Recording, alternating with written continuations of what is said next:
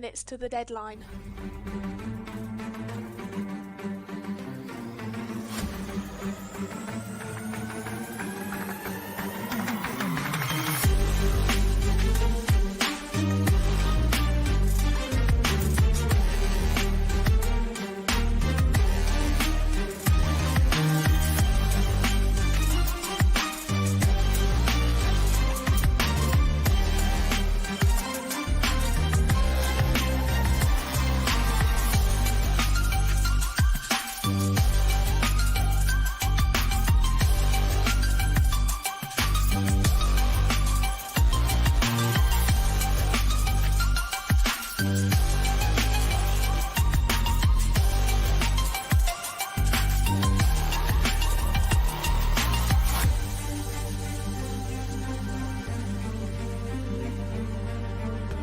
One minute to the deadline.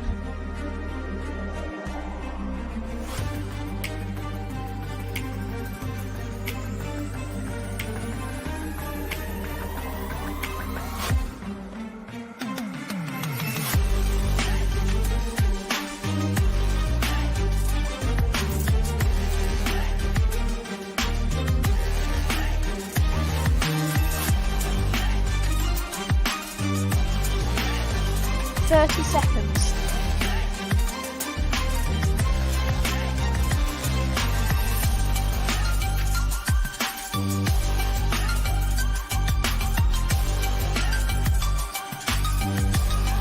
Fifteen seconds.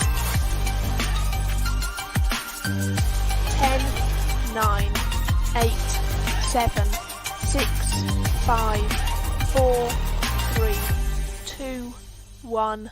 Deadline. Good evening and welcome to Gameday Live's coverage of the October 24th Virtual Diplomacy League games, brought to you by the Diplomacy Broadcast Network.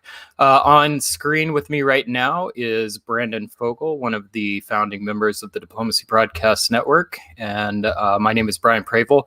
Brandon, why don't you introduce yourself real quick? Hey, Brian, my name is Brandon, and I'm often sitting in your chair at the beginning of these broadcasts, but we're switching things up tonight and have a little fun. I'm really excited to be an analyst for most of tonight, and we're going to be joined by David Hood a little bit later and Tanya Gill in the chair next to me, and excited to do a little virtual diplomacy league. Yeah, absolutely. Virtual Diplomacy League's gone really well in my perspective. This year we've had a ton of players, a ton of activity, and most importantly, some very entertaining games for all of us.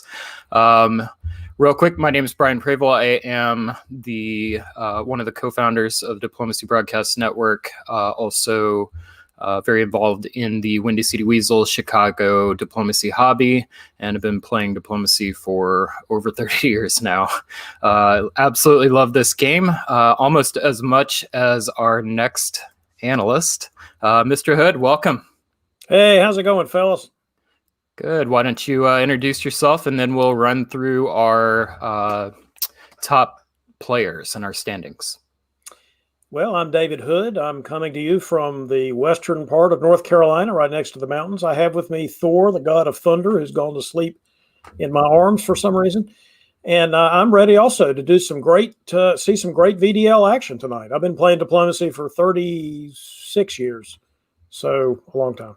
Well, I'm a baby then, relatively, because I've only been playing diplomacy seriously for about 4 years. But I like it a lot. I like the way that it prompts us to interact with each other in sort of ways that are really unusual, but socially acceptable in this particular context.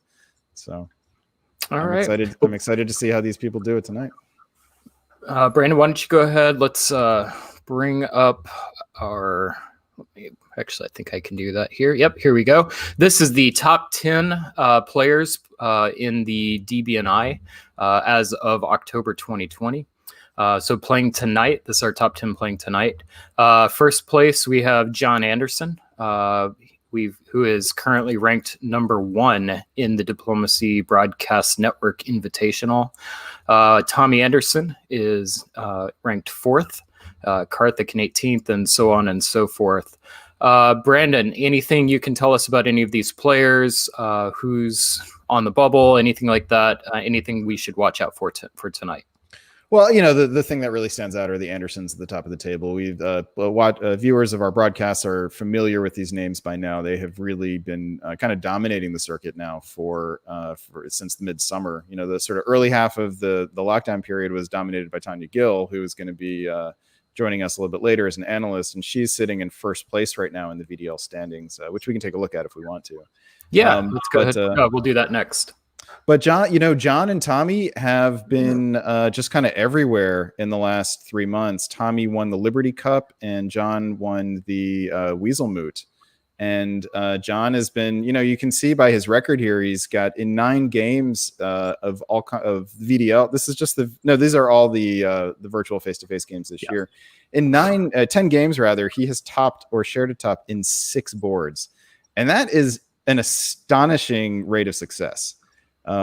So I know he's sitting in second place. We'll see that next, but I would look for John Anderson to make a move for first place in the VDL standings tonight. Absolutely. David, anything you've got your eye on for tonight? Well, you've got a lot of players here that are very experienced players, and then you've got some that are relatively new to the hobby, or at least a great mixture of players here. I want to say, just for anybody that's watching this stream that hasn't been paying close attention to DBN coverage throughout the rest of the summer, this DBNI ranking is different from the VDL ranking you get ready to see. And if you don't understand that, I'm sure it's getting ready to get explained to you. But the DBNI is the ranking to see who's going to qualify for Diplomacy's big dance coming up in February, the invitational tournament, whereas the VDL standings we're getting ready to see are for this particular league that we're watching tonight. Yep, absolutely. Brandon, why don't you talk to us a little bit about the DBNI, what's coming up with that? How does one qualify? How do these rankings work? Sure. So the Invitational is the brainchild of us co-founders. That's Yumi and Zach Moore, who is the commissioner of the Virtual Diplomacy League. And we wanted some competition where the best of the best would play each other. And we're choosing the best of the best by those people who have won tournaments this year. Those people get automatic qualifications. And then we're going to fill out the field with people based on rankings that we create based on their performance in these events this year. And so these numbers that we see on the right here, these ranks, these indicate where these players stand in those rankings.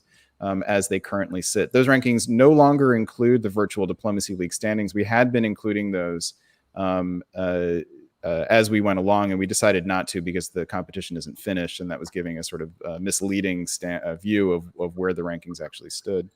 So the players that are doing well in the Virtual Diplomacy League will get a boost when the season ends in January and the championship game occurs. And one of those players will get an automatic qualification to the Invitational in February. Right. So the Virtual Diplomacy League is being treated as a year-long tournament, and its scores will be included once that season is completed. That's right.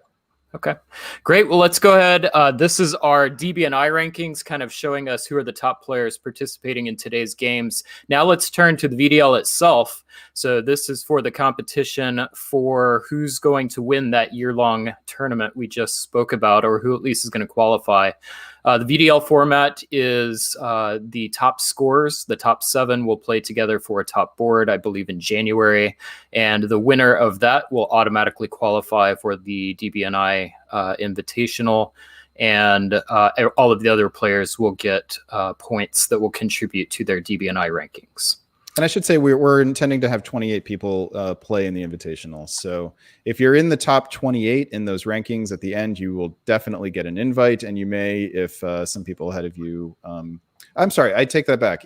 Assuming that all of the automatic qualifiers are ahead of you, right? Then you would get an invitation as long as you're 28th or higher.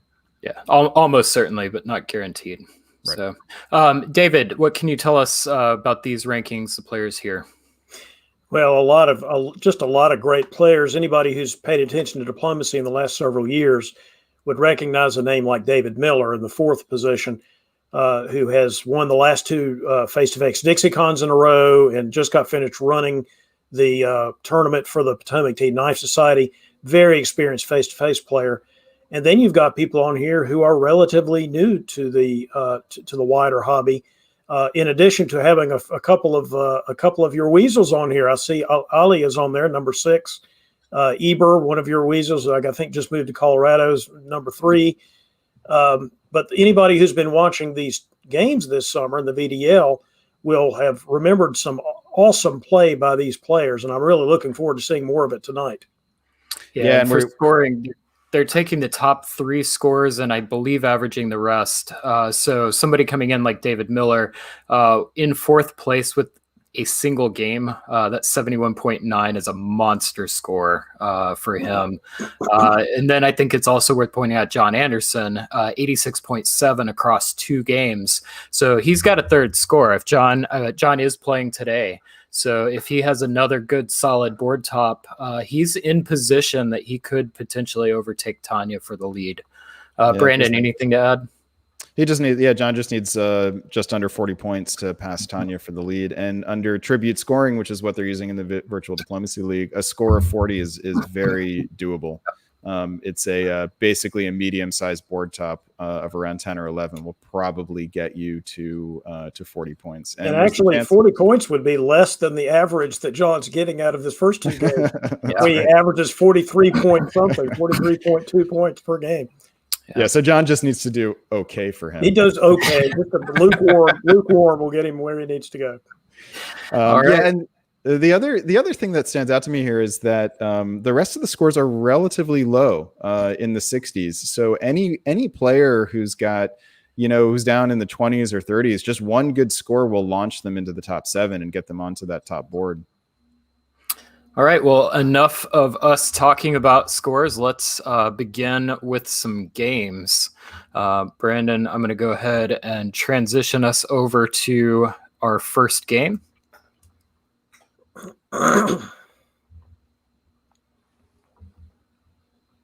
All right, so for Virtual Diplomacy League game 21 in Austria, we have a player that is new to the VDL, Alessandro Tavani. Unfortunately, we do not have this player's location, so we'll have to go back and find out where that player is from.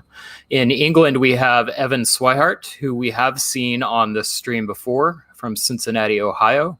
France, Matt Colburn coming to us from Washington, D.C. Looks like, I know we've seen him on DBN before, but this will be his first Virtual Diplomacy League game. In Germany, we have Tibor Kordik, also another new player to us, so we'll need to get that location data. Italy, we have Matt Lynch from Dublin, Ireland. Russia, Liam Stokes from Victoria, British Columbia. We've seen Liam in several games, and he's currently ranked 47th in the VDL. And, these ranks are the DBNI ranks. That's right. Yeah, in the DBNI. And then for Turkey, we have Steve Hogue from Lexington, Kentucky, who is ranked 31st in the DBNI, and I believe has played several games in the VDL in the past. I think Matt Colburn, by the way, has played in VDL, but hasn't played in any other event, which is why he shows up here, but without a rank. That rank the rank is the DBNI rankings, which now do not include the VDL games. Understood. Good. Yep. Thanks for the clarification. David, anything stand out about the players on this board? Any storylines that you could see that you're watching out for? Well, I'm interested in the Russia-Turkey relationship in this particular game because Liam, we've seen him a lot this summer. He's played in a lot of the virtual conventions, starting with DixieCon. Steve Hogue is new to diplomacy, but has started playing this year. Actually, I think he also started at DixieCon and has played a lot during the summer. So I'm really looking forward to seeing that relationship between two players who have really developed their game as the summer and fall conventions and tournaments have progressed. Brandon, anything else that you want to add? I want to see the new player in Austria not get killed right away. There's a tendency when there's a player who comes in and nobody knows that person that they don't get trusted right away. And in Austria, it's just easy for the other 3 to say, let's just take this person out. So I would really love to see Alessandro have a good game. Yep. All right. Well, with that, let's go ahead and get right to it. Sorry, I jumped the gun. I didn't realize you're good. Okay, so for Virtual Diplomacy League game 21,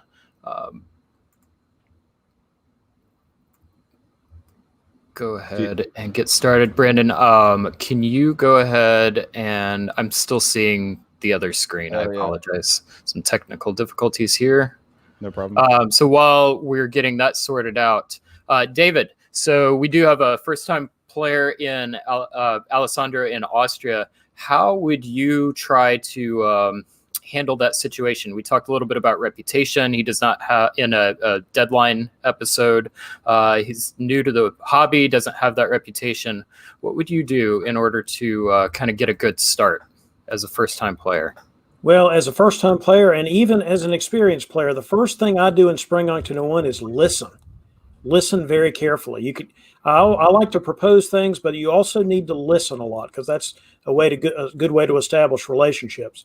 So hopefully when Liam and Steve Hogue and Matt Lynch came to him in terms of Eastern relationships and the Eastern set of the board, that's hopefully he was doing a lot of listening and then not necessarily believing. If you're a relatively new player to Austria, even though we talked a lot in the last episode of Deadline News about making a deal on Galicia, maybe he ought to suggest a bounce in Galicia in your first game just to be on the safe side. Gotcha. All right. So let's go ahead and reveal our orders. And Brandon, why don't you lead us off in 1901? And David, why don't you add on to that? All right. So, what seems to be becoming a tradition on these broadcasts now, Galicia is DMZ'd successfully. That is the thing that stands out right away, and I think it's going to make David and I both happy if we're both hoping for Alessandro to have at least get off to a good start. So clearly, there's not a gang up on Austria thing going here. We have an opening from Smyrna to Armenia. So the Turk Stephen Hogue has adopted the Weasel ethic. Glad to see that. And Italy is also does a little shuffle, sending the army from Rome to Venice and Venice to Apulia, which is friendly to Austria. In the West, pretty much all standard. We got a bounce in Burgundy rather than a force from Austria, which is interesting. But with Paris going to Picardy now, Belgium is not guaranteed to the French. So, and we have the Russian opening north. So that lends some intrigue sort of all around the board, I think. Just to jump in here, that Italian opening is interesting. I had never really seen that opening, and I have been playing a long time until recently. And so some might wonder what's the purpose of the shuffle? Why don't you just go Rome to Apulia? The theory behind it is if the Austrians did something screwy and went into Venice, you can still do something about it, but you're trying to show Austria that you're not intending to take any advantage of the fact that you're starting in Venice. It's an interesting little trick. Yeah, I mean, I think it just lets you do something, I guess. Yeah, it's pro Austrian for sure. But if there's any funny business, you're also covering yourself. So, David, wouldn't you rather move to Tuscany here, though?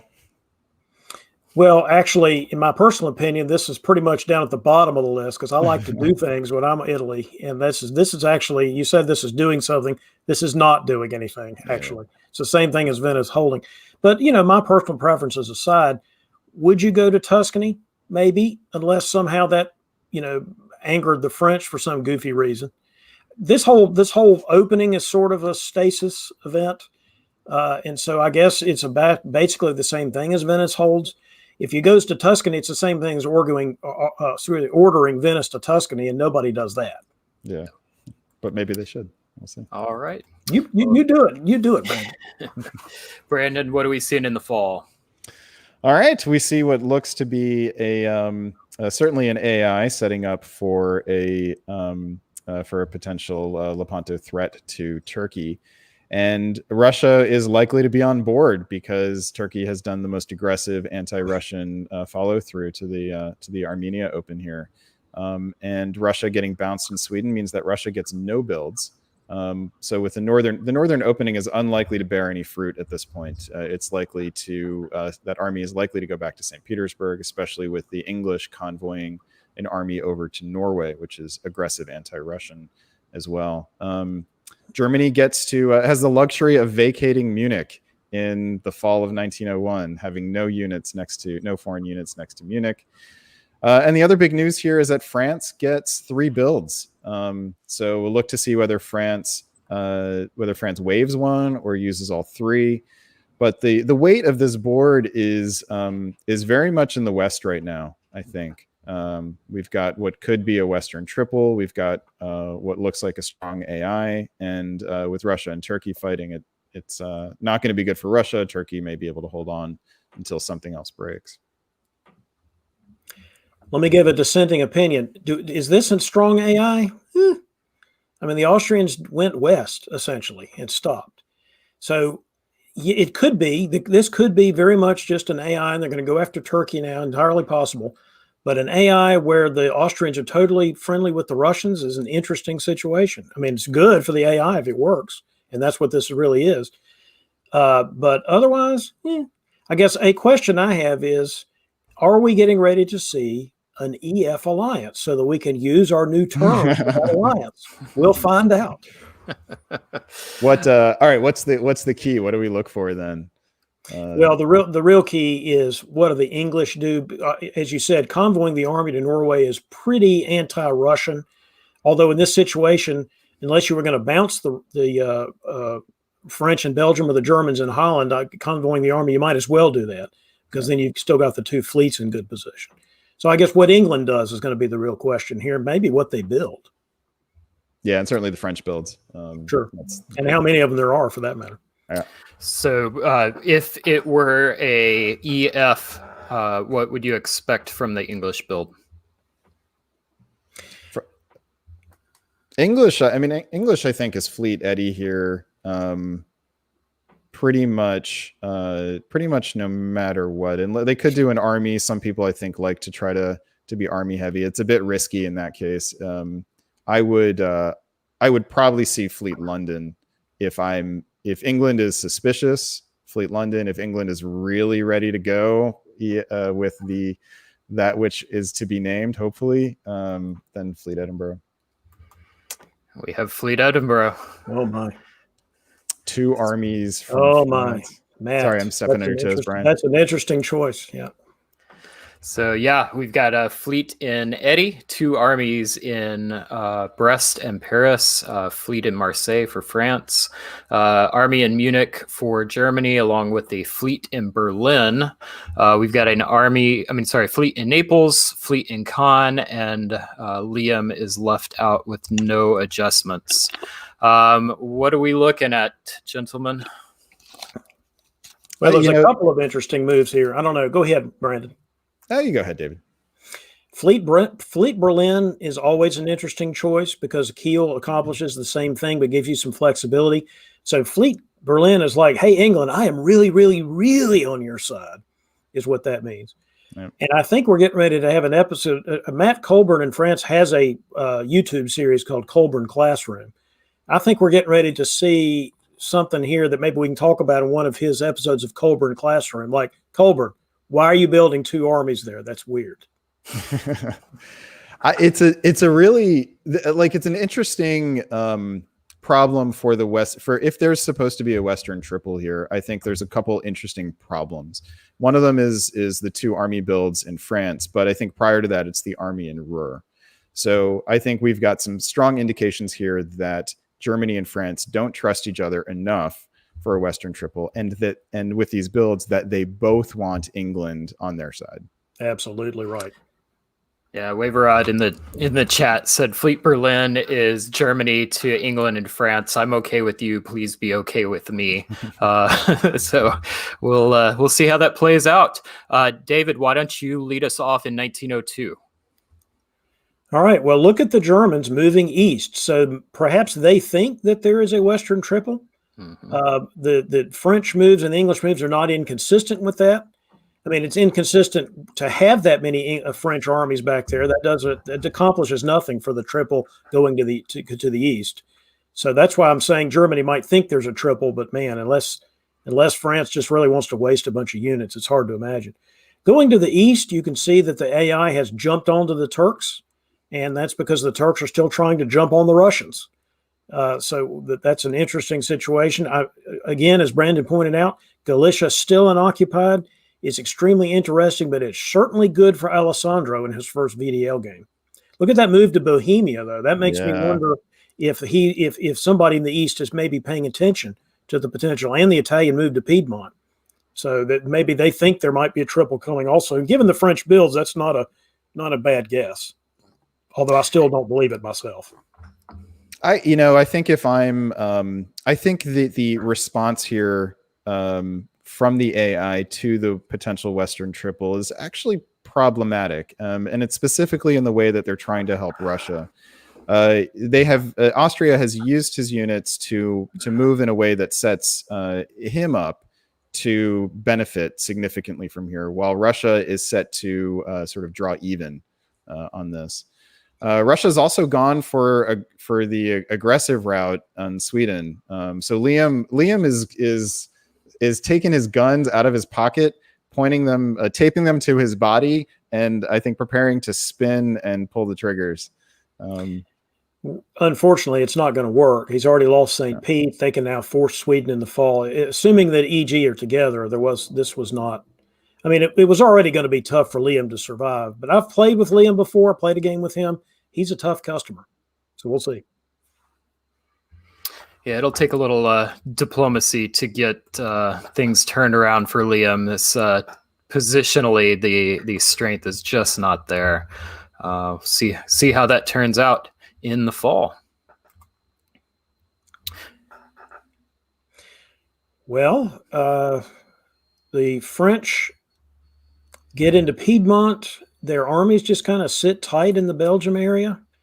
Self-bounced by the Germans to make sure the Austrians don't slip in. The Austrians go to Galicia, which is interesting. That probably was to make sure the Germans couldn't go there, I would think.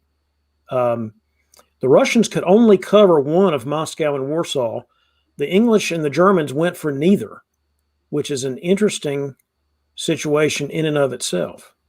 The convoy to Smyrna doesn't work. Not sure why they thought that was, I guess because there was a choice whether he could defend Bulgaria or defended Smyrna. So, although he couldn't defend Bulgaria anyway, I'm not sure this was the right choice. They could have gone ahead and done the Lepanto convoy to Syria and had a little better position than what happened. But in terms of the north, you can see the English have already started repositioning because they already took St. Pete, so they've already moved their fleets back down.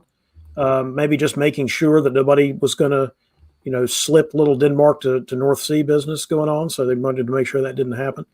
But otherwise, the Western powers continue to march and not fight each other. We'll see how long that continues. I want to eat a little crow here because I criticized Alessandro's tactics in countering Turkey here and trying to help Russia, and this actually worked quite well. They end up pulling the Russian fleet through to Bulgaria and getting Romania behind. So Austria and Russia found a solution that benefited both of them rather than what seemed to me just Austria. Like the only other thing I'd point out here is, like you, David, I see that those fleets heading west and south in the north here from England, and I ask myself, what do they want to do? What are they heading towards? And there's two possible destinations here, and it's not clear which one that's going to be. I guess in theory they weren't going to go and do anything. I mean, as I said, St. Pete had already been taken, so you don't really need to be in Barents at this point. It was. So maybe that was the thinking. Yeah, but it's nice to see Evan realizing that stasis isn't good for him, even if it means unsettling the Western triple already.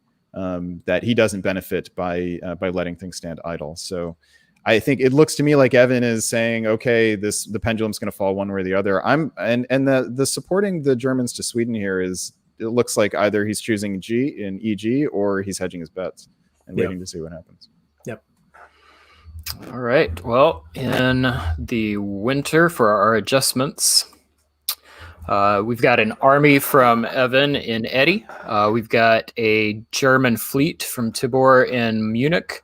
Liam disbands the Northern Fleet, which breaks my heart every time as a lover of Russia. We've got Alessandro building army in Budapest, and Steve builds fleet Smyrna. David, why don't you lead us off here? Anything stand out to you? Well, Fleet Smyrna, I guess that makes sense. The army is if you're on defense, it can be better sometimes to build the army, but maybe he's going to try to leverage the two fleets into some way to unhinge the AI alliance. And so that might be diplomatically a good idea. Otherwise, I don't think anything here is very surprising. Brandon? Army Edinburgh jumps out at me. Because I'm looking for right now. Evan is the one who can send this board one direction or the other, and that I think if I'm France, I'm really happy to see Army Edinburgh. I think if I'm Germany, I'm not necessarily directly threatened by it, but I would have rather have seen a fleet, especially a fleet in London. I mean, Liverpool would have been too much to ask for, but. Yeah, I would be if I'm Tibor here. I'm wondering what I need to do to find someone who's on my side and not simply asking me to pretend to be on their side. So, well, I think the army might be justifiable either way England goes. Honestly, just even if it's anti-French. Yeah, because if you build the fleet, then France knows you're coming. Right. Whereas if you don't, I mean, he can go to the English Channel without any fight anyway. So, maybe that's an argument for doing Army London so that you could then convoy. I don't know. I'm just saying diplomatically, you can understand why you might want to keep your cards closer to the vest. Yep. Either way, I want to be in England's position in the West because you've got Germany extended way into Russia. We've got France extended way into the Med, and neither of them are really in position to get any dots, and you've got position to take your pick. I love it. And both of them have built three units now and have each only put down one fleet. So you have a lot of security as England right now in terms of tactical defensiveness. Absolutely. It's playing to the country's strengths for sure. All right, Brandon, lead us off in spring of 1903. All right, Evan has made his choice, and it is to bring on the Leviathan. The Leviathan rises from the west. It is, I think, there's really no two ways about this here. France has gone against Germany, and so has England. And so the two of them clearly expect them to benefit by each other's help. And it looks like, and England has the better position here. So that could turn around, but at the moment, England is really well positioned. In the south, in the east here, we have kind of something remarkable here. Russia moves into 2 dots, but loses 2 dots. Perhaps Bulgaria was not surprising, but having Galicia go to Warsaw here, I suppose this we will see what happens in the fall, whether that Austrian army vacates or not, because it could have been sold as a defensive move against the possible German incursion here. But it's I actually we've talked a lot about England being in a good position here, but Austria's position, Alessandro's position, is lovely. It is really, really lovely. He's got Russia, who needs them very badly, Italy, who also needs them, and just lots of future possibilities here that will require some diplomatic wheeling and dealing. And David, I'm going to ask you to kind of fill in next, but I will just say that as a dot grabby weasel, I love the Austrian play here. I don't know if strategically in the long term this is going to pay off, but it sure is fun. I hope he's not dot grabby, actually. I hope that he vacates Warsaw. Yep. Because Italy is in deep doo-doo. So for the Austrians, they're just in terrible position, as you can see, having convoyed back to Naples. Really, if the French had put the fleet from Lyon into Tyrrhenian Sea, they'd already have Tunis guaranteed. No. But in any event, the situation is really terrible for the Italians. So hopefully the Austrians don't junk the Russians right when their Italian allies getting creamed. I think you don't junk the Russians here. I think you work with the Russians. There's still the Turks are still there. Until the Turks are gone, you really don't want to do that. So I'm hoping that that's not a weaselly dot grabby thing. And I don't actually believe that weasels are dot grabbers. I totally disagree with your characterization of your own diplomacy club. All right. So moving on into the fall. Oh boy. What do we see, Brandon? Well, we see Austria going for it here. There'll be a question of whether this is with Russia's agreement or not. A little bit hard to believe it would be, especially with Romania following up into Ukraine here. It definitely looks like Austria is going for an early power play. In the let's see, as far as the Western powers go, France does not get Tunis, does not get Rome. So if France was hoping that that Austria would support them into Venice, that certainly didn't happen. But the net effect here is that England picks up Sweden and Germany goes down one. I would not be surprised to see Germany drop one of his northern fleets. Although it's possible that Germany and France have made up, because there were no fisticuffs between them, even, and neither of them could have gained anything. But you might have thought that France might take a swing at Ruhr or something like that. So this is a very fluid strategic situation. I'd love to hear David's thoughts on what could happen next. Well, I just want to do this first. Look at the move to Smyrna. Look at that. Oh, it's a 3 against 3 here. It's a 3 against 3. Sometimes those things are hard to figure out, and boy, did they do that right. Yeah. That was, I thought, an interesting situation. Yeah, this is very fluid, and props to Alessandro for going for it. I just hope it wasn't too early. I mean, the French did not get any builds in Italy. I agree with you, Brandon, but that wasn't the issue. They could have had some good position. I'm not sure whether taking the shot at Tunis was better than trying to move the fleet somewhere, but I guess anything's possible. I mean, I might have slipped. I might have gone to the Ionian, assuming they were going to cover Tunis, and slip right behind them. That would be a weaselly thing to do. Yeah, seeing Italy try to hold on to Tunis with one fleet is a little bit comical, but they're getting away with it. The question for can you move ahead here and show us the positions here? Sorry. Well, no. So call out the builds and then we can talk about it. Yeah. So we've got the fleet in Eddy from Evan. We've got Germany disbanding an army in Ruhr. We've got Alessandro building an army in Trieste, and Steve is down to, looks like, one center, Smyrna, and keeps. I'm confused. He's got two. He's got two. He's got Ankara. Oh, Ank, I see it. Yep. Okay, thank you. I was misreading that. Yeah, so Armenia and Smyrna, and I missed the army in Budapest. So yeah, lots of growth in Austria. It looks like primarily at Russia and Turkey's expense. And England and France continue to grow. Brandon, what were you wrapping up trying to say? The question for whether the Austrian stab was a good idea or not was whether simply whether they could get away with it, whether Russia and Turkey were either too weak or unable to join forces in order to stop them. And to be honest, at this moment, it looks like a brilliant move on Austria's part, because Austria is now topping this board by 2, and he. Ken, I believe, is very likely to continue to make advances into the Russian heartland here.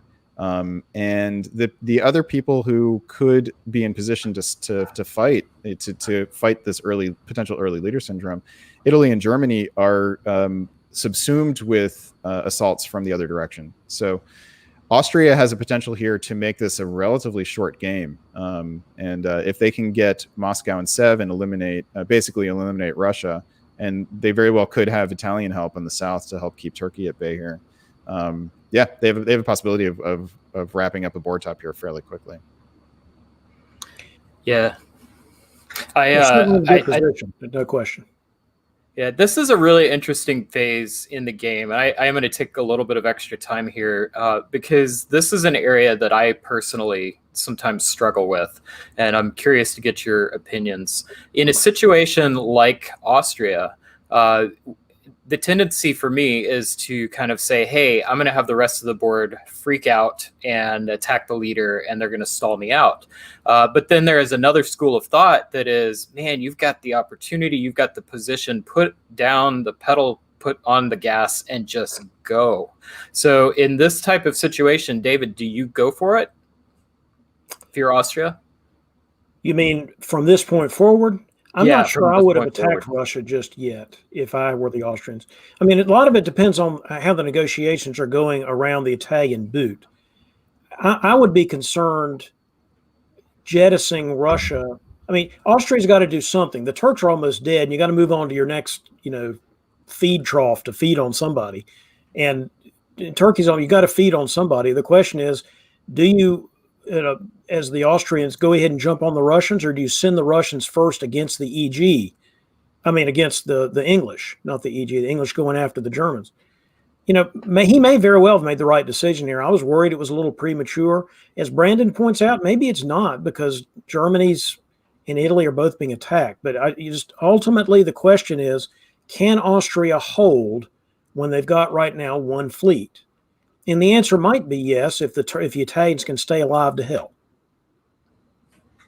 Brandon, how about you? What are you doing in this situation? But I have to say, David, I also wasn't sure if that was the right time as well. I think there would have been a good argument for Austria playing a little bit of three-dimensional chess and allowing Russia to serve them in some way. And it looks to me at this moment like Alessandro made the right decision. It all hinges on being able to take control of Moscow and stuff, essentially to replace Russia, without that meaning that Turkey resurges in the south.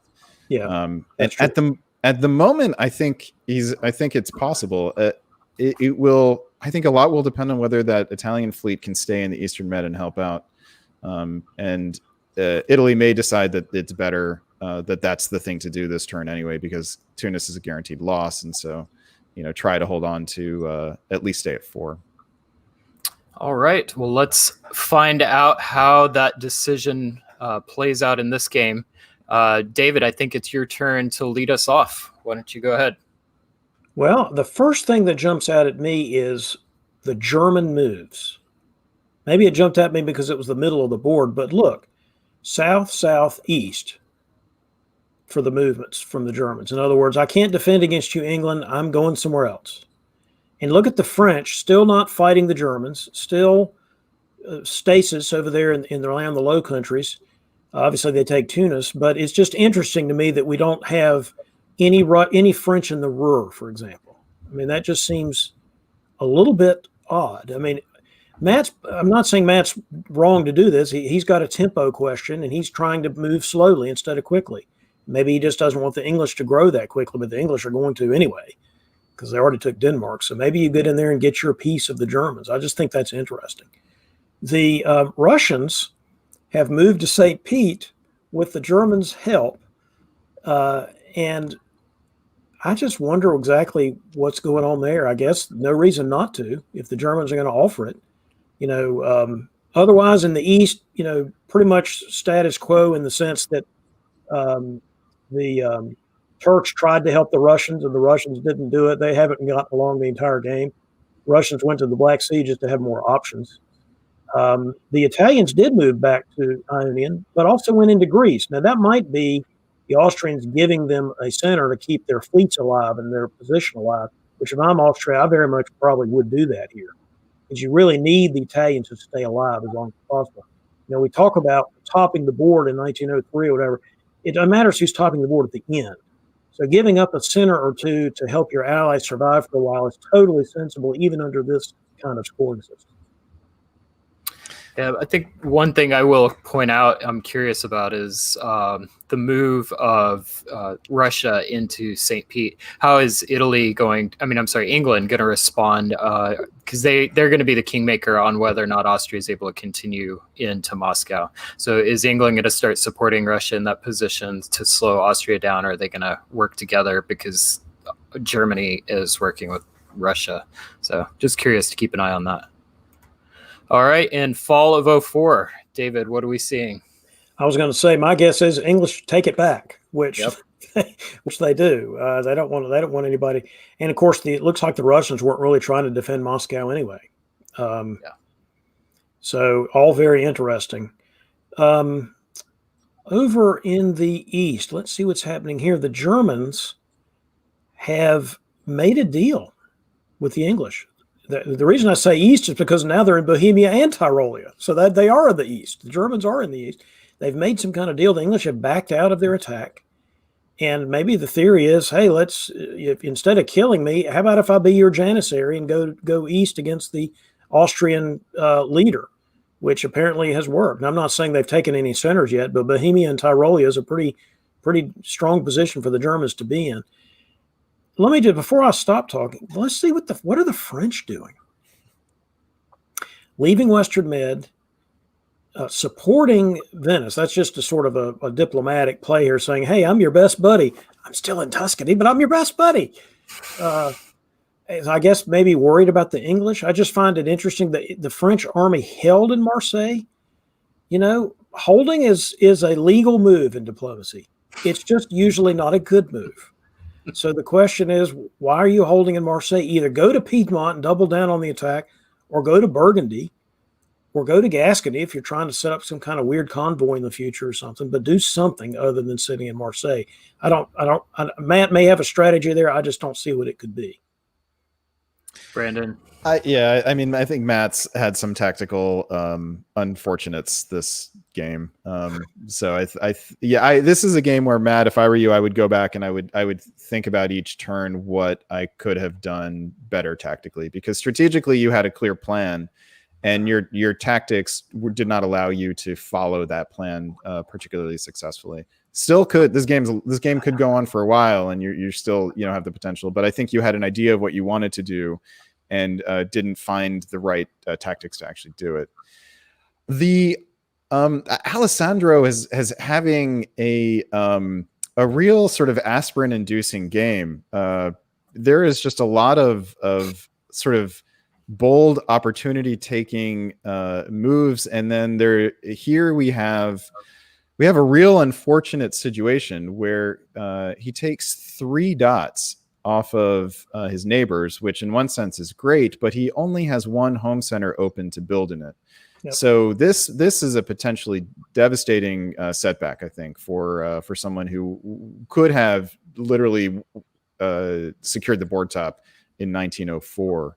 On that said, there's going to be units coming off the board to the right of them, and we already see Russia enjoying some obscure rule riding here by retreating both units to the same province, forcing them both to disband immediately. There were other options here. I think just one of them could have retreated.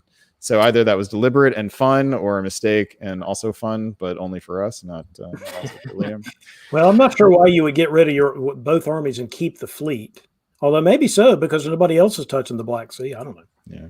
So I think Austria. This isn't devastating. I should have been more careful, because there is. Why is we haven't seen these reveals yet. So Turkey's going to go down to 1. So Ankara is going to be guaranteed here. So I think Austria is going to be fine. It's just could have taken a stranglehold on the game. It would have been better to not go to Vienna at this point, for example, from Tyrolia. Yeah. Just go to Piedmont or something. Or do the bounce in Trieste again, so that you could put a fleet down. True. Even if you'd lost Vienna, you still would have had 2 builds. Dave Miletsky pointed out in the chat, just alternate kind of explanation for the French is just a strategic read, that maybe it's better to leave Italy alive to help slow down Austria. And that's the pullback is more of a diplomatic motion than it is anything tactical about his own growth. It's also a very Miletsky move. No, I think the kind of thing Miletsky would do in this situation, which is very little. I think that, so. To backtrack a little bit, and let's give Matt a little bit more direction, since we've criticized him here. What he should have been in position to do at this point was to himself be the one to help hold Austria back. So there should be 3 fleets in the Mediterranean by now. There should be a French fleet in the Ionian. The deal should have been at this point to keep Italy alive, not help Italy. right? Keep Italy alive to use the remnants of the Italian units to help against Austria while you also project forward yourself. But by the slow growth and the slow advance forward, France just wasn't in position to do that, and so has to pull back and play second, third, or fourth fiddle. I'm not sure which one. And good on Matt too, Matt Lynch, for making himself useful to the board. So good for him. All right, so for our builds, we've got a fleet in Liverpool, fleet in Brest. We've got army in Budapest, disband by Steve in Ankara, keeping the fun option with the fleet, and a disband of the fleet in Bothnia by Tibor in Germany. We'll move on. Brandon, why don't you lead us off in spring of 1905? What do we see? All right, we see Italy staying true to their apparent word and helping the Western powers against Austria. So definitely into a stop the leader situation here. And Austria is looking to just sort of fight that as well as possible. And at the moment, not succeeding, although there will be some tactical guesses in the spring, in the fall rather, that may help them reverse. The other really interesting move here is that we see French and German units now heading towards the English. So it appears that they have made the calculation that they will not merely fight Austria to the benefit of England, but that they want to be the ones to benefit themselves. I kind of love that from Germany, actually from Germany and France both. For France especially, since France has little else to do with the units. And there's only so much that England can do to fight Austria anyway. From Germany, it's a bigger risk, especially you see the army in Warsaw slipping into Silesia. Berlin is gone now. I assume that will happen. So Germany just is too far spread at this point. I'd love to see. Germany needs builds, and they may be able to finagle one here. I'm not sure. Turkey's in the Ionian. Turkey is in the Ionian. That's one comment I wanted to make. Turkey's in the Ionian. May or may not do them any good, but they're in the Ionian. That's kind of fun. Ankara can now be contested by the Russians theoretically. But one thing I wanted to say before we go to the next turn is this may just be France deciding England was about to attack me. I'm just going to go be defensive. It's not as if France can do a lot to England. Even when that Tunis fleet goes around, if it goes around, instead of defending Tunis from the Turks, if it goes west, there's still a lot of English fleets to deal with. Yeah, and there was a fleet that was a build in Liverpool. Was that right? Yeah, that's Liverpool, right. Yeah, so France is doing the right thing defensively. Yeah, they're on defense. The interesting thing is the Germans, and look at the fact that the French and the Germans have never fought in this game in either direction is interesting. Well, they bounced once over Ruhr, I think. Okay, but that could have been arranged. Yeah. Yeah, that's true. All right, fall of 05. What do we see? All right, so not crazy about the German move. I guess he had to cover Munich here. Couldn't lose both Munich and Berlin. Surprisingly, actually, the big surprise here is that Russia gets to keep Sevastopol. So Austria moves back to Moscow to try to thwart St. Petersburg to Moscow, and St. Petersburg does the Jedi mind trick thing of not doing the expected, and that causes Austria to not gain Sevastopol. So Russia lives to fight one more year, and so does Turkey, because Austria doesn't take Ankara. Yeah, and in fact, Turkey's going to get a build by taking builds. Turkey took Tunis. And elsewhere, interestingly here, England had some funky choices to make since London was open. Couldn't just force English Channel but so and they were worried about a convoy to Wales here as well. So it's just a funky situation in the West that doesn't seem like it's really going to go anywhere. I still like how Austria is situated here. Don't you find German fleet Helgoland holding interesting? I find it interesting. And Army Denmark holding interesting. I find that interesting. Yeah, I suppose you could have seen some funny business like Denmark to Kiel and Helgoland to Denmark, or Helgoland to what is Helgoland? Why did he go to Helgoland? Maybe that was all defensive, and he's trying to diplomatically decide whether he's in with the English or out. It looks like some kind of deal was struck to me. Another deal. Yeah, I would have thought that Germany and France had been working together here, but I think you're right that move now looks like from Germany looks like just hoping to bounce England in case England went there again, and probably wishes England had now in retrospect, because then he would have been in a position to cover. Well, and maybe Colburn wishes he had a guy in Burgundy, because they could have covered Munich and Berlin in that situation again if they were at all working together or communicating. Yeah, which there's not a lot of evidence for that. And now, so the French armies are now heading south, potentially attack Italy again. So Colbert, yeah, Matt's it's a bit of a blender game here. All right. Well, winter of 1905 for our adjustments. We've got one additional build for Alessandro in Budapest. Steve gets a build in Turkey at the army in Ankara, and Matt has to disband the army in Tuscany, which has to really hurt. Put a lot of effort into moving that one forward. We'll just keep going here. David, why don't you lead us off? Well, before we leave, I was just going to say, what a fascinating map. We got people all over the place here in a very interesting situation. But anyway, here we go. Spring 1906. All right, starting in the west, the Germans have decided, you know what? I'm not sure I ever wanted to go west. I'm going back down south again to protect myself. So with the English help, goes back to Kiel. But again, no conflict with the French. You know, the French don't try to do anything. The Germans realize Trieste is lost, so they take Tyrolia back. That makes a lot of sense.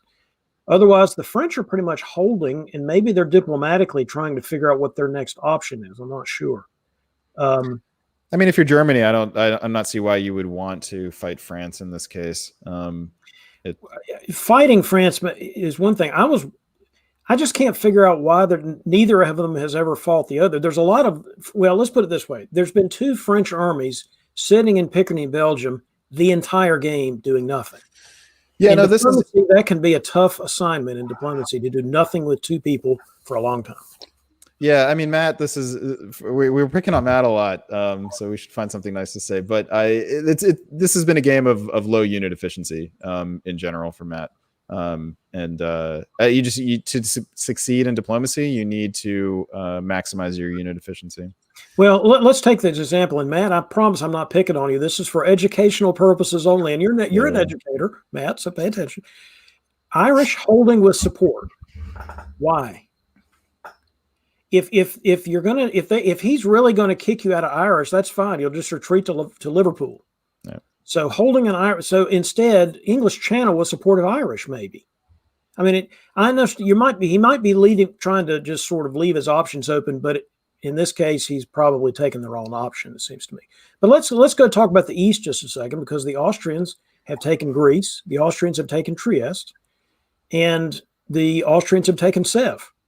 Now, they have lost Caen so far. We'll see what happens in the fall.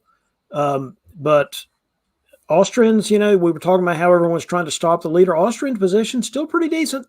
Yeah, Austria is recovering. It will be interesting to see whether Turkey is allowed to get another build here. It would be at the Russians' expense, so Russia would have to be willing to bow out of the game. But maybe Russia and Turkey will bounce in Ankara. The English went back to St. Pete. I didn't notice that till just now, but they just went back to St. Pete and sit there.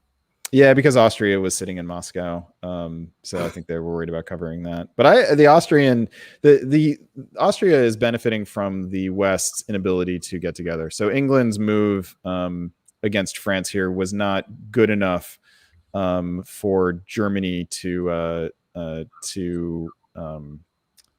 let's see. So if England and Germany had used all of their forces, if England and Germany had used all of their forces to fight Austria, they could have pushed Austria back more successfully by now. Instead of England opening up fighting with the French has prevented that, I think.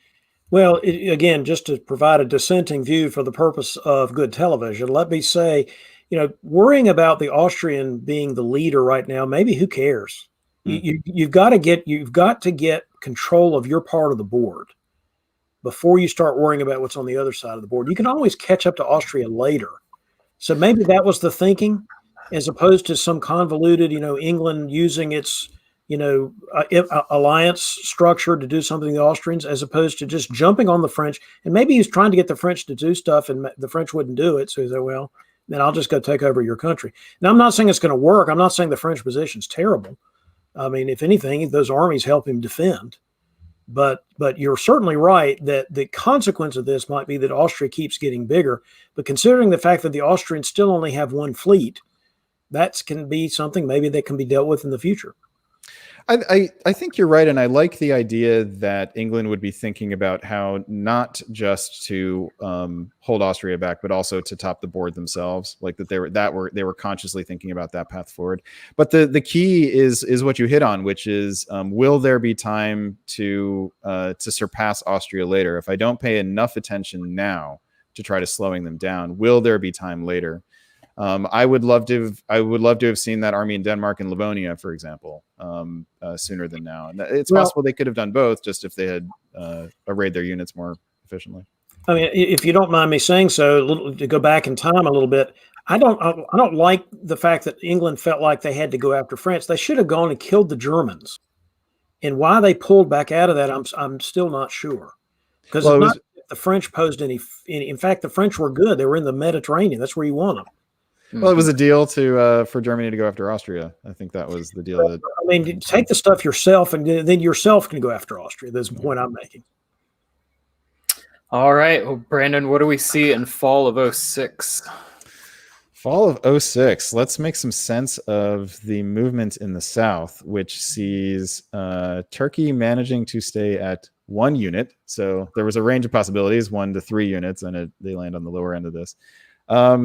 It sees Greece stay in Italian hands. So there's a lot of dipsy doodle here, but it ultimately ends up, I believe, Austria is +1.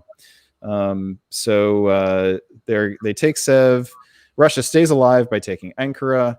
Turkey stays alive by bouncing France out of Tunis. Germany recovers all of their home centers and stays even because they lose Trieste, gain Berlin, but have better defensive positions. So they look like they're set up to survive to the end of the game. And France and England now separate again. So I think England's having a little bit of that device you see on people's desks, which is like a water seesaw where the water just goes back and forth. I think that is a bit of England's problem this time. But with the move from Sweden to Baltic, it looks like Denmark is getting ready to be convoyed over to help out. Either that, or maybe, I don't know, take German stuff yourself, and then you could build armies and then do it yourself. It's a DIY way to deal with Austria. Is do it yourself. I think it just may be too late for that now. I mean, Austria is 3 centers ahead. It's there's a time limit that's going to be rearing its head somewhere in the future. Well, isn't it like a 6.5 hour time limit or something? It goes from something like that. Yeah. Yeah, it's a 7 hour. That's a good point. All of these games today are being played on a 7 hour time limit. No year can begin after 6.5 hours have started, so that they can be sure that all games will wrap up by the end of 7 hours. So the players won't know exactly which year the game's going to end on, but by the time they get to this point in the game, they should be starting to think about that and probably have a pretty reasonable idea about how much time they have left. I mean, shouldn't there be at least 2 full game years left, given that? I would think so, yeah. So for our adjustments, we've got another Austrian build in Budapest, and everyone else looks like they stay the same.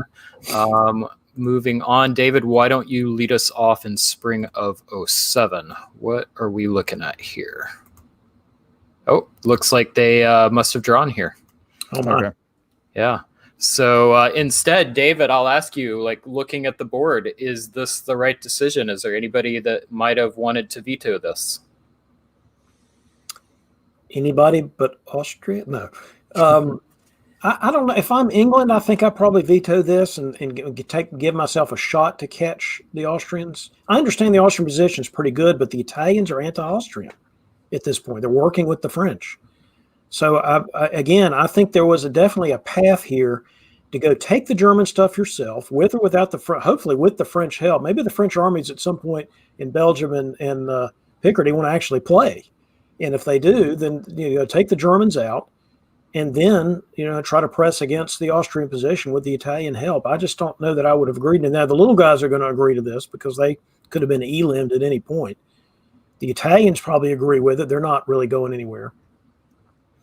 Obviously, the Austrians agreed to it. The Germans probably agreed to it. So the question is England or the French? If I was England, I wouldn't agree.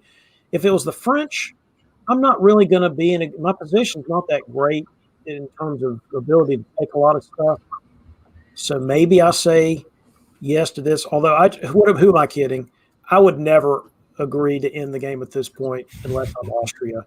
The time limit was up. You just keep fighting until your last dying breath or until the GM says you got to stop. Brandon, why don't you summarize this game? What is the main story from this game? And then let us know, was this the right result? So the main thing here is that Austria made a bold move early in 1903 and got away with it. That the rest of the not a sufficient portion of the rest of the board was able to collectively unify at the same time. I think they did at different times, but not all at the same time, fast enough to slow Austria down. I think that in tribute scoring, I think that England and France have a lot to their risk reward calculation is much higher to the upside if the game keeps going. I think the risk here is that Austria grows another 2 dots, Ankara and Greece. It's hard to see them getting much beyond that as long as you keep Germany on side. And if you can push Austria back at all, and Warsaw and Moscow may be a place you can do it, maybe not. It may be too late at this point to get enough armies over there. But I think there's a chance. And I think you probably I don't think you have much to lose by taking that chance. Except for time and possibly, creating some bad will, which is not insignificant in a league setting. Yeah. That is worth considering. Yeah. In this case, I just want to say, hats off to Alessandro for being a brand new player coming into, as a complete unknown and rocking this board with some bold play that, wasn't obvious to us. David and I know something about this game, and we both were unsure whether that was the right thing to do in the fall of 1902. Is that when he went for it, or was it fall of 1903? I think it was 03. 03. Okay. Fall of 1903. Yeah, we were both unsure of whether it was the right thing to do. I think for me, once I saw how it worked out, I was like, yeah. David was still a little uncertain at that point. I was a little uncertain. And so, hats off, man. Well done. Yeah. And I heard saw in the comments, someone was saying, Alessandro, this may be his first VDL game or their first VDL game, but they are in the finals for the Nexus Championship that's being played right now. Okay. I participated in that, did not quite make it into the top board. They've got some very quality play on there. If you're into traditional online asynchronous play, over extended deadlines, that's a great event. Definitely recommend you check it out. And Alessandro, welcome to the VDL. I just want to say I'd love to see a player from the extended deadline community come in and play a face-to-face game and do well. It's not as easy as you might think. They are games played by the same rules in terms of movement and strategic considerations, but the rapid increase, the speed is hard. It's a hard transition to make. So, Alessandro, that's a little scary, and look forward to seeing what you do in the future games. Well, let me just tag on one thing you said, which I think is important for our viewers to realize. It's also true that if you're used to playing unlimited time games, you sometimes have difficulty adapting to games that have a time limit. If you go back and look at that map in an unlimited game is not anywhere near. It is years and years away from an in-game conclusion. Whereas a time-limited game, you can end up with that result and say, well, that was a decent way to end a game of diplomacy. If you were in an unlimited deadline online game or an unlimited time game like they do at DixieCon or Carnage or wherever, this game would never have drawn in this situation with so much play left in it. Just goes to show you how the scoring system, A, and whether it's time limited or not, B, really changes the game a lot. There's nothing wrong with either one. Yeah. It could just be hard to change from one to the other depending on what you're used to. Yep. Well, speaking of someone who has made that transition very effectively, I'm going to bring on Tanya Gill. Tanya, welcome. Tanya, you got to unmute yourself. Sorry. Thanks for having me. And Tanya, currently the #1 player in the world, according to the Diplomacy Broadcast Network Invitational rankings, and longtime WebDip player. Tanya, why don't you introduce yourself? We're going to say goodbye to Brandon for a bit. He'll be joining us in next game. And thank you, Brandon. And Tanya, why don't you introduce yourself? Yeah, so I'm sure I know most of you. I'm Tanya. I've been sort of around with playing the tournaments this summer and now in the fall. I guess I haven't really played much in the fall, and in VDL. So, here I am, I guess, helping with the commentary. But yeah, I used to play online. I started off online and then made that transition that you're talking about, where from online I started playing. And I'd never even played live games. Like, a lot of these online players do play live games, which are with like 5-minute phase lengths, and then they chat with each other in those 5 minutes. But I'd never done that, and then I had made that transition. At first, it was a bit tough, but I think that if you've got the skills to be really good online, you have the skills to be really good most of the time. In face-to-face, faster paced games anyway. So it does seem a bit jarring at first, but when you have like a game or two in, then you're pretty good to go, I think. Great. So we're going to go ahead and bring up our list of players for game number 2. See that momentarily. All right. So for VDL game number 22, in Austria, we have Mark Utterback. We need to get Mark's location, currently ranked 153. England, we have Ben Kellman from Philadelphia, ranked 68. France, we have John Anderson from Utah, who is currently ranked #1. Germany, we have Ivan. I apologize, Ivan.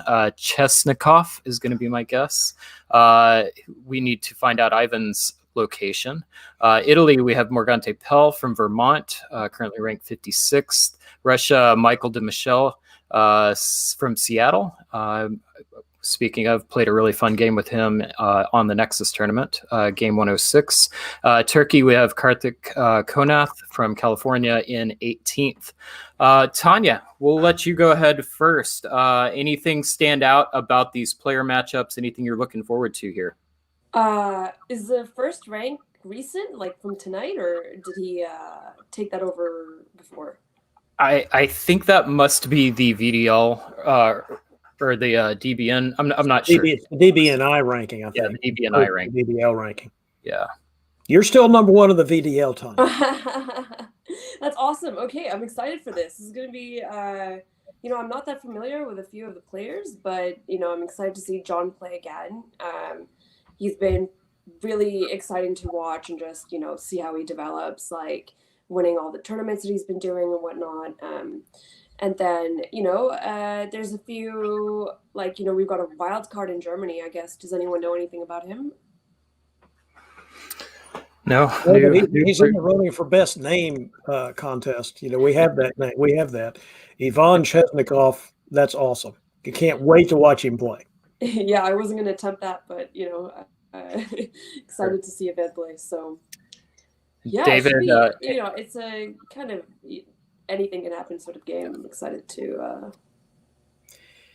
I'm interested in Morgante, Michael, and Karthik in the East. Karthik and Morgante coming off really good results, really good games at the Tempest event last weekend. So we'll just have to see how that relationship goes. Hopefully a lot of fireworks for us to comment on, Tanya. Yeah, and speaking of Tempest, I did get an update that all of these rankings have been updated to include the results from Tempest. So John Anderson's win at Tempest is his scores there is what allowed him to move into first place in the DBNI rankings. So, all right, let's go ahead and get to the game.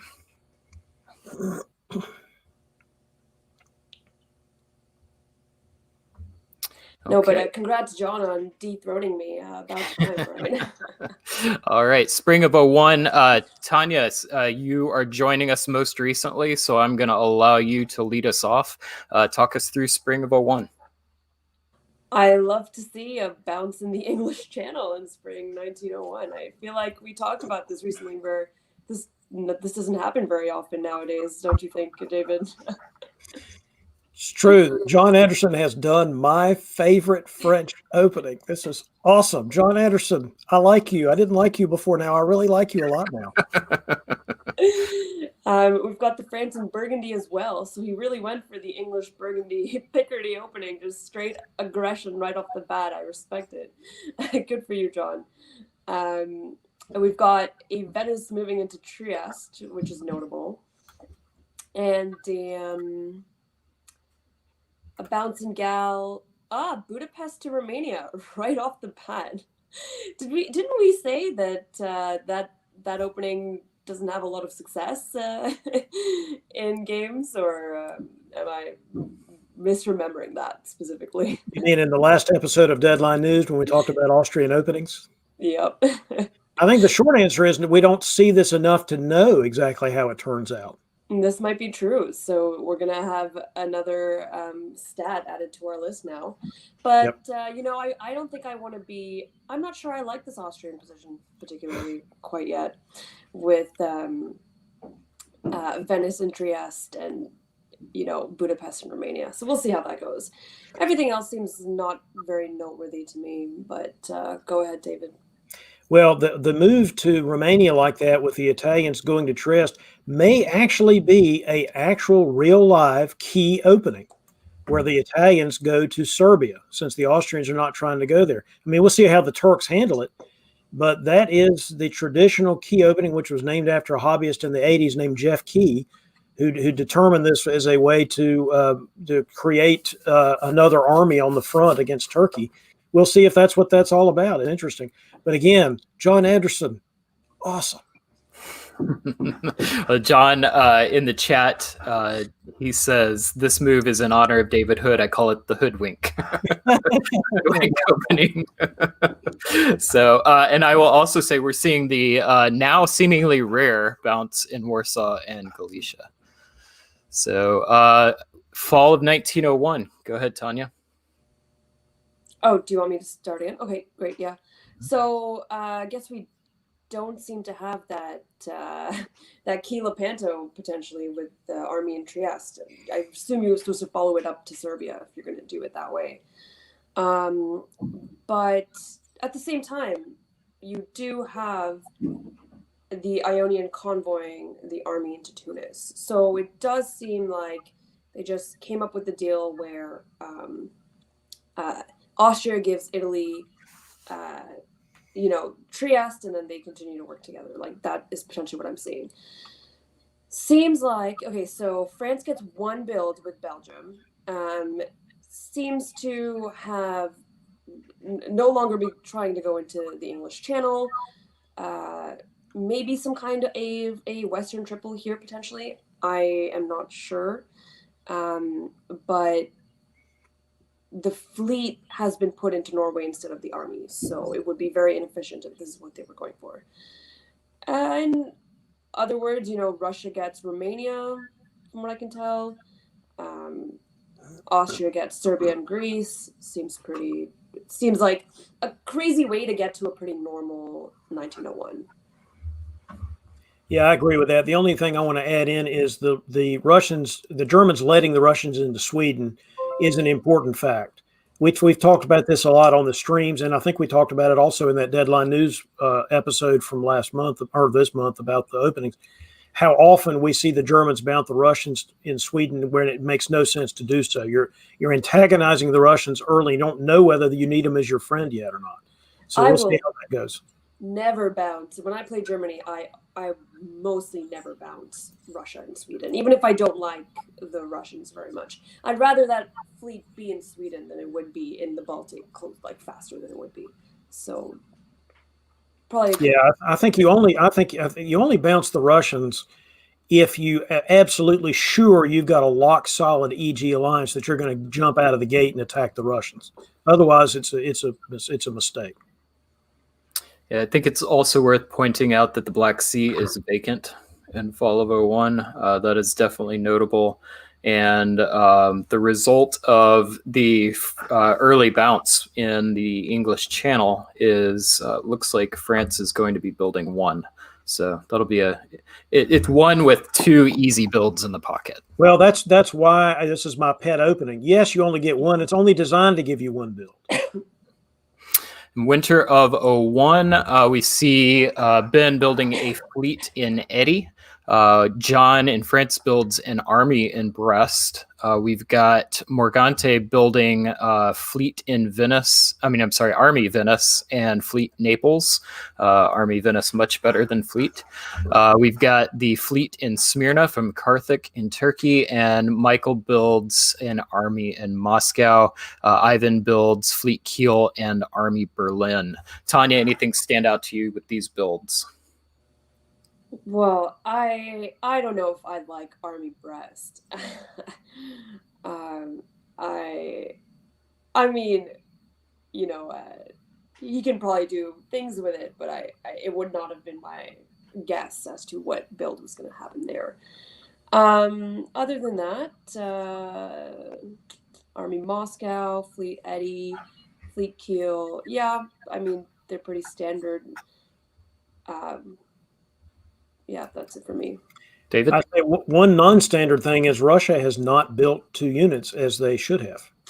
So whether they have done that on purpose or not, I'm assuming it's on purpose, but man, I don't know that I would purposely leave St. Pete open. I didn't notice that. You're right. Yeah. Well, let's see what the result of that is. David, why don't you lead us off in 1902? All right. Well, that was you build Army Brest because you're going to convoy it to Iberia. I'm also not a tremendous fan, Tanya, but that's what he was doing. I think the build was an attempt to not make either England or Italy mad at him, but certainly doesn't give you rather much flexibility. But then he pokes at Munich. So this looks like it might be an EF Leviathan coming in. The English have taken Holland with support. So let's go over to the east. Let's see what's going on there. The Austrians have decided to kick the Italians out of Trieste, so maybe something happened there. The Turks and the Russians do a lot of supporting, but also moving to the Black Sea. That's interesting. The Italians went ahead into the Aegean and Ionian, so that makes me think. And for a minute, I was going to say maybe the thing into Trieste was on purpose to piff the army or something to rebuild it, but they retreated to Venice. So I'm not sure what was going on there, but the Italians have gone on to Aegean. Maybe the Italians are going to attack Greece now with support. Maybe that's the theory. Although if I'm the Turks, I'm thinking if you're going to do that, then go to Albania, not Aegean. So we'll see what that means. It's a little sort of counterintuitive that we've got that move into the Aegean when the Austrians are attacking Trieste. Yeah, and what is that? Greece supports Romania to Bulgaria. Is that what it was? Yeah, that's what it looks like. So again, maybe the Italians were expecting the Austrians to still be on side. So maybe that's not surprising as I think about it. So the Austrians should change their mind. This looks to me as if Austria wanted an AR, Italy wanted an AI, Russia decided to then, work with Turkey, who I think does not want to work potentially with Russia. I'm not sure. That's it looks like a bit of a mess in terms of. This is all good news for the Leviathan. it looks like fun. Yeah, all of it is beautiful for the West, I'm sure. Yes. All right, taking us into the fall. David, one more time, what is the alliance we're looking for? Leviathan. Yes. What do we see? Right. John taking Portugal, not surprising. Germans take Holland back. With the French help. No more Leviathan. We're now into the French getting 2 builds and deciding now which way they're going. The English still think they're with the French because they're taking Denmark from the Germans. But what that really means is that the French are getting ready to build 2, and the English are are getting ready to only build the one rebuild. So we'll see about that. John may have angled this for a jump on the English position. Look at the Italian convoy to Bulgaria. That is fun. What else? The Turks were backing out. They were trying to work with the Russians. And that move from Sev to Black Sea was probably okay with the Turks. They're just trying to set up some kind of defense there, because you can see that Romania tried to support Bulgaria. It just wasn't enough because Greece and Serbia supported the convoy in. Interesting turn. Very interesting turn, I think. Yeah, so I'm thinking the strange play between the AI last turn must have been just for show. And Maybe. I'm thinking that it's like Either that or they made up. Yeah. Yep. Yeah. So let's just say hypothetically they did make up. Do you like that as Italy? Like Italy is one of my favorite powers, and I don't know that I'd be comfortable with that particular unit makeup. What do you think, Tanya? what, you don't like the Italian army in Bulgaria? Yeah, are you comfortable with that? Like with Austria, the Austrian position and Italian positions? I don't mind it. I mean, I think it's a fun place to put your army rather than in Tunis or, Smyrna or Syria or wherever else it would go. I think that it does give you a lot of flexibility. Like, you still have the potential to stab Austria here if you really want to. Like, that army in Bulgaria is going to be more in play than it would be otherwise. That's what I think. I mean, it really depends on what you can do with it, right? Like, obviously, if you can't convince anyone to work with you, then the army's gonna suck. But I think that it gives you a lot of negotiation power. Like, you're suddenly bordering, like the supply centers of 3 different countries. Like, that's great. Like, that's fun. And you've got 2 on Trieste. So. All right. So our adjustments, winner of 02, we've got Fleet Liverpool, Fleet Brest, Fleet Marseille, all the fleets in the West Fleet London. We've got Army disbanding in Munich, and we've got a Army in Sev. That looks to be all the adjustments. David, what stands out to you here? Stands out to me that there's an FG and it's reasonably secure, in the sense that the Germans have said, yep, I'm going to not worry about that guy in Munich. I'm going to help the French attack the English. Otherwise, not anything significant here. Tanya. Wait, the English, did they get 2 builds? Let me think about that. How did they get 2 builds? They had a rebuild, and they took... Oh, that's right. They never took Holland. That's what it is. They took Holland in the spring and didn't own it. That's what I was misremembering. Yeah. Tanya, anything else? You've got Army Sev instead of Army Warsaw. I don't know if that is going to make a difference. It might. Yeah, that's about it. All right. Well, why don't you lead us off in spring of 03? Okay, yeah, so we definitely does seem like we've got the EF fighting now. So whatever breakdown happened in those communications is too bad for England, really. I feel like John is just this like puppet who is like, deciding between who he wants to work with England and Germany. And if one gets too big, he'll switch to the other. And then the other one gets too big, he might switch to the other. This is like the impression I'm getting. Then you've got Russia giving England a little bit of love with that support hold in Denmark. So I guess that's the dynamic that's in play in the West here. And for at least the spring, Germany definitely just leaving Munich open for a potential French to go in, but that didn't happen. However, you do have these beautiful Eastern armies coming up for, to grab Munich there.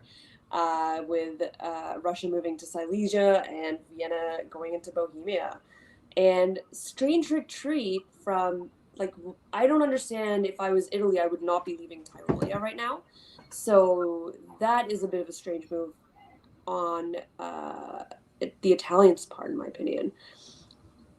And I do believe Italy also gets Constantinople for now. So good for them. Oh, wow. Whatever they're doing diplomatically is working. And poor Turkey, I guess that Sev army did go down. So I think they're deciding that they've got interests in the West that need to be sorted, and let's just eliminate Turkey first and then go for the West. Yeah, Austrian Russian rapprochement, I think, is the story here, and I think it makes a lot of sense actually, given the situation. Yeah. Continuing on into the fall. Right, so we've got the Austrian taking Munich, very typical Austria, Italy, Russia alliance. From what I can see, they're going to split up the three dots somehow in Turkey, and then just Italian fleets are going to go into the Med, and they're going to try and stop France potentially from having a big result. Meanwhile, France actually doesn't seem to care. They are going for England. So that maybe I'm wrong. Maybe there's a friendly diplomatic relationship between Italy and France here, and France is not too worried. We will see. Yeah, Ben Kilman, why did you listen to John Anderson of all people? Why did you listen to John? The man did some crazy opening where he sent all three of his armies north. What? And nobody in their right mind would do that to begin with. And then you listen to him and hold and so forth. And look, when you lost your English Channel and Irish, Ben, you could have been a contender. I know, and it's a little sad because you can see Germany is clearly on board with this Western Triple idea now. We need to stop the Eastern powers, but France is just like, forget it. Like, I am taking those dots. And he walks right into the English and the Irish. Oh, I think we referred to that as John Anderson's voodoo magic. Yeah. All right, so winter of 03, we've got Army Liverpool for Ben, and we've got a Fleet Naples for Morgante, and an Army Vienna for Mark Utterback. We've got a disband of the army in Smyrna, so Karthik keeping the fleet, and Michael disbands the fleet in black. So pretty much what I would expect. We'll just keep pressing on here. David, why don't you lead us off in spring of 04? I just had a comment about the builds really quickly, or I mean the disbands. I feel like Russia played this really sadly, because Russia was in a pretty comfy position. They were making gains in the east, and then had no problems with the West fighting each other. And then by moving all their units towards the West, then became a target. That's just sort of what I wanted to point out. Like, you got to really make sure that you don't start to pick fights where you don't really need to immediately. Yep. Sorry, Dave. No, that's all right. We haven't had enough convoys, battalion armies. Let's convoy one to Smyrna while we're at it, because that seems fun. And convoy guy back to Apulia. But now look at here. I was making some comments about Ben. He must have convinced John, and John must have said, "Okay, I'll back out." So look at there. So I take it back, Ben. I thought John had you faked out here, but apparently you have recovered just fine, except at losing St. Pete, which was going to happen. That was a thing. It was going to happen. So the question is, what happens with the French? They've moved to Ruhr. I guess their theory is they're going to try to maybe take Munich back or something, or maybe even throw in with make the Leviathan happen again, but have the Germans help you. I don't know. There's too many English fleets behind you for that to really work very easily. So we'll see how that goes for John. I find Anchor to Armenia interesting. I'm not sure what the point of that is. I may be missing something, but I don't quite get what Michael's trying to accomplish there.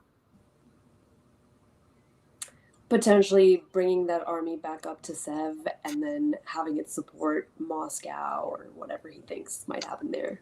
Yeah, but isn't it? He's just going to lose Ankara that way. Maybe his theory was he's going to lose it anyway, so we might as well move it up there. Or maybe a swap for Bulgaria. I mean, yeah, maybe. I mean, there may be some kind of deal in the offing. I'm not sure. Yeah, it is unusual for sure. Tanya, anything to add? Nothing. It'll be interesting to see if the AIR stick together. I think they do, right? Like I don't see them dotting Russia here if Russia can keep England from growing if EF are working together, right? So I'm thinking he just feels pretty comfortable that he can leave Ankara there without having the army, and the army would be more useful, potentially moving it back up. That's my thought. Okay.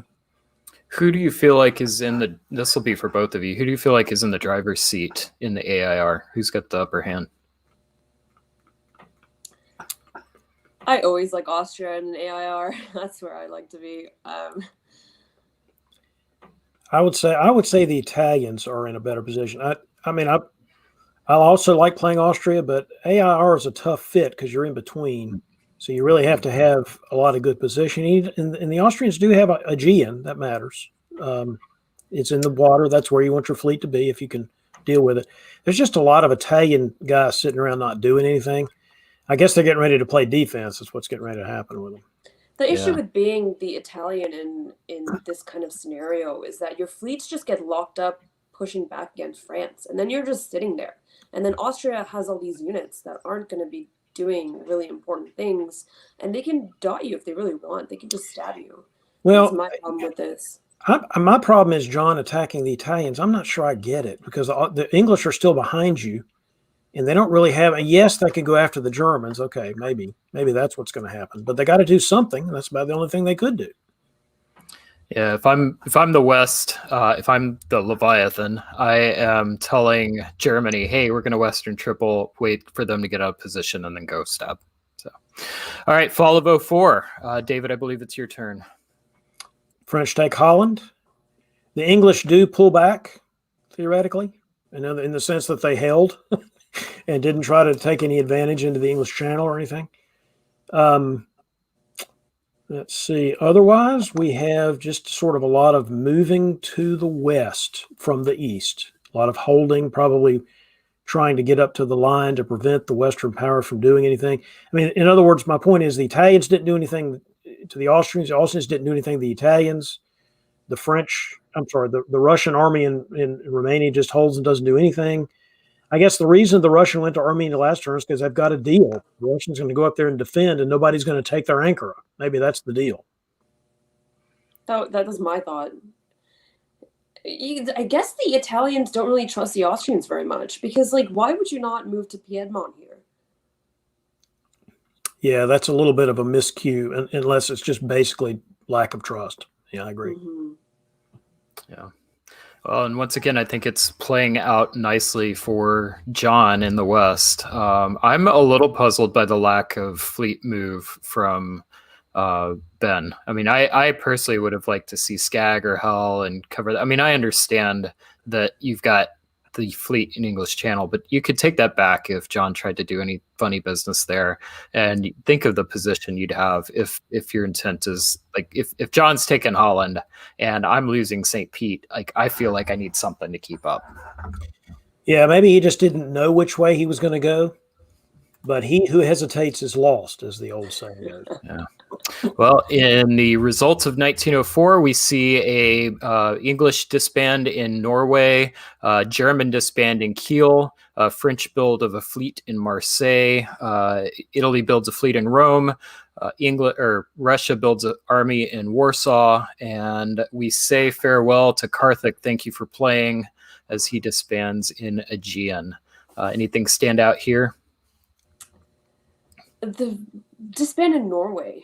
Like I want to know what is Ben's game plan? Does he have one? Does he know where he's going? Is he going to wait on his island until he inevitably draws? Like I see no future, I guess. Well, to me, the disband in Norway means, I don't really trust John Anderson, so I'm not going to disband North Atlantic. So that's, and then I want to keep my other army, and I want to keep my fleet in London. So I guess I'll disband. I mean, nothing touches Norway in the sense that the Russian fleet in St. Pete doesn't touch Norway. So maybe that was the thinking. But I agree. It just seems that you don't usually disband the unit towards the line. You disband somebody behind the lines. And I'm assuming that didn't happen because Ben's still not sure whether he's with John or against John. Right. And I want to see if he's going to keep London, I want to see him use London, right? Like, I don't think that True. unit in London has done much in the last few years. Maybe it's about to. Yep. Tanya, talk to us. What is that fleet in London doing? Well, I guess it's going to the north. Yeah.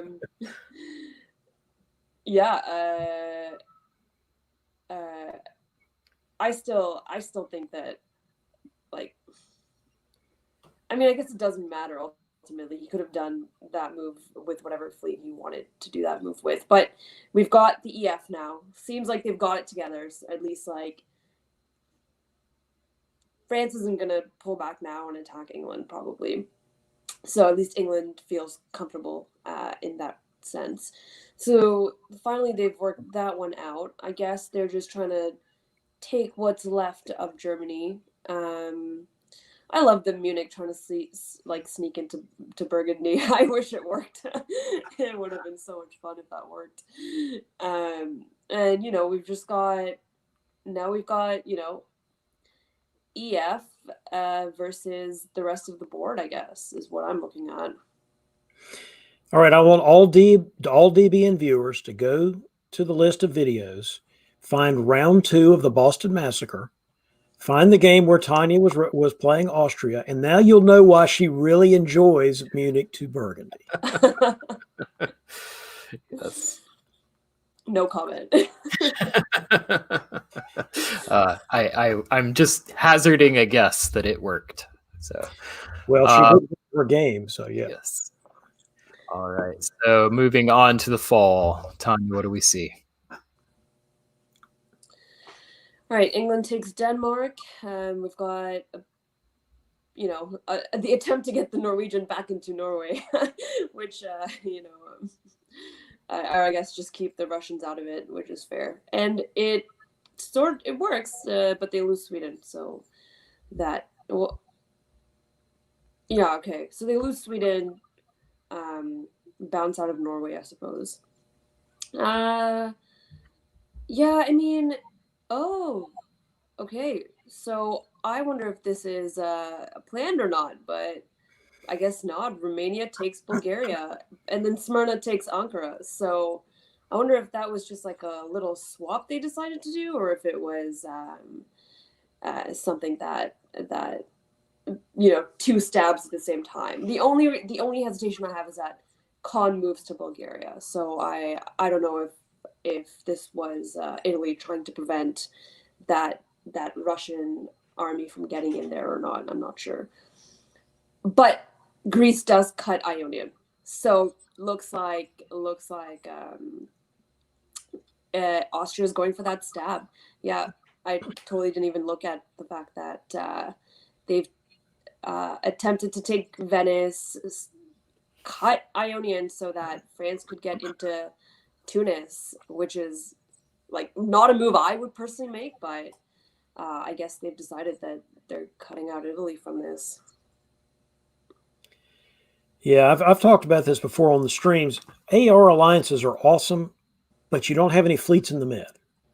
So you got to do something about that. Either have an Italian junior partner, make a deal with the French so the French are not in the mid, make some Russian fleets, move them into the mid, make a bunch of Austrian fleets. None of the above is what they have. So jettisoning the Italians at this point, I mean, it's better because John Anderson doesn't know how to play diplomacy. So at least they don't have to worry about him. Oh, wait. And it's like Austria gained nothing from this. What did they gain? Nothing. Like, I don't. They got more airtime on a DBN broadcast. And I think we need to give a shout out to Michael here in Russia. I mean, he did not have the best position for a little while. And I think if anyone gained from this, besides John picking up Tunis, which is huge, but John's had some success all game. Michael coming in, picking up Bulgaria, picking up Berlin, does lose Ankara. But, I mean, this is a big, big turnaround for Michael. Absolutely. Oh. All right, winter of 05. We've got Ben building a fleet in Eddie in England. John builds a army in Marseille in France. And we've got a Russian build of an army in Sev. Anything stand out here? The Russian army Sev makes sense because they are going to go try to take stuff out of the from the Italians. Although it's not going to work. I mean, another problem with this stab is there's no fleet to go to the Black Sea other than your enemy, the Italians.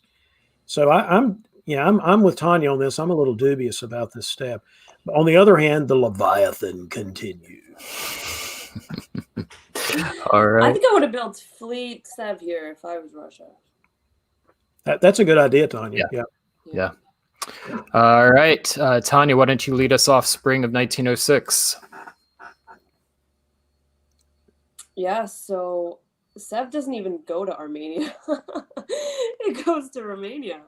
And Silesia goes back to Gal. So maybe we just see like Austria just bit off more than they could chew with that last move, you know, like, hey, what is the incentive for Russia to work with Austria over Italy here when Italy is the one that is stopping France from growing, right? Like, in that case, I totally get it. Like, you know, if Austria is going to cause all these problems, then maybe you want to think about at least like fortifying your centers in the south. So that's what it seems like is happening. Ankara goes to Armenia. We'll see if that becomes an issue with Sev later on.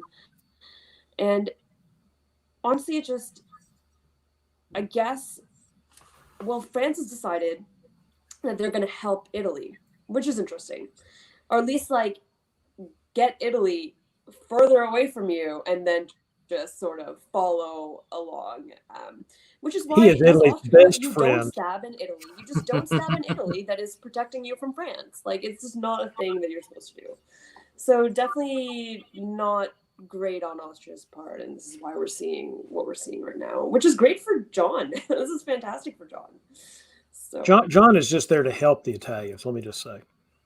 oh yeah, definitely only, you know, pure intentions. Just to paraphrase a president from the 80s, I am the French and I'm here to help you. I have never seen a France ever profit from this situation. Absolutely never. All right, well, fall of 06, what do we see? He's helping the Italians by holding Tyrrhenian Sea for them is what's happening. He's not being offensive. Look, Tuscany didn't attack anything. It's just holding. He's just there as the best bud. He does take Kiel. The Germans are gone out of that area now.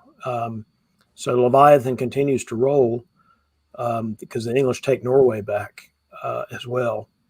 Is it the Leviathan rolling, or is it just France? Well, it's still an EF alliance. So I agree, France is getting the better end of it. But at this point, England doesn't have any choice, really. Yeah. That's where their growth is, and they can't be worried too much about that. Now maybe they can get worried about it and do something about it if they've got time. But right now, the only thing they can do is kill the guys in front of them and hope that they've got time to do something about the fact that their ally is so much bigger than them. At some point, you get to the situation where they're going to be bigger than me. I'm just going to have to deal with it and get as many centers as I can to try to slow the score down. But as Tanya pointed out, the Austrians have now become the part of the AIR that gets jettisoned, not the Italians. And that's what's going to happen here, and probably needed to happen given the position. Tanya, anything to add? Yeah, no, absolutely. Like, Austria definitely didn't play the moves right or the diplomacy right. They probably got, I don't know, maybe tricked by France thinking this would be a good thing and broke the line for France to advance. I think that if this wasn't a timed game, like, there's a good chance you could see a French solo in this game. Like there's definitely potential for it. Like, it's a bit of a mess, and they're in a great position. So Tanya, he couldn't possibly solo. Italy is his best friend. He's not going to attack Italy. Oh, my bad. You're right. Like, John is too good to ever ever do that to Italy. All right, so in winter of '06, we have France building an army in Marseille, his best friend in Italy building a fleet in Naples, Austria has to pull the fleet in Bulgaria, Russia's disbanding the Southern Army in Sev, and that looks like all the adjustments. Anything stand out to either of you here? No. All right, pressing on. Tanya, I believe it is your turn to lead us off. Is that correct? Sure. Let's say yes. Yeah, why not? Well, you know, I just don't like how many times England has held so many of their units. Like there are probably things that could have happened here that just didn't happen, I guess. But they pick up, or at least for the spring, are now in Sweden. That's not a German army in Barents, is it? In Barents, it's a German fleet. German fleet. Oh, sorry, fleet. Yeah. When did I miss that happening? Okay. They retreated from Norway when they took Norway back. That makes sense. Okay. So yeah, okay, there we go. So they take Sweden, but then attempt to support the Germans into St. Petersburg's bit of a maybe just to slow down the Russians again. But you know, it's weird to see the Russians pull back like that. Like, I don't think I would move from Romania to Ukraine and from Serbia to Romania here. I don't see what benefit being in Ukraine would do for me right now. So that is a weird move. And then Gal to Warsaw. I don't know. Do you see why you would do that, David?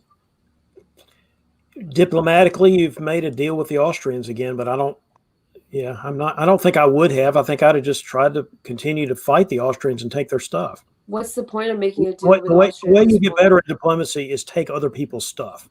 Right. We know. I just don't see what Russia gains out of working with Austria here. You know, maybe it's to slow down France on the Munich front. Maybe that's it. But I mean, I'm sure that's what Austria was arguing, is that you need me. Don't throw me into the wool. Don't throw me on the garbage heap of history yet. You need me. But if I'm the Russians, I think I just don't listen to that and try to take their stuff. Well, I mean, Italy didn't listen. Italy went for Bulgaria, so. True. Following on in fall of 1907, Tanya, what do we see?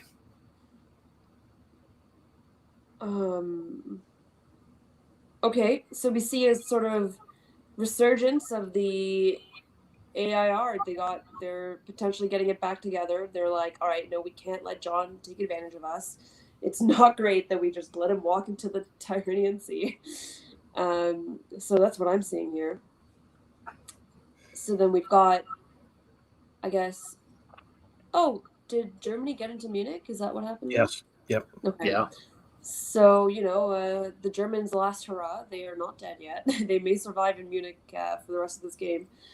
And, you know, here we're back to where we were. We've got some kind of skewed Western triple versus the AIR. The Germans actually built because they took St. Pete also. That's right. You're right. So that's they lost Sweden. They lost Sweden, but they've got 1, 2, 3 centers. Mm-hmm. They've got 2 units because they took. So I think they get to build. You know, the French army in Tuscany getting piffed is a significant issue in the sense that was a lot of forward position that John has now lost. Mm-hmm. I would like to point out that there is a fleet that John has that can only move between English Channel and Belgium. It has now done so about 4 times.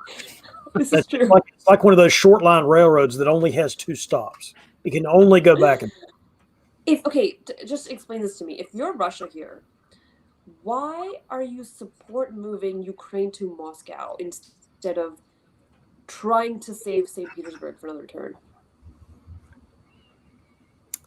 There is no good explanation for that, honestly. There's just not.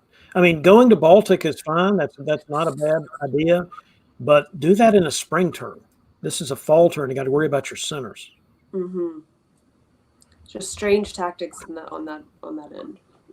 All right. Well, the 1907 adjustments gives us a fleet in Eddie, an army in Berlin, an army in Paris, an army in Venice, a disband in Livonia. Anything stand out with these adjustments?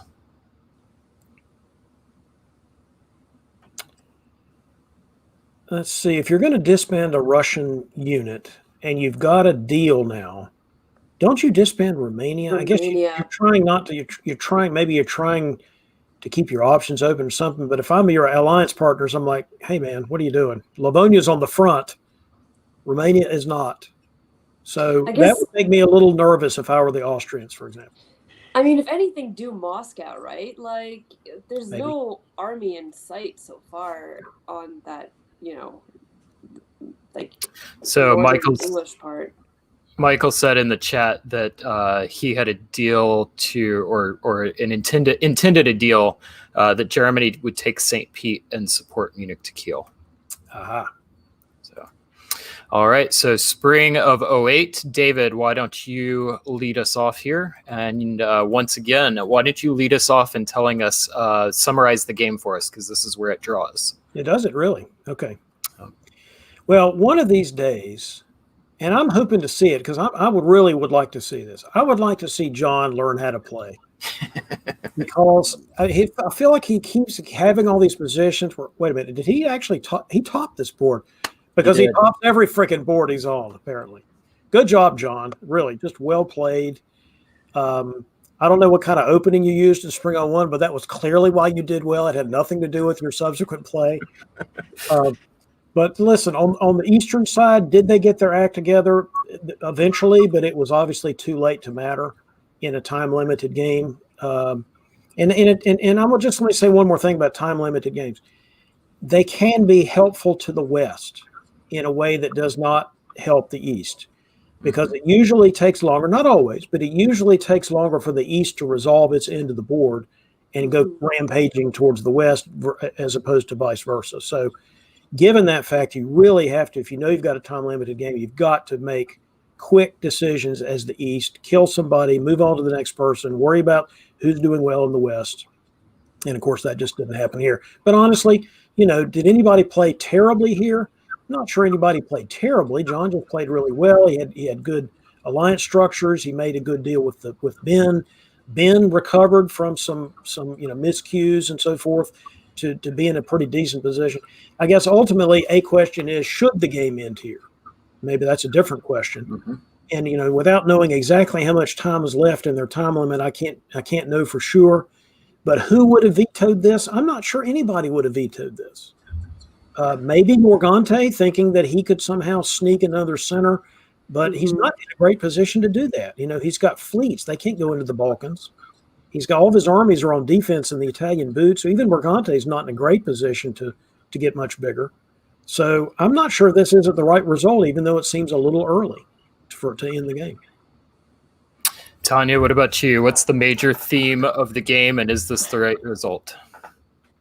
I mean, I'm not sure what the major theme of the game was obviously John having way too much fun deciding who around him gets to survive and who he attacks. But I just wanted to really give out a shout out to Italy here. I think actually Italy played a pretty good game. Look at this position that they've ended on. They are on 8 centers. They got attacked by Austria, attacked by France, probably attacked by Russia at one point, and managed to still do better than the other two. So good work. Good work on Italy's end, and thanks for that fun convoy into Bulgaria too. That was fun. Yeah. In terms of should the game ended here, I mean, I don't see why not. What else happens? Like maybe you cut out Munich and Berlin or something. Like I think as long as AIR work together, there's not much play left in this game. That's my thought. Well, I will say also shout out to Ivan. Welcome to VDL, and good job getting back centers that are useful to both sides of the board. So way to stay, fight for that survival, fight for those points. So good job there. And one Definitely. final comment, John Anderson wins this game, tops this board, but loses the name contest. His name is by far the least interesting.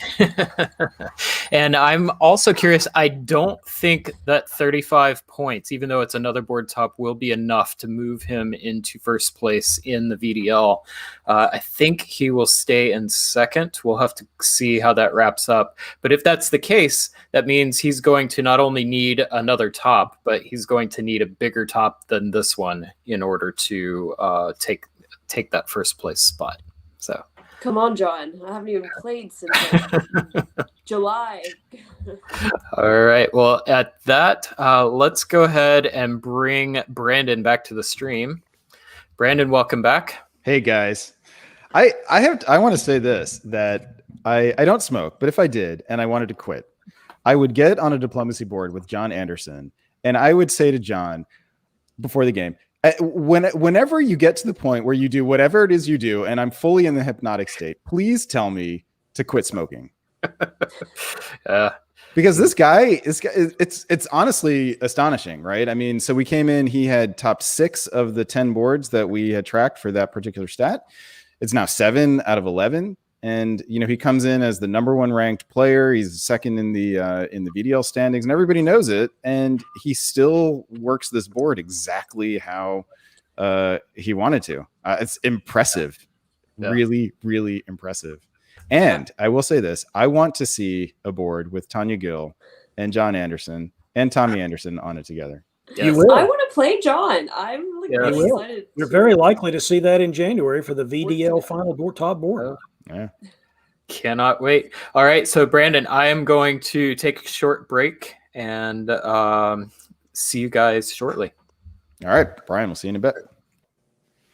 All right, that means that I am taking over the host chair, so I will do that. And let us, that means I have to do a little bit of graphical interfacing. Let's see if I can do it quickly enough. And the answer is no, almost.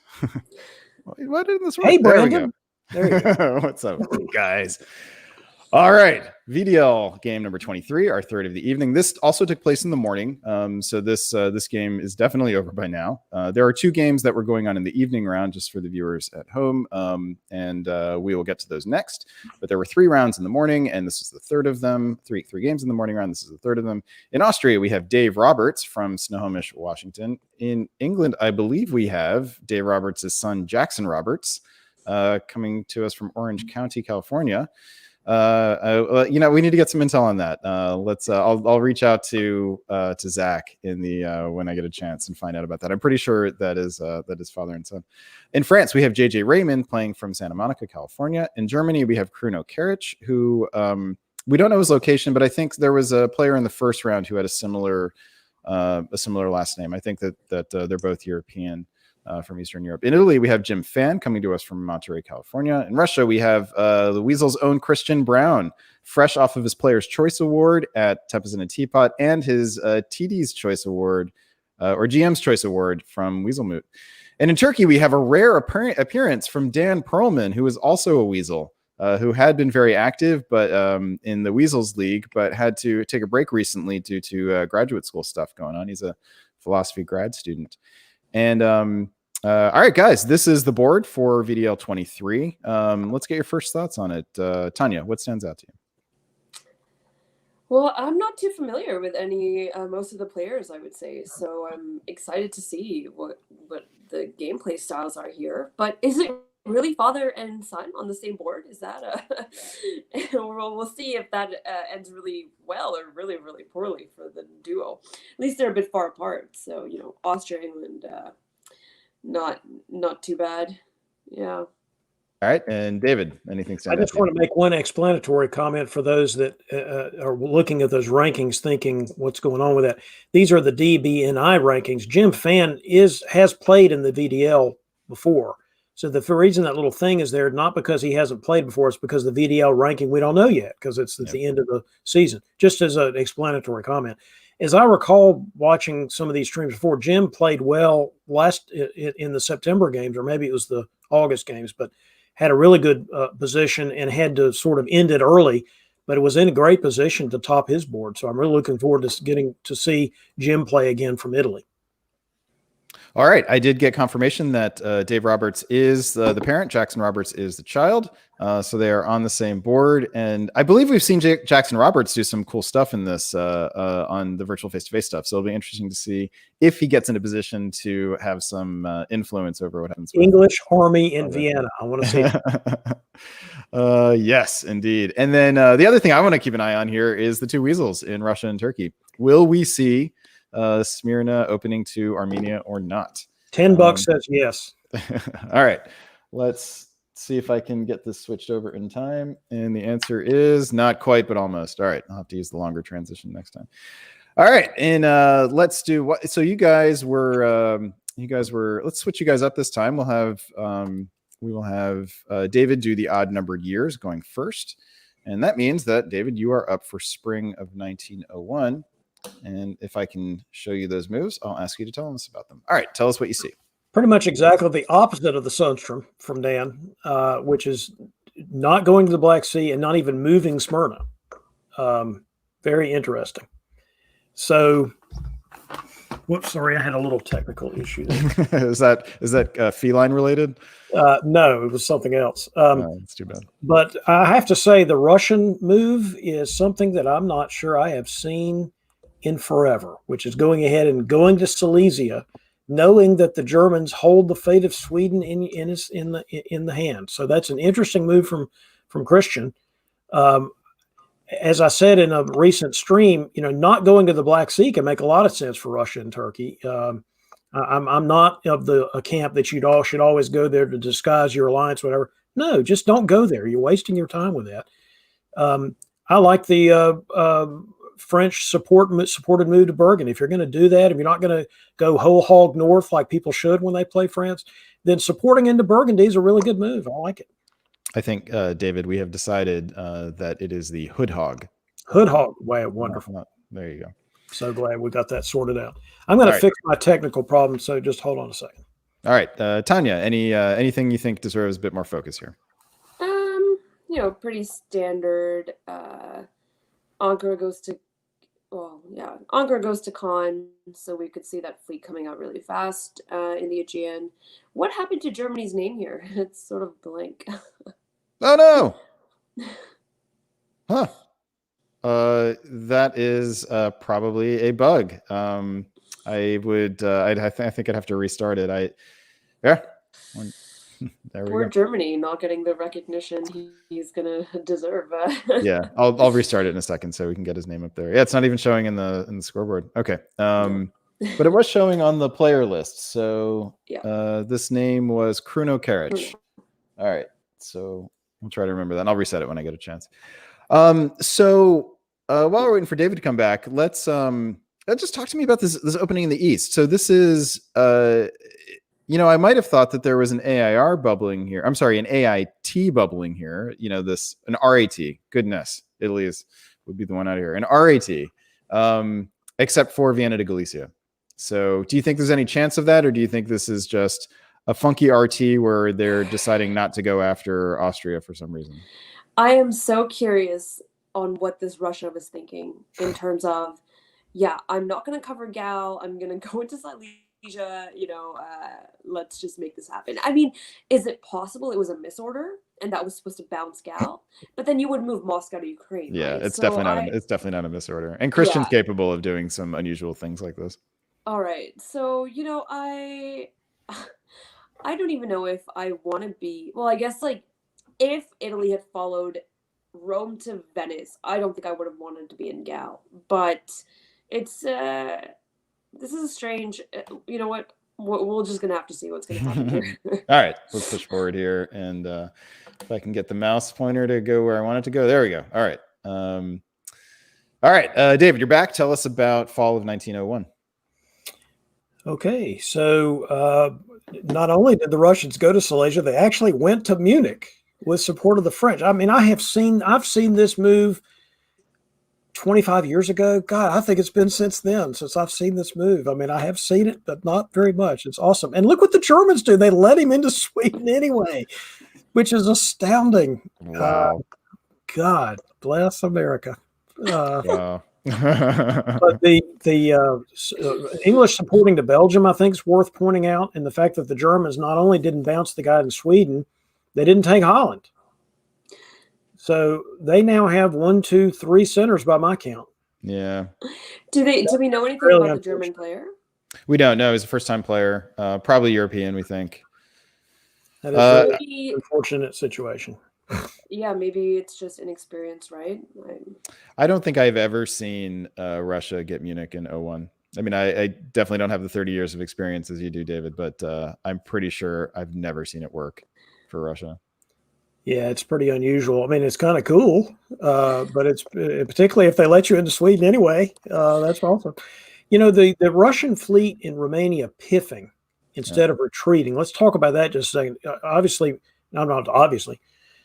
I assume it is so that you can rebuild it in some other way, like an army or something. And it's even conceivable that that was some kind of deal. Although I'm not sure why you would do that if you're the Austrians. Make it some, I don't know. I'm not sure what that is. So let me just take that back. I don't think that's what it is. I just don't think there's any sense to it. Tanya, just go ahead and retreat to Sever Black and go from that. Even if you're with the Turks, you retreat to Black because it's a much more useful position to help do things because you're going to build. You've taken Sweden and Munich. You're going to build. Why are you doing it? Tanya, can you help us make any sense of it? This is a very unconventional, super fun 1901. Can I help make sense of it? No, I don't know. I don't know why you would piff Romania there. I don't know why Turkey didn't support Hold It. I don't know why Turkey moved to Syria right now.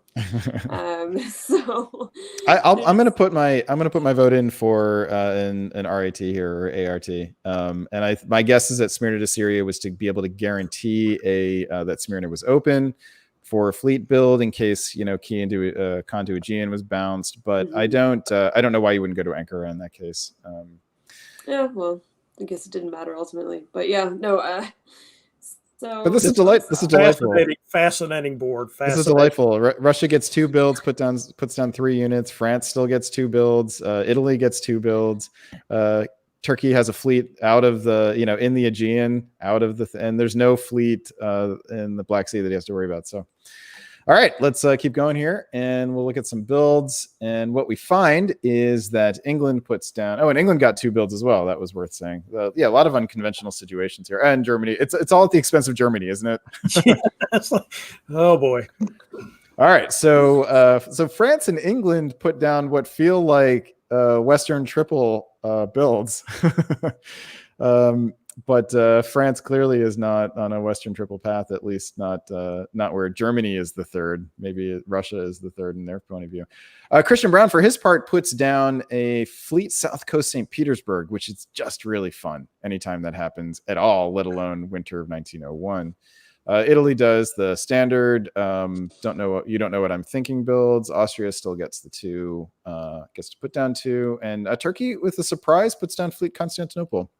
I think that probably reflects some uncertainty all of a sudden for Dan about what exactly is going on here. Either that or he smells opportunity. And yeah, I was going to say maybe it spells certainty in terms of attack the Turks now, or the Russians. Yeah. I mean, the Russians. All right. So spring of 1902, Tanya, you are up first. Tell us what's spinning on this merry-go-round.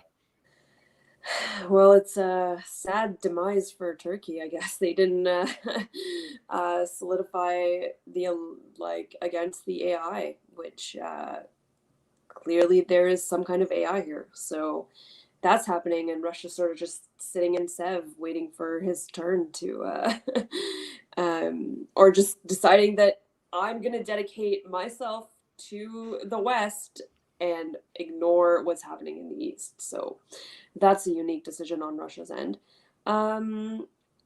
Yeah, Russia well, it's spring right now, but gets into Berlin and doesn't lose Munich quite yet. So that's exciting. And I think we don't know what France is going to do yet.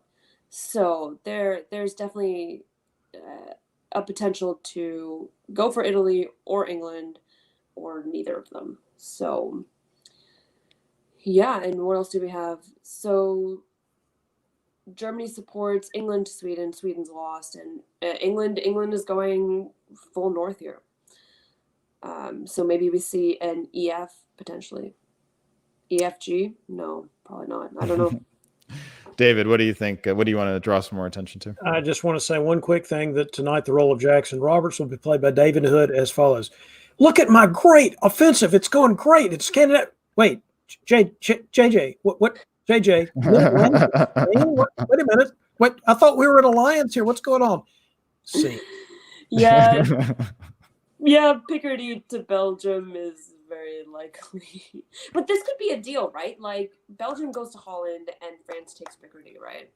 Marseille to Spain was not the deal. Now, perhaps now they're going to jump into Western North Africa. Maybe it's still right. possible. That's But usually how it that's goes. not exactly what I wanted. That's not exactly what I wanted to see. It will be Very interesting. easy as France, just be like, I'm just gonna support hold myself in mid-Atlantic. It's no threat to you. It's We'll see. Well, yeah. So here's a prediction that Spain goes to West, Mid-Atlantic goes to North Africa, but both get bounced as part of a surreptitious deal. And then these forces and then we get a fleet Brest, and it's game on. All right, let's see how that works out. And well, they do bounce. bounce themselves though. Hey.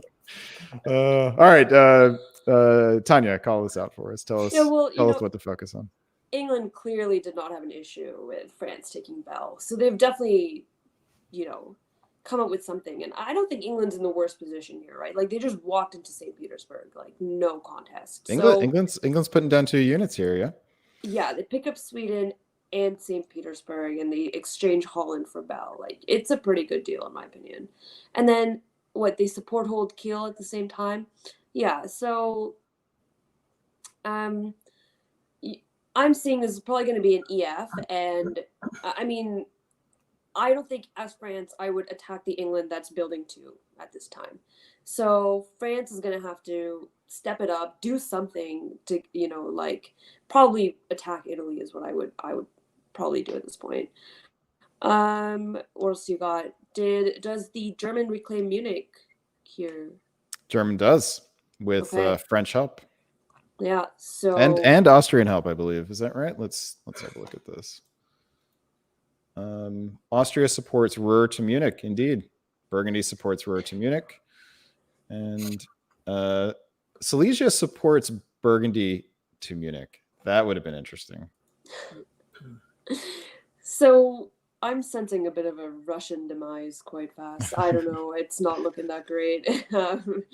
No allies is a bad thing. You need at least one ally. And Austria is not that ally, apparently. So, and there's no incentive for, Italy can't do much to help you.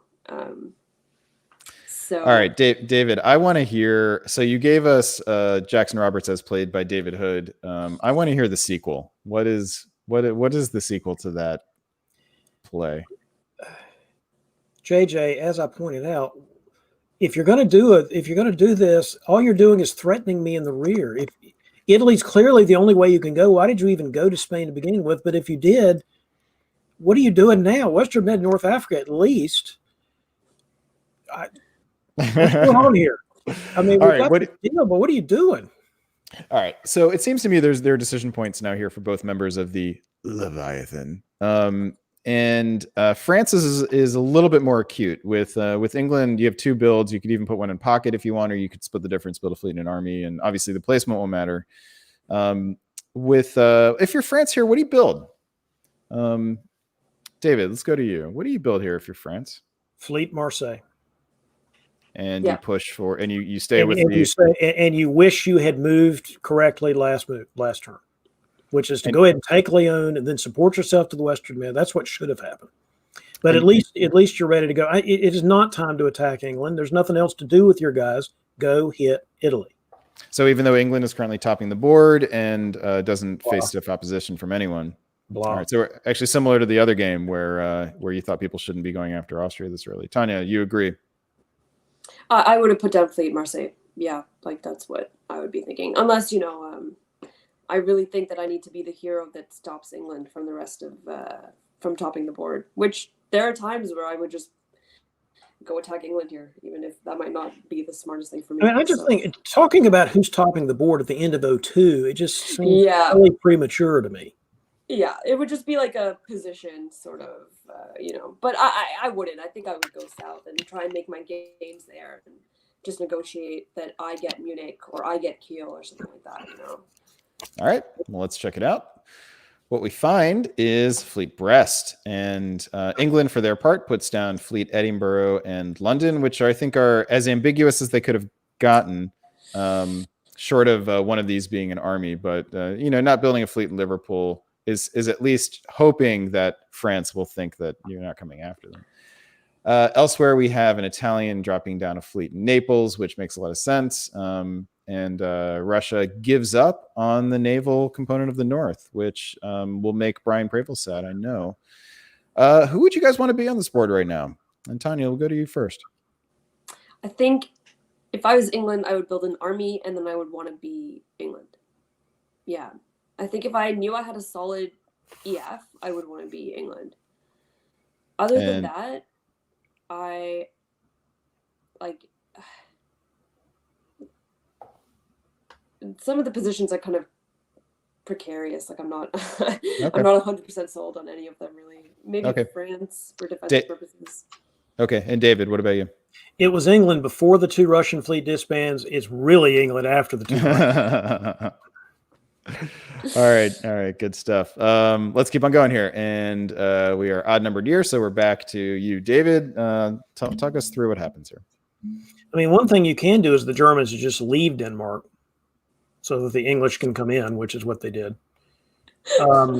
The English, Edinburgh to Clyde, somebody that's learning the game may figure out what's that all about. And what it is, in case the French had gone to Irish or North Atlantic, your fleet in Clyde now gives you an option to defend Liverpool. That's what that was for. I actually would have preferred an army build to begin with, so that they could use that for defense and then eventually convoy it away. The French do, even though they built the Fleet Brest, they do support the Western Med and start that train going. They get into the Ruhr. They do what the things they're supposed to be doing. It's just a little bit delayed from the way I would have liked to have seen it.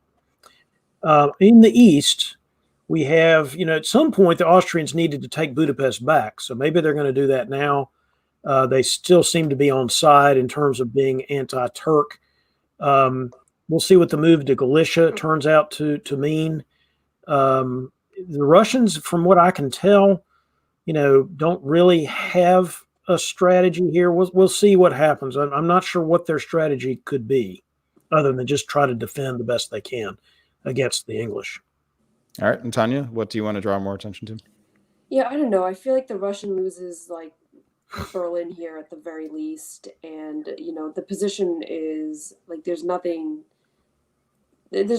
incentive for anyone to keep them around, in my opinion. Maybe to protect Moscow. But other than that, you're absolutely like England would have gotten Denmark regardless. So it doesn't really matter that Germany decided to walk right out of it. But it's a great position. I think one more army would have really been like to push one more army into Russian or in Germany, like would have been a great English position. Like I makes me just want to be England in this game. Yeah. So yeah, I mean, shout out to Turkey for still holding on, right? That deserves a little bit of attention, I guess. Yeah. All right. Let's push forward here. Fall of 1903. And by the way, I've gotten confirmation that Kruno is from Zagreb, Croatia. By the way, and I still need to reset this to remind me after that we do the fall before we do winter. I'll reset this so his name shows up. Okay, and then so David, talk us through the fall of 1903 turn. Well, the Turks are not going to survive much longer. Once the Italians got into the Ionian, we knew that the Turkish fleet position was going to fall apart, which it's about to. The move into Ukraine is interesting. I was actually wondering why they didn't go ahead and take Ukraine last turn with the Italian army, but this is just as good in terms of making progress. The Italians going into Trieste is interesting. Wonder what the theory was there. I know it's a switcheroo in the sense that the Austrians took Budapest, but I'm not sure the Austrians should really have agreed to that. We'll see if that was agreed to or not. Let's talk about the West for a minute, though, because the English took Belgium with the fleet. And so that perhaps that means, along with the move to the North Atlantic, that the Leviathan is about to go bye-bye. Now, if I had built that army instead of the fleet, this could have been a great convoy stab into Belgium instead of the fleet, although the fleet being in the North Atlantic is also cool. So we'll see what happens. But England apparently has made its move here. And Tanya, what do you want to draw more attention to?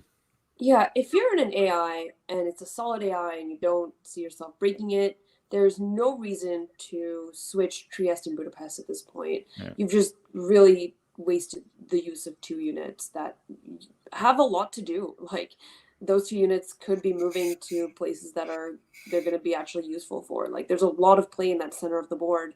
To then just swap Budapest for Trieste doesn't make any sense to me. Yeah, Budapest can go to Galicia here, and then Venice can either just stay there or go to Tuscany, go down to Apulia for a convoy somewhere.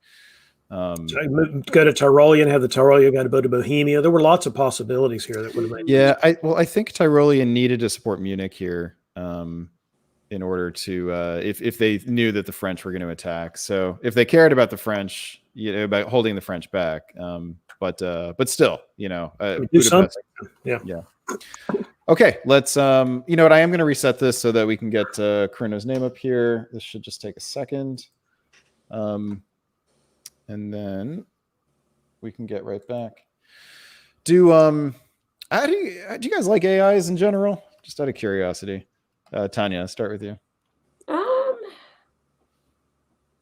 If I'm Austrian, my favorite alliance would be the AR, personally. Honestly, I don't really like AIs, but I play a lot of them. Like, they just sort of happen, I guess. But maybe that's why I don't like it, because they're almost the default. Like, it's hard because I hate AIs because they lead to RTs, and I hate RTs. So it's just not fun. I don't know. David, what about you? It's not that I dislike AIs. I think they get played too often. Mm-hmm. And they get played and I literally think we joke about naming the alliances. I really think that it happens a lot because the RT is called the Juggernaut. Yeah. Which sounds scary. And I've written an article in Diplomacy World about this. It's way scarier. This name is way scarier than the alliances. I mean, when's the last time you saw a strong RT just roll the board like a Juggernaut? I have seen it in the distant past when it used to be the strongest alliance on the board and everybody was scared to death of it. A stake has been driven into the heart of the Juggernaut for years now, and people need to stop assuming that AI is the only thing they should do. In fact, when I'm Austria, I like to work a deal with the Turks because that's the one that jumps on your enemy the quickest, which is my style. Yeah, I have to go back and figure out which one it was, but there was a game on one of these broadcasts where we saw an RT jump out of the gate really quickly and just sort of steamroll things. And I remember asking the elders, is this the Juggernaut of yore? Like, I've heard stories told of this, but I've never actually seen it before. And still, that's like the only time. It used to be more of a thing, but then people started realizing that early AI war was dumb. And that used to be actually way more prevalent than it is now. And so, but now it's almost gone, the pendulum swung too far the other direction. So the solution obviously is that we need a killer name for the AI that's intimidating. All right. Peanut Gallery in the chat. Can you guys come up with some suggestions for AI? You did a great job with EF. Leviathan, I think, is pretty killer. There's been a suggestion that there's some alliance needs to be called the Kraken. And at the moment, I feel like Dave and I were talking about this. I kind of think the IT is sort of the best candidate for it, especially because it can be kind of a later developing thing. And David really wants to be able to say, Release the Kraken. So that's a challenge. Audience, come up with a solid IT that's a little bit late developing, and you will get what we all want. Going back to this game, winter 1903 finds England dropping the hammer. 2 fleets, Liverpool and London, leaves no room for doubt as to where Jackson's intentions are. France is giving up on part of its naval fleet, which will have repercussions for that oncoming naval battle. Germany drops the fleet in Baltic, which makes things really easy for Jackson in England, and elsewhere we are static. All right, let's push ahead here. Spring of 1904. This will be Tanya. You are primary on this one. Tell us what you see.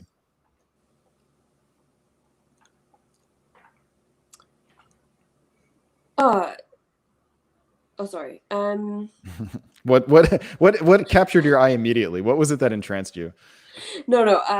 There was actually nothing. I was just thinking about. I was trying to remember who the father-son duo was. So Jackson's the son, and Dave is the father here. Yeah. I realize it now, but no.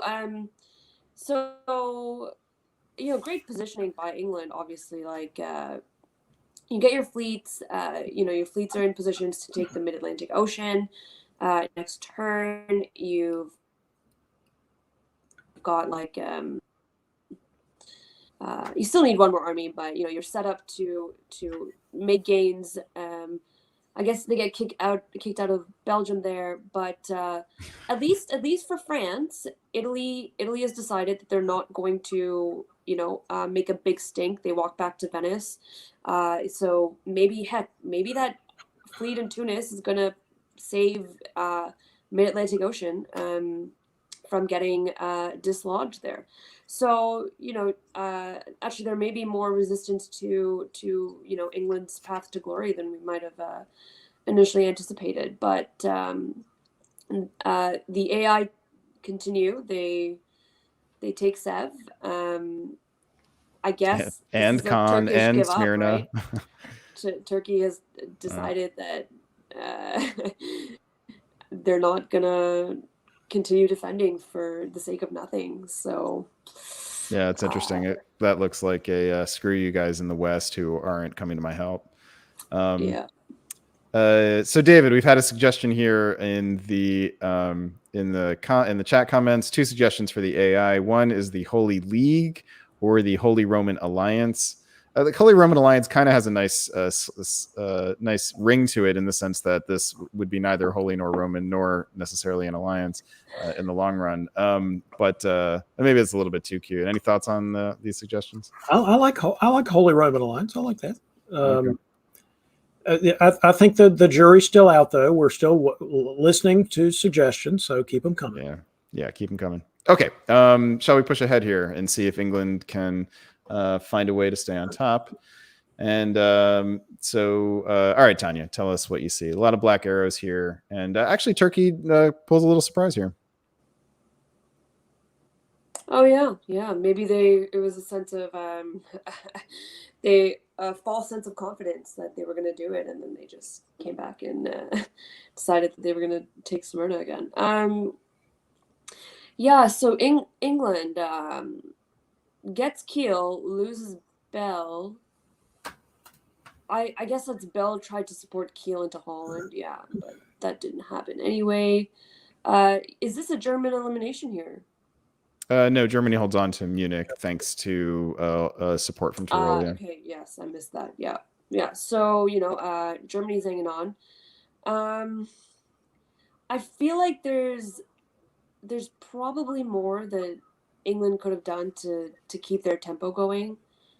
I still think that other army was so integral when they built that extra fleet, but they're definitely being slowed down now, and things are looking a little bit more up in the air as to who's gonna. Well, I guess they're already at 9, but who's gonna potentially top?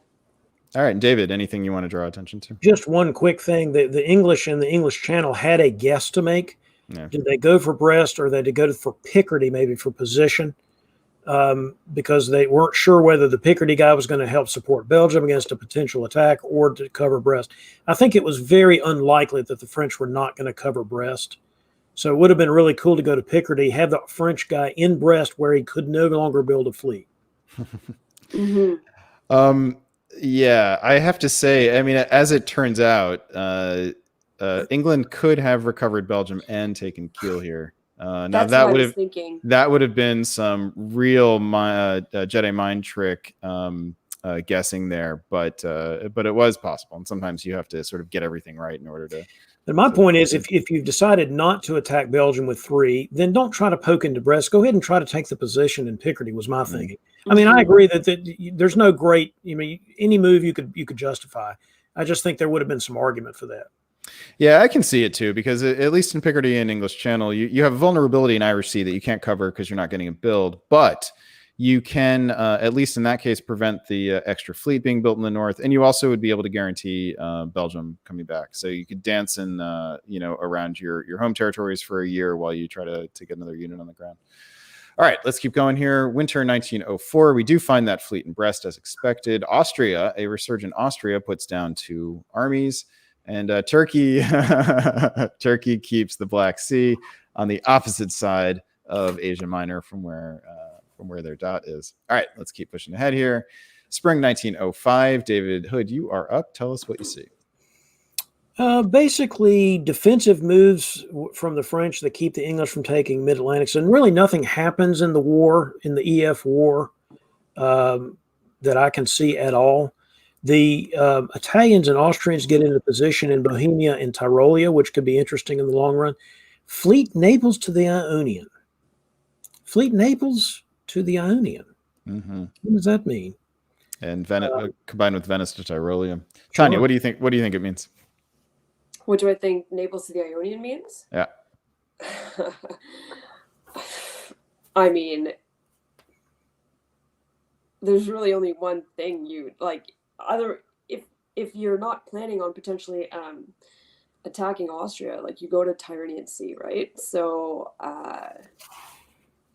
and there's no Austrian fleet that's in your area that you need to even be worried about. So I'm thinking like either it's just like Austria okayed it, or you're gearing up for the attack, which is probably very likely. I don't see Italy attacking France at this point of the game, not with France holding England back like that. So where else are you going to get dots? You're going to get them from Austria, who is not in, the most great position to dot you. So yeah, David, is this the time for Jim to make a move? Or Jim. Yeah, I don't think there's any question about it. And look, he's only 2 behind the board topper. He's at 7. Austria, Dave Roberts is also at 7. Jackson is sitting at 9, but doesn't have much growth opportunity. So does Jim make the move? That is the big dramatic question going into fall of 1905. And the answer is no. No. Wow. So it's worth pointing out he was picking up Smyrna. That was guaranteed. He could have done quite a lot of things here, huh? He could have done a whole bunch of stuff. Tell us, David. In theory, he could have taken Vienna, Budapest, Serbia, and Greece, right?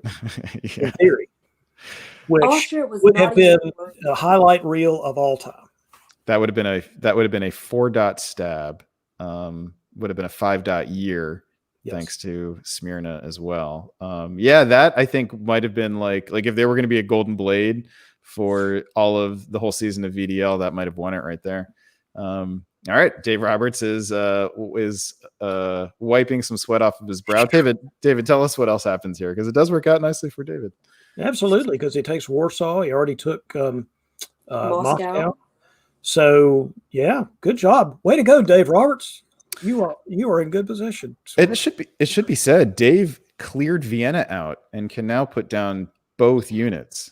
And suddenly the pendulum of opportunity in the Holy Roman Alliance, not sure, swings. It is now. Wait, could it be now that Austria hits the fan? Oh my God. I shouldn't laugh as hard as I am at that, because that's terrible. Thank you very much. I'll be here all week. All right, let's find out then.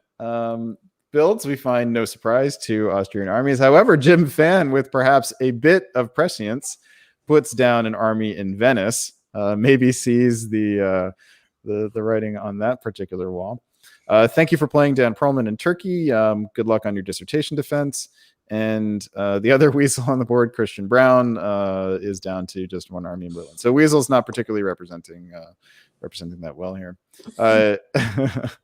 All right, let's push ahead. And elsewhere, the Leviathan, the former Leviathan, the Leviathan with several harpoons in its side, is just sort of hanging out, leaking blood, but not dead yet. Okay, spring 1906.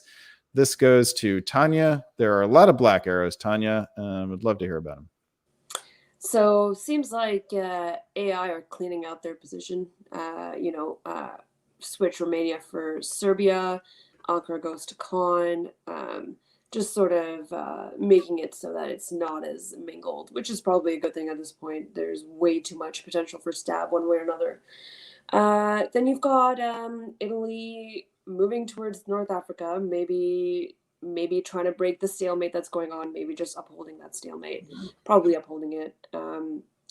Though if they're not going to attack Austria, they're going to have to get dots from somewhere. So who knows? Maybe it's England will get some relief here. But it's a bit sad for the English position because they had so much potential. It was going so well, and they've just been stagnant for quite a few years, or at least game phases now. And Austria's caught up to you. Austria's probably going to surpass you, right? So and then ground you. Yeah, exactly. So a bit of a shame, like so much time to fill in that Livonia spot and just never did, right? And now there's Austria that's taken Livonia and is in Moscow. So I definitely think there was like play there that left more to be desired on England's part, and I can definitely see this drawing quite soon as well, I would say. Yeah, it's a little hard to see why Berlin is still there, honestly, right? England, you'd think England and France could have worked out some sort of agreement on there. David, has Dave Roberts now passed up his opportunity to stab Italy and secure the board top? Not entirely, but practically probably. I mean, it's way too many armies moving north. I mean, I get the idea that you're going to take Berlin yourself now, or that's the theory, but England can prevent that. I mean, it's just, wow. I just think that lots of opportunity has been gone here. Jim should have hit Austria last turn. Austria should have hit Italy this turn, I think. Do either of them still have a stab opportunity here? Kind of not really. Jim could. It's not much of one. It's certainly not the situation we had last turn. I mean, it's possible, but it's certainly not great. And you could just guarantee a war. I think it's almost too late for them. Yeah. They got to go and hope now that they can, like the Italians, maybe jump on the French or something to try to move their position forward. I don't know. Yeah. All right. Unless you're going to cede the game to the guys that have 9. All right, shout out to Waverod in the chat. Waverod is the one who suggested this to the Holy League and Holy Roman Alliance for the AI. Has also suggested there be an award called the Golden Spoon for when you should have stabbed but didn't. All right, let's do fall 1906. We don't give awards for terrible gameplay. Okay, so no. Coffees for closers, right? No awards for Care Bears, not in this hobby. Okay, Dave, Tanya, you're up for 1906. Tell us about. Sing us a song for Russia, shall you? Oh yes, the unfortunate demise for Russia there, with their incredible 1901, where they got into Munich. That was a quite fun place. So thanks anyway for that, Russia. Even though it didn't work out for you as you might have hoped ultimately. So yeah, we've got that AI alliance that's just gonna ride out the end of the game, which I assume is gonna be soon. Does Austria lose one here? No. No, because they gained Berlin. Because they gained Berlin. Okay. So That Austria was quite risky, though. That's a risky play. Like, maybe there would have been a chance that they didn't gain Berlin and therefore would have had to disband. So I don't know if I would have let Italy have all of those things otherwise. But, this is gearing up to endgame to me. I don't think in a VDL game that's timed you stab Austria or Italy stabs, in this kind of dynamic when you want to build those relationships with players that you play with monthly. So sitting at 999 here, a 3-way board top. We're not sure if the game ends after this. It kind of feels like it might. And Tanya has just given an argument for why perhaps all 3 of the board toppers here have a reason to a good sort of metagame reputation management reason for drawing this game, even though points wise, if any of them can get 1 point here, it would be worth a significant number of points, probably get them up into the 40s. So maybe worth, on the order of 15 to 20 points. I guess I'm just struggling to see what centers are going to switch hands, right? Unless Italy stabs France, there's not much gameplay left.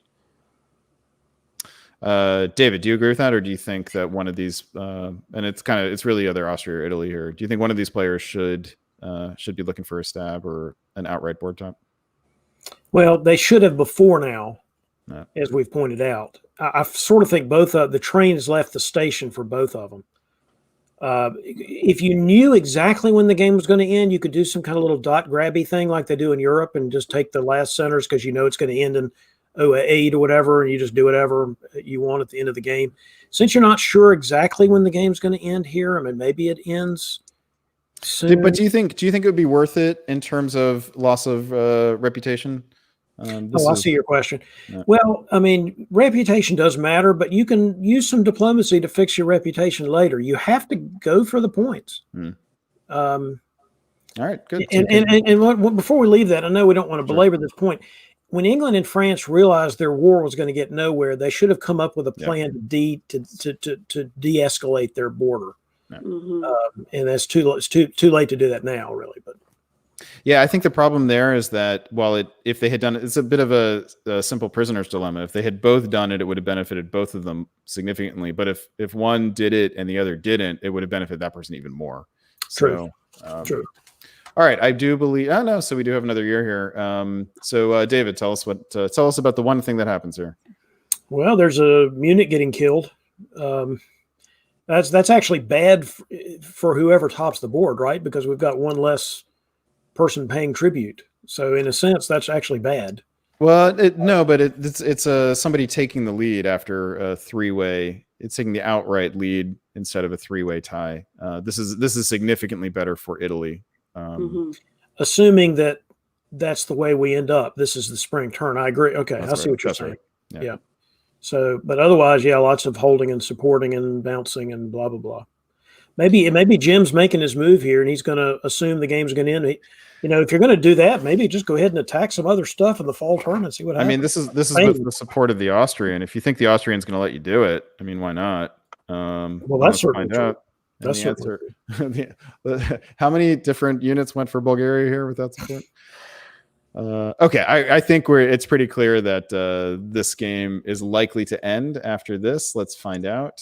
No, we keep going. I'm a little flabbergasted, right? Like, why would you support, if you're Austria, why do you support Italy into Munich if you're not going to just end the game? Who is keeping the game going at this point? Maybe it's Austria. Maybe they think they can do a shared board top with Italy somehow, right? Or steal it from them or something. If I'm Austria, I don't support Italy into Munich for a board top when it would lower my own points. Absolutely not, right? Yeah, and we should have paid a little bit more attention to the change of points. So Jim went from 24 to 38, so that was a 14-point swing. Dave and Jackson both went down 3. I believe France might have actually gone up there. Yeah, just a couple points, so it's really not that big of a deal. But the big winner there was Jim going up. Now, finally, here in fall of 1908, we get some movement on the Western Front, which is just JJ and France getting into the English Channel. It doesn't really change the tactical situation a whole lot here. It just makes it even harder for Jackson to break through if he actually still wanted to. The game does not end. Sorry, there's nothing of tactical interest here. We have. Oh, I'm sorry, I didn't even notice this. That North was open here. Oh my. North was open in the spring of. So this was a guess. All right, so he was thinking maybe JJ would just really wanted to try to get another dot off of England. That's why this game kept going. And yeah, at this point, right? At this point, the game keeps going. Wow, when is this game going to end? So, I don't know, but there's a lot going on here, man. All right, Tanya, tell me what happened here. Well, England somehow squandered in all those movement, like in your little flash forward of the few years, has squandered whatever advantage that they once had.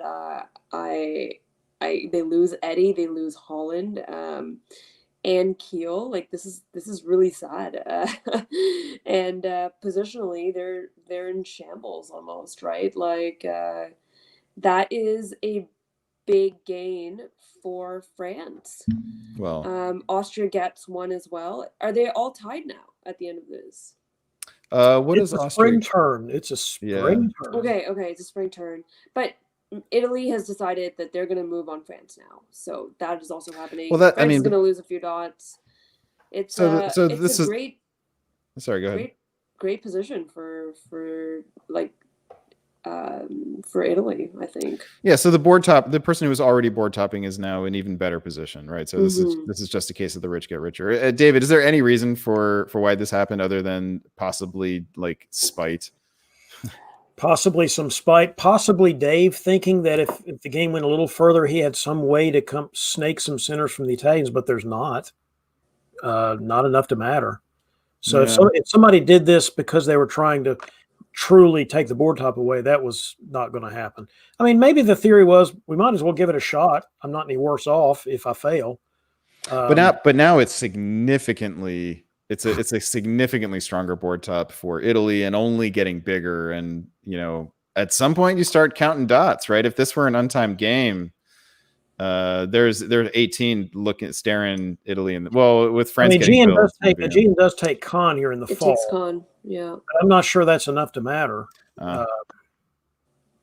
And Italy didn't take Spain here. Italy easily could have done that. Could have taken Italy Spain and Marseille. So yeah, interesting.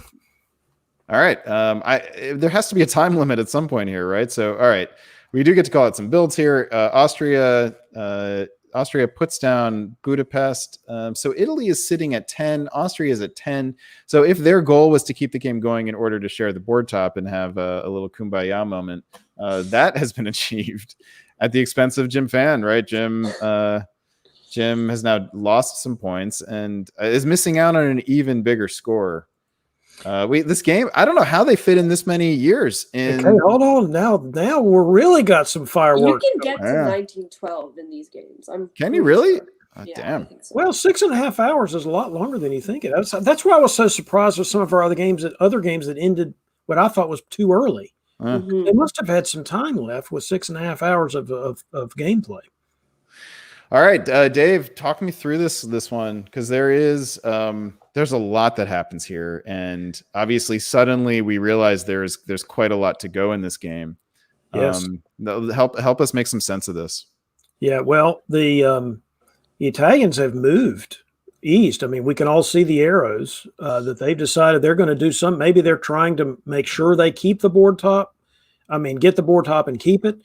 The Austrians are, taking Munich behind them. It's just really interesting. The Italians still are telling to the French, I'm supporting you in mid-Atlantic. Not sure against whom or what. I'm not sure the point of that. If you've already made your move, go ahead and take Mao with support, and then take a shot at Portugal and Spain or something. Might have been the way to go. So Italy's lost a little bit of beat there, but wow. All we can all say about this is wow. We thought this game was over 2.5 turns ago, and here we are still playing it. That's kind of awesome. This game is the gift that keeps on giving. It's hard not to look at the tactics over here and just want Lyon to Spain with plus a supported attack on mid-Atlantic. I don't get it. Why did they switch Munich for Bulgaria? Well, I mean, this is a more defensible. This is a better line, right? And I think, and Jim, let's give Jim some credit here. There's some forethought being put into the move east here, with Ionian going to Eastern Med instead of Aegean here, which leaves Aegean open for Greece now to follow in. With several more turns, I think he gets all of Asia Minor, and I am not convinced that they're fighting. Really, maybe not. Even with Ionian to Eastern Med.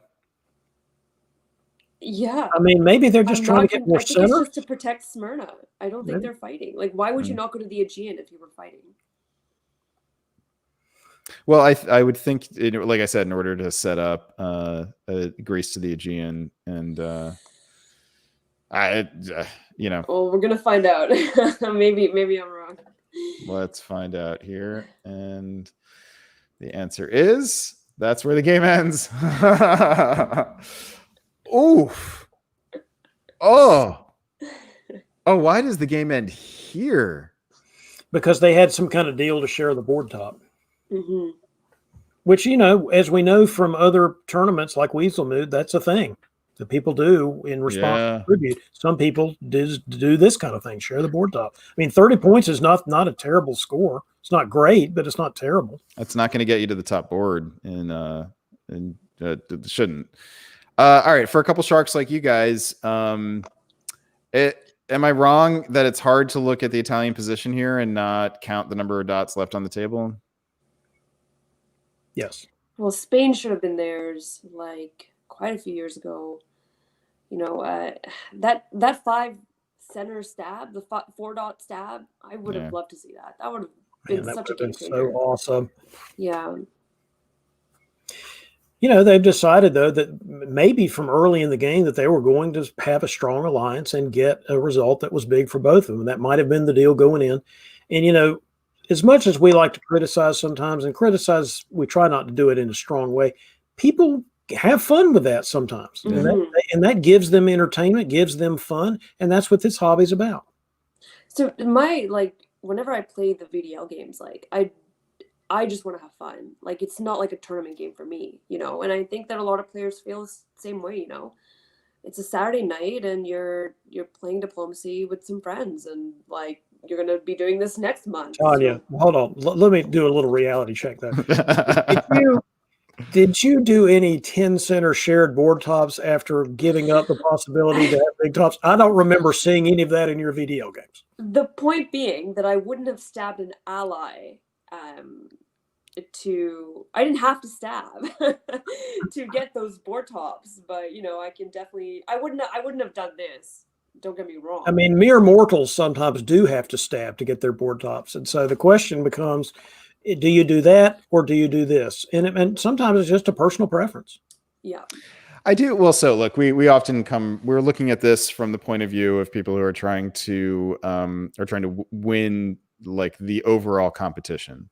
So I think that this point that Tanya raised earlier about reputation management being part of it. I mean, I think Tanya, I hear you talking about just wanting to have fun and not being too intense with it, but I also do think that you are consciously managing your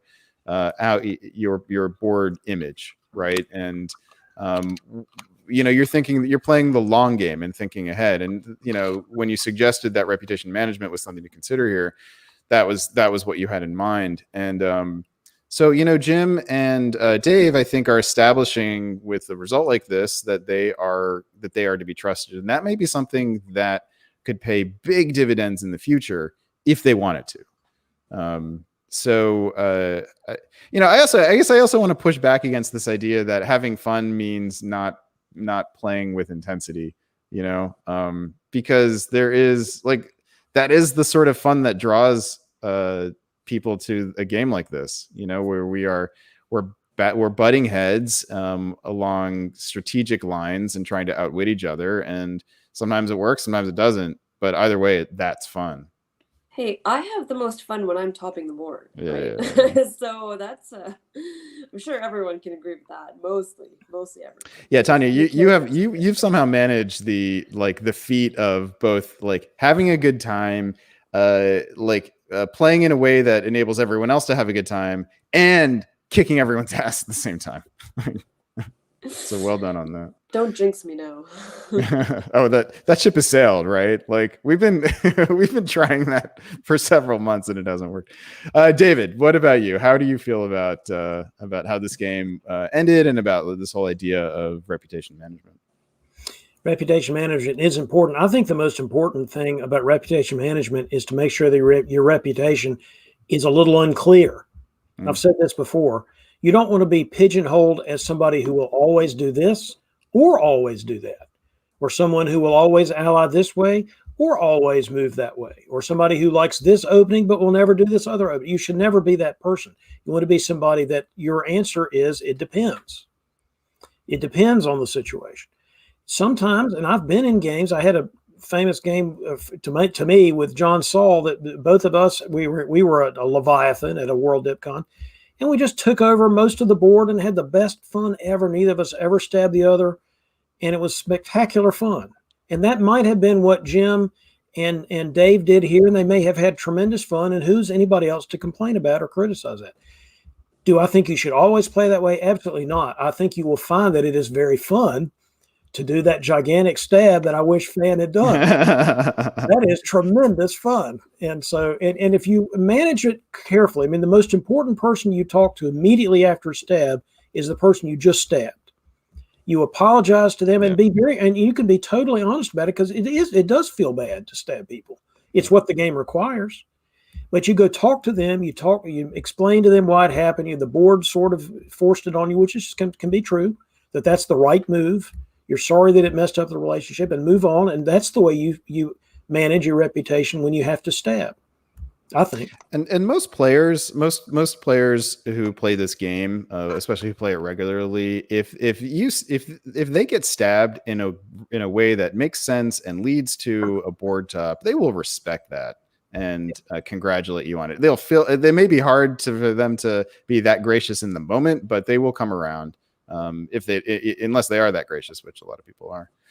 All right, before we move on, I want to give Jonathan Frank a shout out here for proposing the name Unholy League for the Austria-Italy Alliance. That actually has does make my boots quake a little bit. What about you guys? Unholy Alliance. I like it.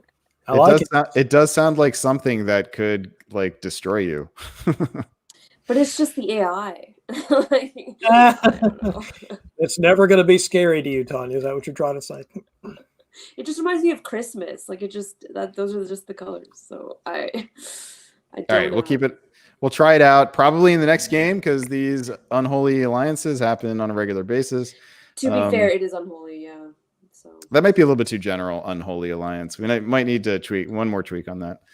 All right, let us bring back to the stream Brian Pravel, and I believe, let's see, Brian, I think you've checked the schedule more recently. Which one of the other three of us is supposed to duck off now? So it's going to be myself, Brandon, and Tanya. We're going to give Mr. Hood a brief break, and he'll join us again for the wrap-up game.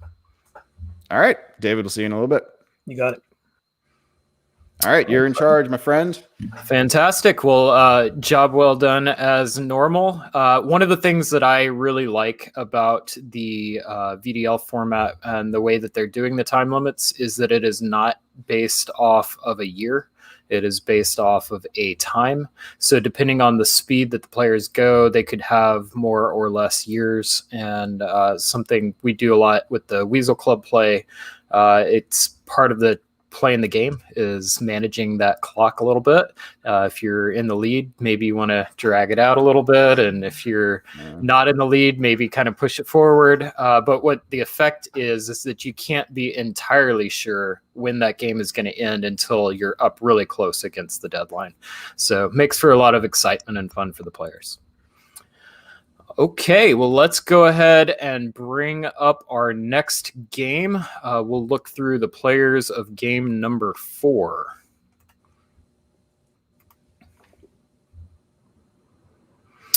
In VDL game 24 in Austria, we have Eric Silverman from Minneapolis, ranked 65th. England, we have Miles Holcomb from Canberra, Australia.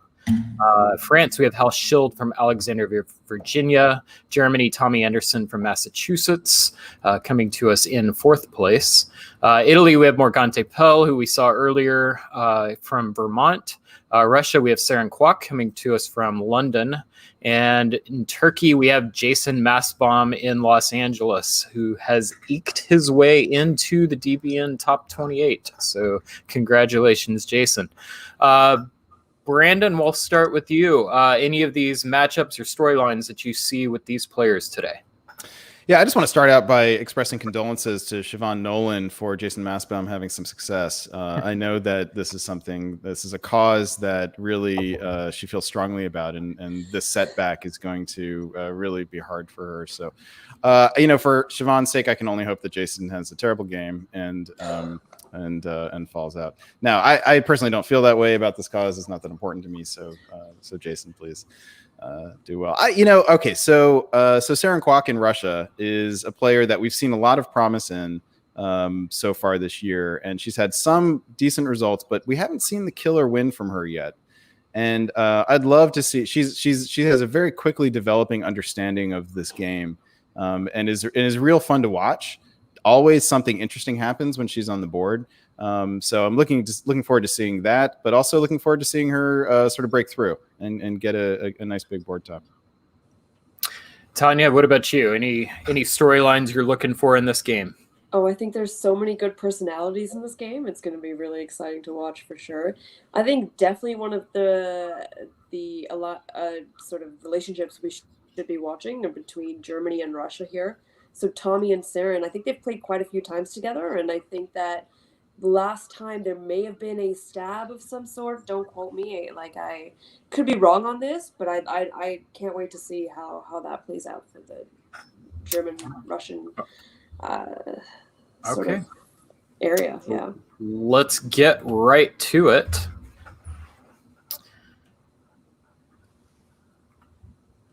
And why don't we have Brandon, you're on the top for my screen, so we'll have you lead off in 1901. All right. In 1901, we have, thank you, Jason, the opening to Armenia. Weasels all rejoice somewhere in the distance. We have yet another successful DMZing of Galicia. This seems to be like the new theme of the virtual face-to-face community. I wonder if that's just going to hit a roadblock at some point and simply like it'll just fall out of favor. But it's clearly in fashion right now. Elsewhere, the West is pretty copacetic. The only bugaboo right now might be that Parisian army getting into Burgundy, so Germany may have a little problem with that. Otherwise, the story here is Austria and Russia getting along really well, and Italy and Austria bouncing in Trieste. This, is a potential sign of conflict, but also not necessarily. Yeah, I've got nothing to add to that. That's pretty standard. Yeah. What do you make of the hold in Moscow? So typically when we've seen Galicia be DMZ, typically Moscow has been occupied. Do we like that? I personally, this is why I don't really like to DMZ Galicia as Russia, because I feel like you end up wasting a unit unless you're going to go north. So if you're going to DMZ Galicia, maybe go north. Do something with that. That's sort of my take on this. I would like to have seen it up to St. Petersburg or something. My initial reaction is that, yeah, why not do something with it? But I wonder actually if that's a bit of a trap. If it goes up to St. Petersburg, it is now in the north and has to do something in the north. And it's not even clear yet that it's useful up there. Whereas here, Saren gets to keep it in the south and use it for southern purposes if they need it. So I actually kind of like that. Now, there's more flexibility, successful DMZ with Galicia. So maybe Austria has proven themselves now. And now they can cover, they can go to black, still cover Sevastopol, and possibly get supported into Romania. All right. Fall of 1901. What happens? So Saren does take Romania, but with the fleet, not with the army. And this is a clear sign that she is in on the AR. So expect to see fleet Sevastopol being built here and the Black Sea being taken. Unfortunately, there are problems in the north because Miles in England has gone full northern aggression, opening, convoying to Norway, and sending the fleet to Barents. So that usually portends a pretty quick problem for Russia in the north. You may look to see Saren giving up in the north, or working some diplomatic somersaults in order to try to turn things around up there. Elsewhere, we get to see Tommy Anderson do something that a lot of top players do and a lot of top players get away with, which is to leave a home center uncovered, a threatened home center uncovered in fall of 1901. So instead of covering Munich from Ruhr, maybe he told Hal that, maybe it was just a good guess. Either way, it works out really well. Tommy ends up with 2 builds, has Munich open for a build, and is in position to fight France if they want to. Elsewhere, we have Hal in Germany. I'm sorry, in France, putting the units in good position to move forward in the south with the Western Triple if they want. And Italy convoys over to Naples, but does not get Trieste. There's another bounce there. All right. Tanya, anything to add to that? Sorry, I missed a bit of that. Having a bit That's of quite all right. technical difficulties. From a strategic standpoint, any major themes that you see here? Well, yeah, so it's interesting that it looks like it's set up to be a Western Triple, but they decided that instead of giving Belgium to one of the powers, they were going to bounce Bel. So I don't know if you touched on that, Brandon, but pretty, we'll see what happens there then with that one. And I'm curious if there was bad blood between Tommy and Saren. It is interesting that Tommy did make the choice to bounce her out of Sweden, and curious if there was any after effects from previous games. I don't want to be liable for a false narrative being created on this. Well, I don't know if it's a true narrative, but it's one that I kind of like. It's a good one, so let's go with it. Yeah, you know, I once heard that Hal and Morgante like got in a fist fight. I'm not. A table was flipped at one point, you know. Yeah. So I think Jason might have shot Eric one time. Have you guys? I think I was there actually. Like I vaguely remember that. Yeah, like Jason was shooting. Which it wasn't Jason shooting at you and missed, and Eric was just sitting behind you. DBN is now officially in full cable news mode. All right, so in winter of 1901, Miles builds a fleet in Eddie. We've got an army in Paris and a fleet in Marseille from Hal in France. Morgante builds a fleet in Naples. Jason builds a fleet in Cannes. Eric builds Trieste and Budapest. Saren builds Sèvres. Tanya, we'll start with you. Anything stand out? Pretty expected, except I guess Saren's gonna give up the north and just focus on the east, which makes a lot of sense to me. Like, you know, if Jason's gonna be bothering her while she has to deal with a potential EG, just give up on St. Petersburg. You're not gonna hold it probably. And Brandon, anything stand out to you? Yeah, 2 things stand out at me. One is that the Western builds are all as Western Tripoli as you could possibly get here. I think that it's a little strange. If Western Triple was what they agreed upon in fall of 1901, I think if you're Tommy, you try to argue for that you get Belgium. Mm-hmm. If I'm Germany, and the only way I agree to a Western Triple is if I get Belgium in 01. But nonetheless, this may actually work out reasonably well for him. Although I think I would have rather seen Fleet Brest here, 2 fleet builds from France if I'm Germany and on a Western Triple. And the other thing is that we get an army in Sevastopol, not a fleet in Sevastopol. And this is, you can make the argument that the fleet wouldn't actually do a whole lot since there are units both in Bulgaria and Armenia, so black couldn't be guaranteed. But the army, it definitely says to Austria that Russia's not 100% in with this alliance. It might give Austria a bit of pause. And is there an argument that? Is there any argument that France and England may not be in on this Western Triple? I don't see it. Yeah, I don't see it. Okay. I was just curious if you thought maybe swinging the fleets around kind of as a delayed attack on England or something like that might be something France could consider here. But it's not. There's nothing to indicate from these builds that that's what they would do. It'd be fun, but I just don't see it happening. Yeah. Tanya, why don't you lead us off in spring of 02? Sorry, I'm having technical difficulties. Can you hear me?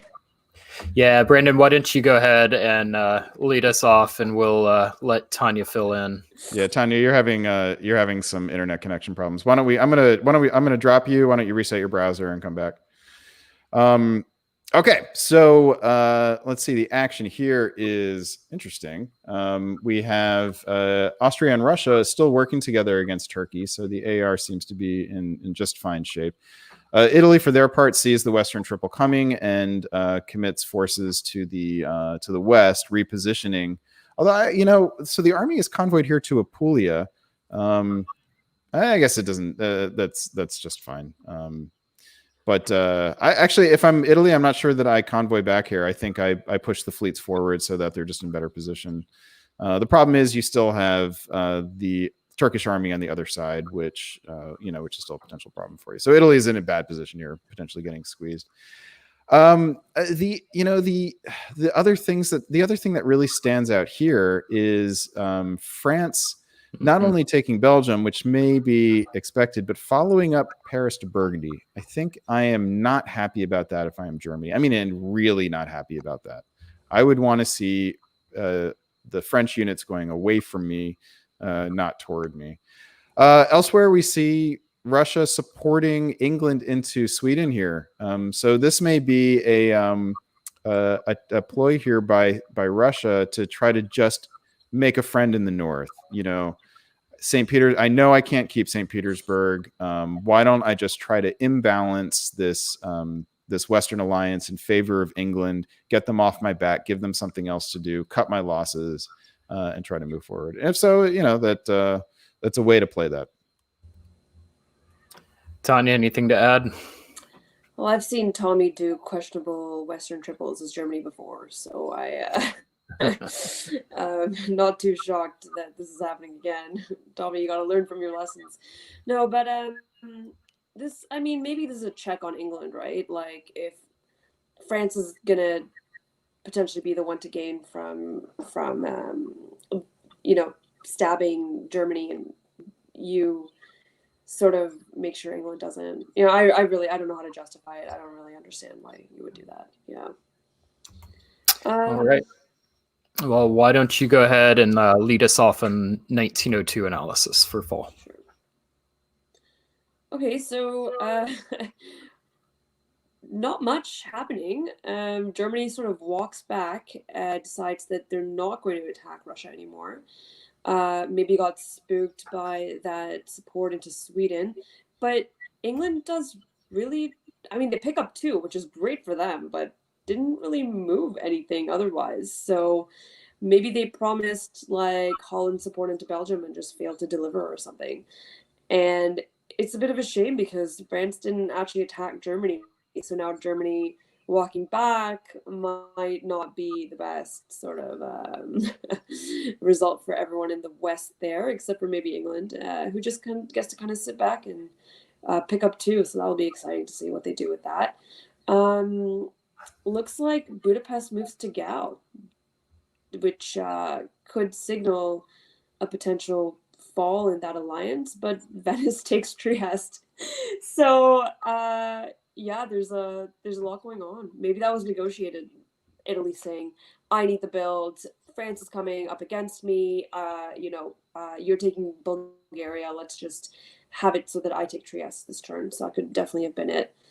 But it kind of looks a little messy to me. There's some indecision going on this board for a bit of it. I see it. But I do think Siobhan would really like this board. That's what I'm saying. Yeah, I think Siobhan would be really heartened to see that that a yellow tile is turning a different color this turn. I would think that Venice to Trieste here is arranged. I think Italy could make a very persuasive argument that they need another fleet in the water here. Italy guessed right. So well done, Morgante Pell. There was a 50-50 guess here between protecting Tunis and Tyrrhenian Sea. And this is a bold thing to do. I think most players probably would have covered Tunis here. And this is a really strong play. Everything that happens here in this turn benefits England. There is, including Venice to Trieste, because it ties up France. It forces France to keep those fleets down there. Now it's going to be really hard for France to pull those fleets out because they've got 3 Italian fleets behind them. Turkey is going down, so there's less of a threat from the other side of Italy. And England's putting down 2 units.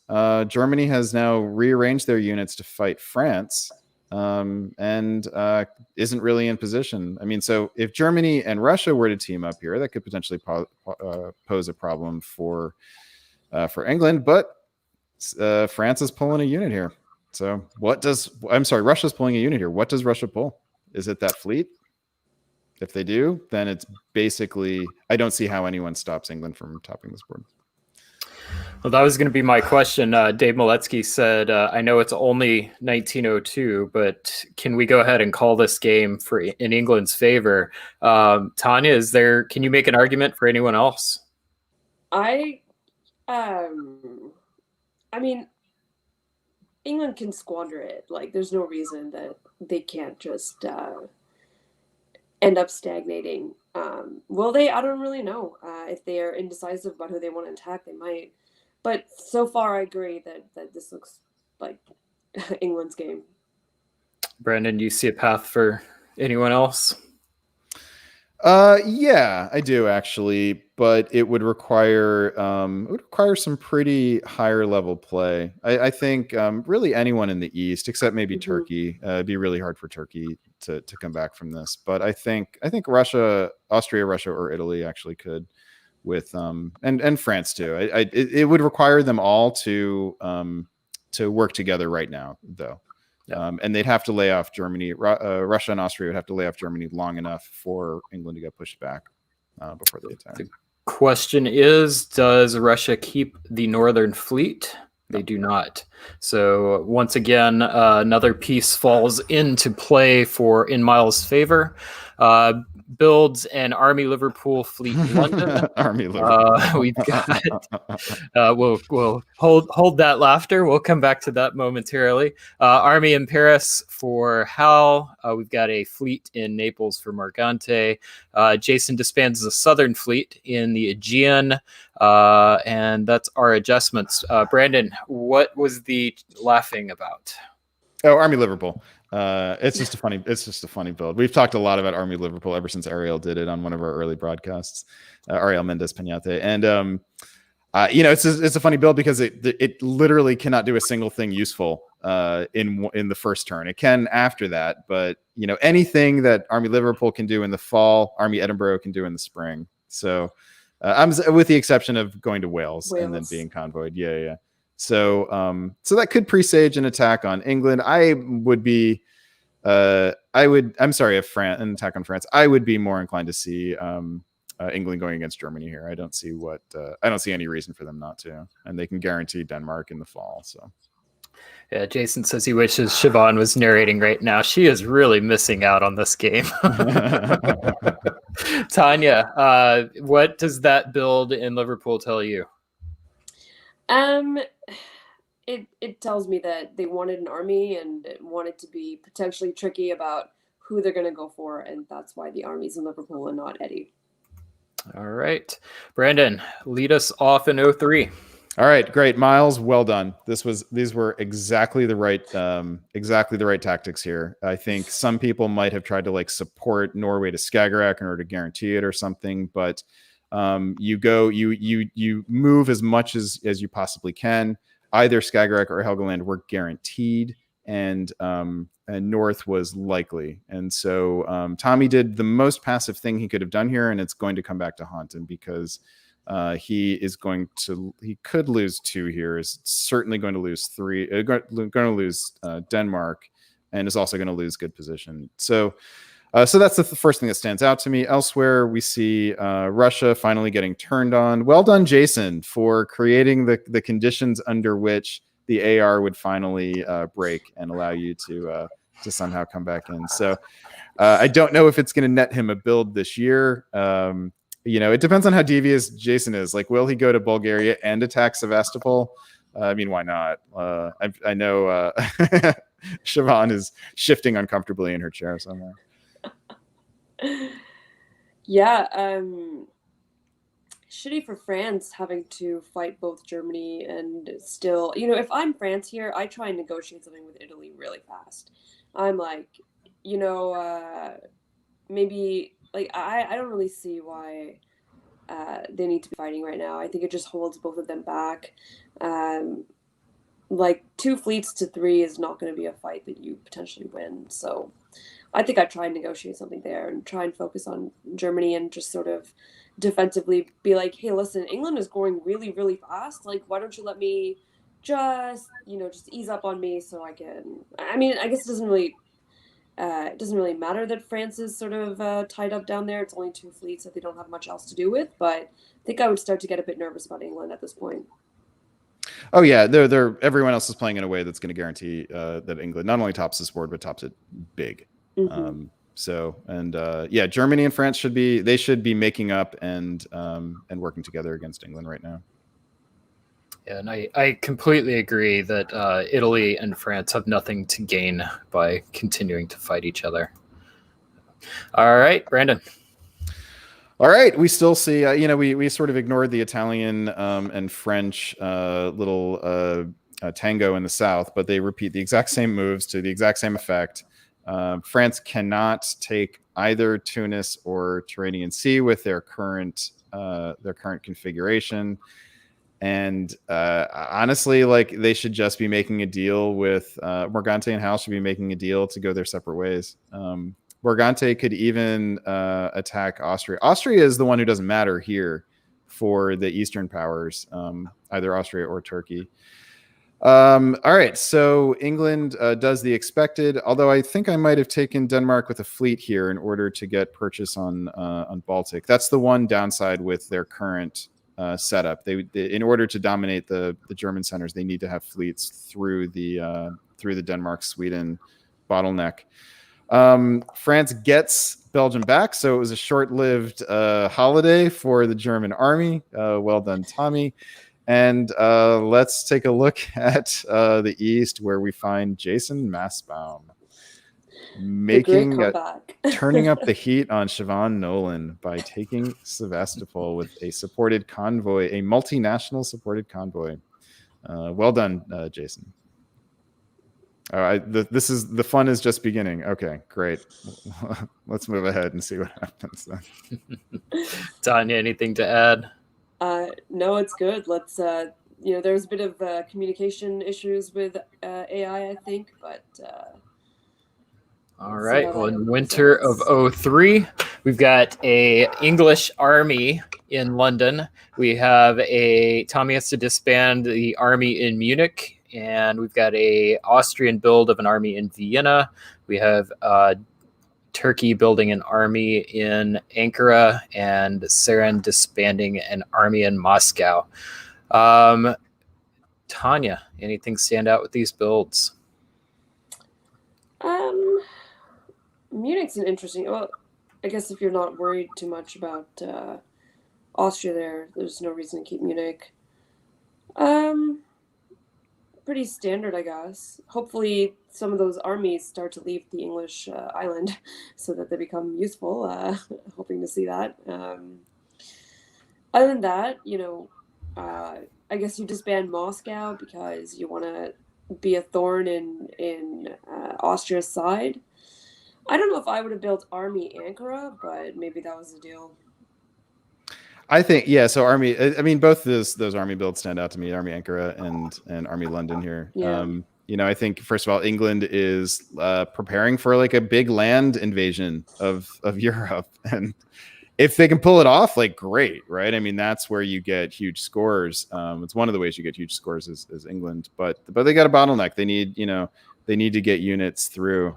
They should be able to get one into Holland here, and then the question is what happens next, and they really need a fleet in Baltic at that point.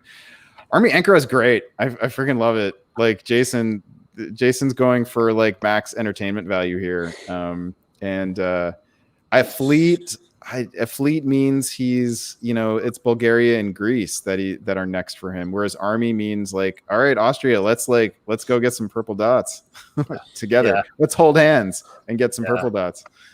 I love the army build in Ankara, and I saw Jason said in the chat, I was thinking the same thing. It's like, if he builds a fleet, it's only going against Italy, who is completely locked up against France right now. So go make a deal, split up the last of the purple dots, and then you've got position behind the lines, and you can figure out where to go from there. I love it. Yep. All right, spring of 1904. Tanya, why don't you lead us off? Well, yeah, so Russia, I guess, gives up, decides that they're not going to even pretend to hold Moscow. So good work, Jason. You came back from that. Ankara held, though, so didn't really do anything, and ultimately you didn't even need that build.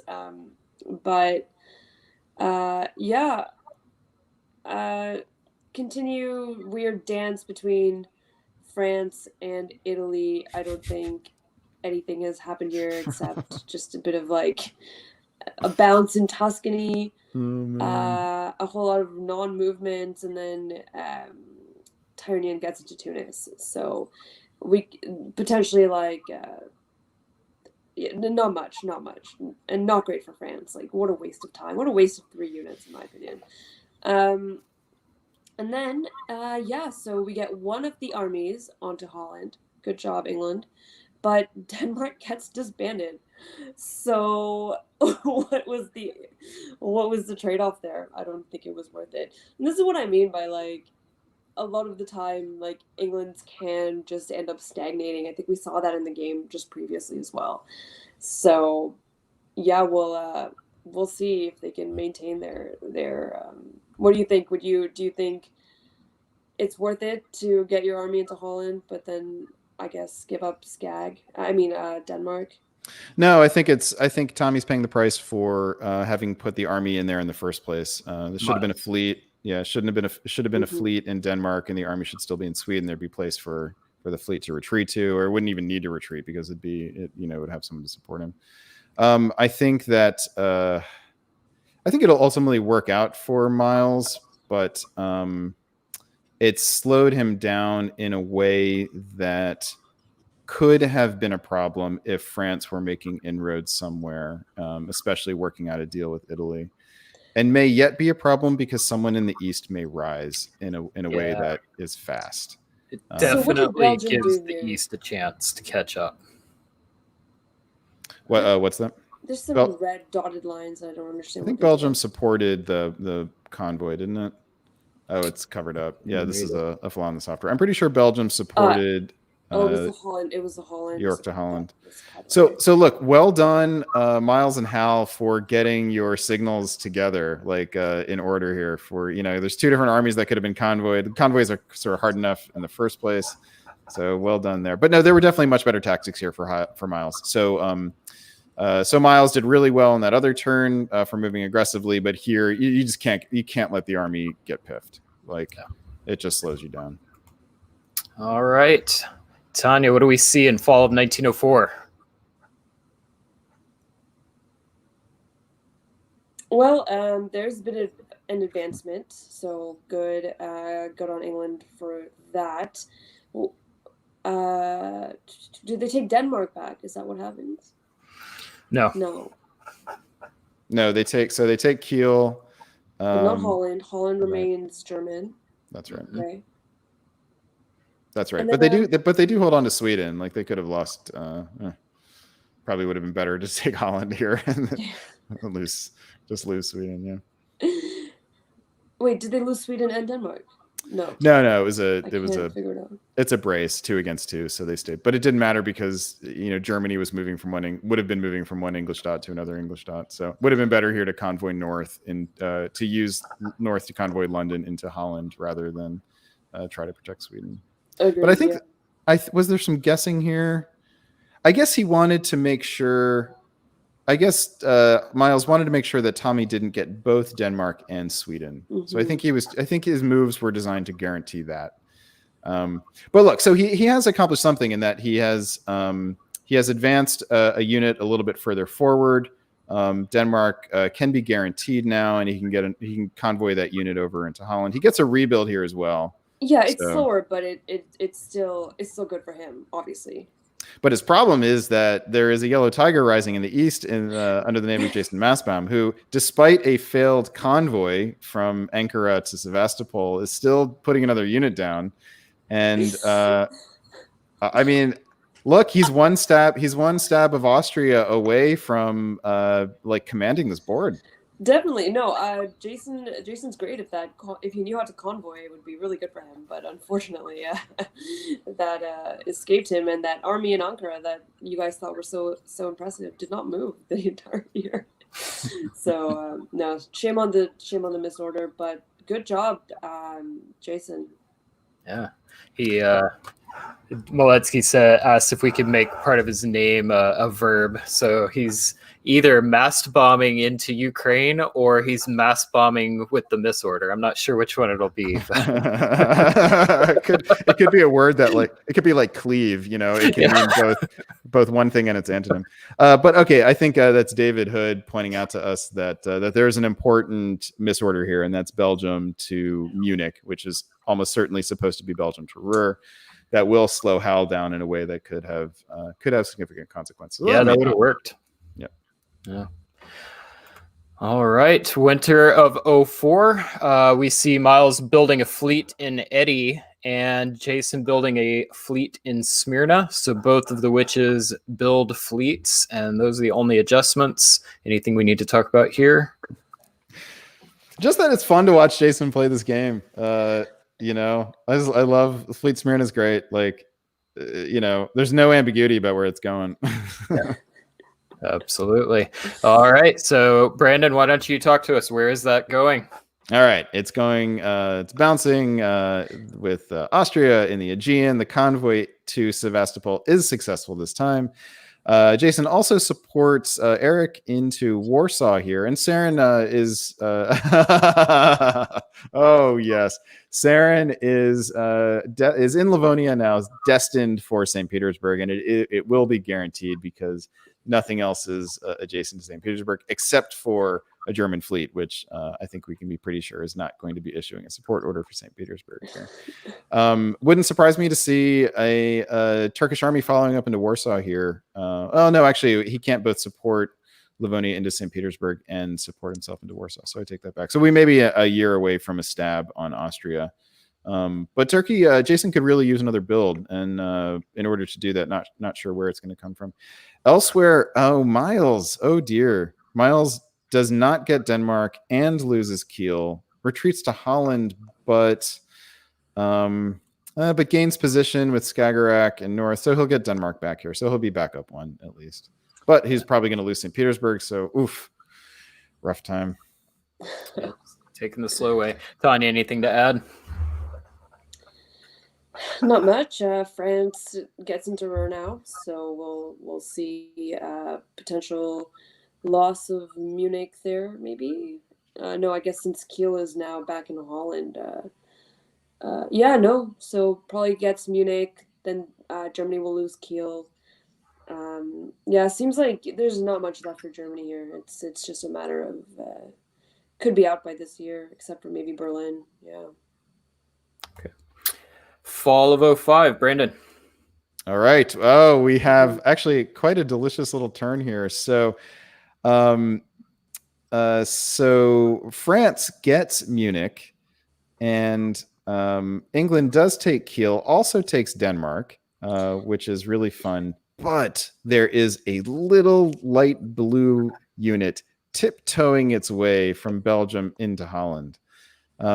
that is significant because it gives France 2 builds and suddenly makes France a real player for the board top. Despite the fact that Italy has snuck into Piedmont here, France is getting 2 builds, can easily counter that, and now has a unit, an army in Tyrolia for goodness sake. I mean, Yeah. you're getting a build or 2. I think it's perfectly fair to move Piedmont to Tyrolia and then build an army in Marseille the turn after. 100%. 100%. And you get another build to put, you could put a fleet down in Brest and calm England down by, pointing out that there's a really good place for it in North Africa. What do you think Italy gains by tapping Greece? They did it last turn and they did it again this turn.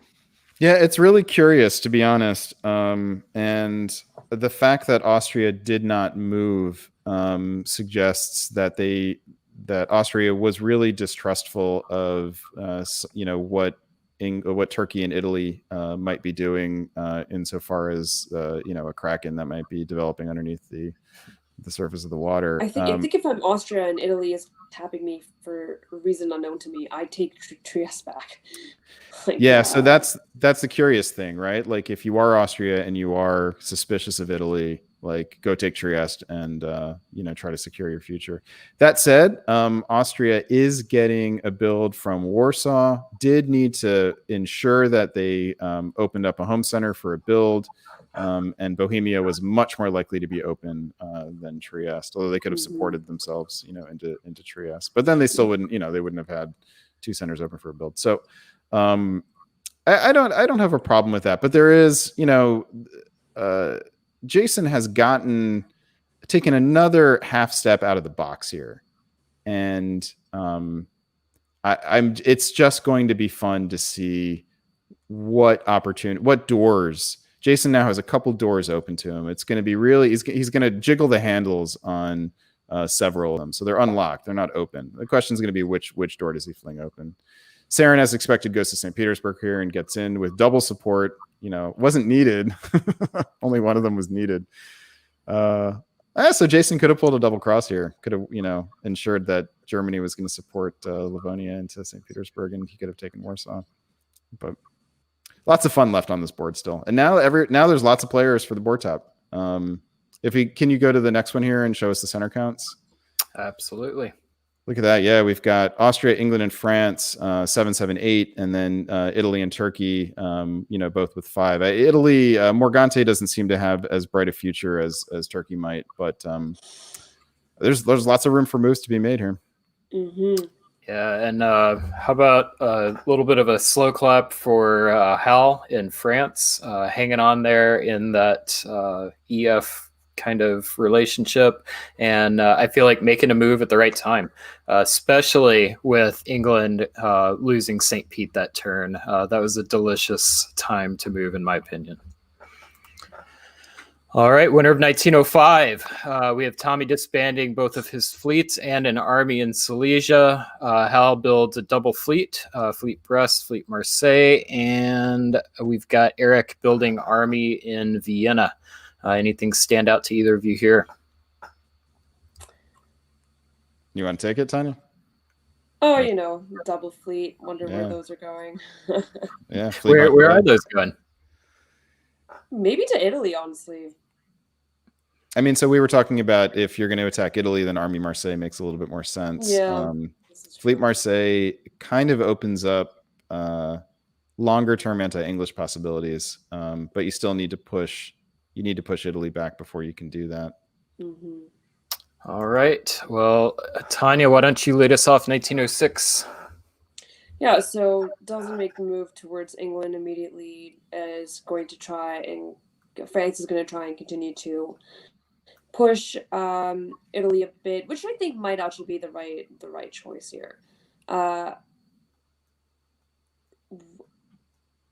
Okay, so England. So the EF is still on there. England is making moves to solidify that. Must have been arranged the move to Holland, or they've worked it out, which is good for them because I don't see why. There's no real reason to stab right here. And yeah, you've got Jason potentially setting up to take try and take St. Petersburg, or just end up taking Warsaw to be determined, and bouncing himself off of Bulgaria, which I'm sure Austria is sweating buckets right now, but is still quite trustworthy on both allies. Like, hasn't taken back Trieste, is still moving towards the center of the board. So we'll see if Jason decides that he wants to do the stab or not. Oh, God, this is a perplexing set of moves on several fronts. I have to be honest. The English moves in particular don't make sense to me. I think if you're, I think you want to, I think first of all, you want to go get St. Petersburg back. And the way you do it is not this. Sweden to Finland, Norway to Barents, and Skagerrak to Norway.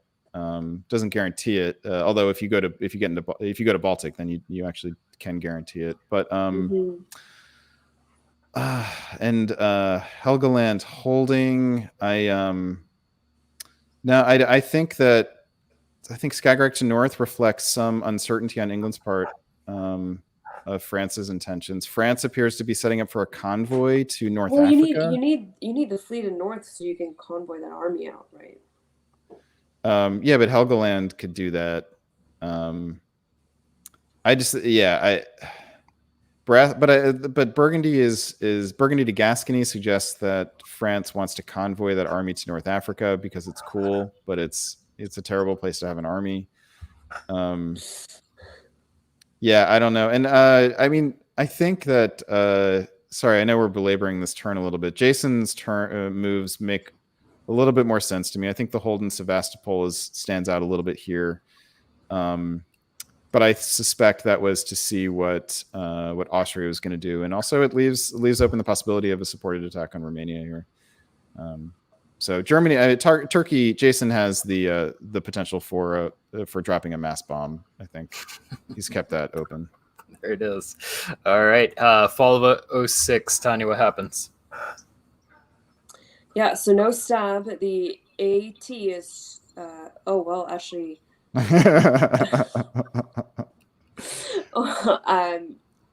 I assume that's arranged because it could have been stopped. I'm gonna go with the move to Gia to Bulgaria has been arranged. Otherwise, it's a terrible stab. Like, there's much more that could have happened there. But if it's arranged, why would you arrange it if you're Austria? Yeah, there's almost no way you know you're getting Trieste, right? This is fair. But no, they did get Trieste, so. I'm sorry. If you're Jason, don't you try and take Romania?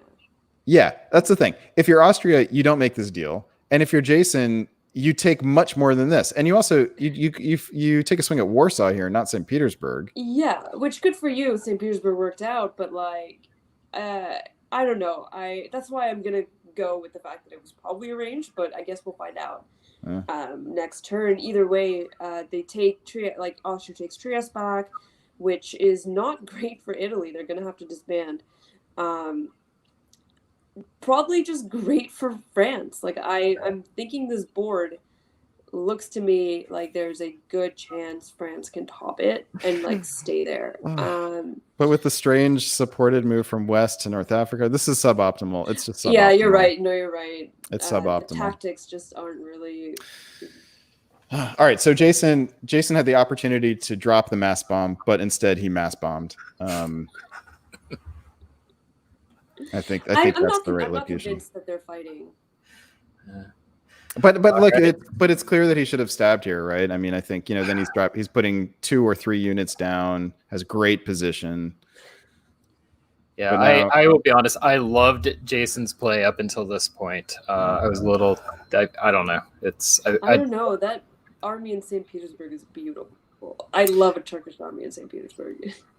I also love Turkish army in St. Petersburg, but there's 4 English units on St. Petersburg. Yeah. This is true. It's cute, but it doesn't advance your long-term interests. Yeah, now, a French fleet in St. Petersburg South Coast, that's something else. Yeah. We saw that last week or 2 weeks ago, or whenever it was. My God, it was last week. All right, so we've got West disband in West, and We've got a build in Ink and a fleet in Smyrna. Army in Ink, fleet in Smyrna. Those are the only adjustments. Anything to talk about here? I'm still a little deflated by Jason like sticking one prong of the fork into Austria's backside.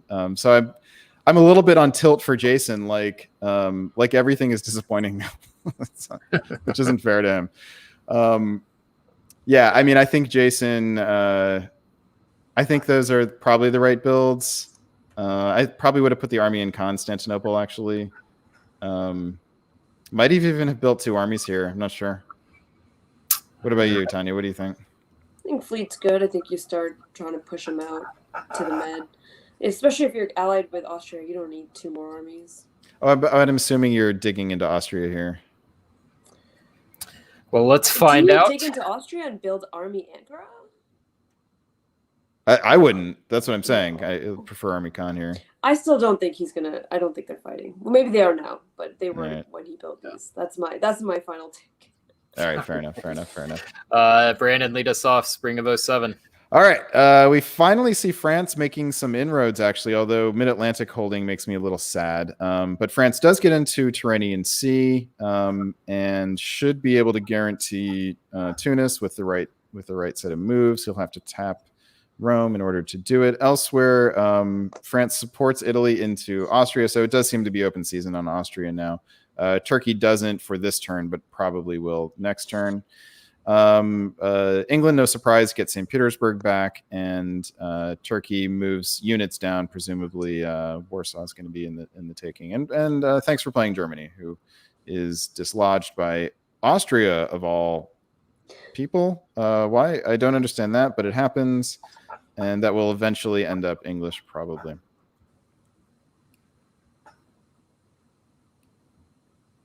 Tanya, anything to add? Did England support Austria into Berlin then? Is that what that That's what it indicates? looks like. Okay. No, support holds Berlin. Berlin moved to Prussia. Okay, that's why. I was like, shouldn't that have held? Okay, yeah. All right, yeah. No, I think it's pretty much covered. Yep. And then we did have Jonathan point out that it looks like Italy and France are working together down here too, which is interesting. Mm-hmm. I wonder if that was negotiated. You think? I think Italy is just taking Trieste. Yeah. Either negotiated or just, hey, I want to keep those armies moving that direction if it happens. I think it's a matter of like, listen, if I'm gonna die anyway, like you take my stuff and just push me forward, and let's just screw up the AT. Yeah. I wonder if Italy made a deal and tried to neg on it, and France took Tyrrhenian Sea anyway. I don't know. We'll see. All right. What do we see in fall of 07? Whose turn is it? Yours. Okay. So France does make the right moves. Guaranteed. Actually, no, I'm sorry. France didn't do the guaranteed way, but got away with it anyway because Rome did not tap Tyrrhenian Sea. Jason Massbaum in Turkey makes it to the Ionian. Congratulations, but does not take any of the other dots that might have been there for the taking. He's now going to have to pull a unit. Austria rearranges some units, is going to lose a build from Italy taking Trieste. And then France is going to put one down. France, I believe, extends their board top from 8-7 to to 9-8 actually. So it's not extending because England's gonna. Oh, and they're going to be tied. I'm sorry, England picks up 2 here. It's going to be 9-9. Nice. Oh, good for England. Jason and Morgante in chat were pointing out that Morgante was upset over the retreat to Trieste, which is why they started coordinating. Got it. All right, winter of 1907. We've got Miles building Fleet Liverpool, Fleet London, Hal building Fleet Marseille. Jason disbands the fleet in black, and Eric disbands the fleet in Albania. Tanya, anything stand out to you here? Oh, we lost Tanya. Oh, lost Tanya. Okay, so like the obvious thing is that England has built 2 fleets pointed at France. Go back to fall of 1907 here for a second. So so Miles, if you probably had not decided here that you were going to attack France, but if you had decided, then the thing to do here would have been to take Holland and Belgium. Forget about Berlin here, or take Berlin from Prussia here. But if you're going to stab, you want to stab by forcing removals, not by tipping your hand off during the winter phase when your opponent is also growing in strength. So it might end up working out still, but you could have been walking into this year building 3 with a 4-dot lead, an 11-7 lead, and instead it's 9-9. You're going to be scrapping for 1. All right. Tanya, why don't you lead us off in spring of 1908? Why don't you tell us whether this is the right result to end the game? It looks like it drew here. Oh, no. Really? Oh, Yeah. I don't think so. I mean, I don't take that, like, if I'm England, I think I push on a little bit more. Yeah. Miles. That's a shame. Well, to be like, I guess there's more potential for loss on England's end, and France probably picks up at least 1 more Italian dot, if not 2. So, but I think there's more play left. Like I'm a little disappointed that it's a 1908 end. I'm not gonna lie, that's too bad. Yeah, this clearly was not a timed. This is a draw. This was an agreed upon draw. This wasn't a timed finish. This is a game where there were a number of missed opportunities by several different players. Like the story of this game is that several players played like well enough to win, and just poorly enough not to. And which is kind of awesome in one sense, that you've got several players here who I think could like have demonstrated here the ability to break into the next tier, but just have also shown they're not quite there yet, But look, you have to be able to create the opportunities for yourself before you are able to be the person who takes advantage of them. So sort of step 1 accomplished. Now go find step 2. But like for Miles and Hal in particular, I think it'd be good for both of them to go back through this game and look at the specific places where they could have increased their tempo, increased their unit efficiency, gotten into better position, and made a push for board talk, because the opportunities were there. And look, and they were in the theater with one of the best players on tour right now in Tommy Anderson, and they finished the game with units and he didn't. So mission accomplished. No small feat. No small feat. The hobby thanks you. All right. Well, let's go ahead and bring David Hood back onto the stream. Welcome back, David. Hey, folks. How you doing?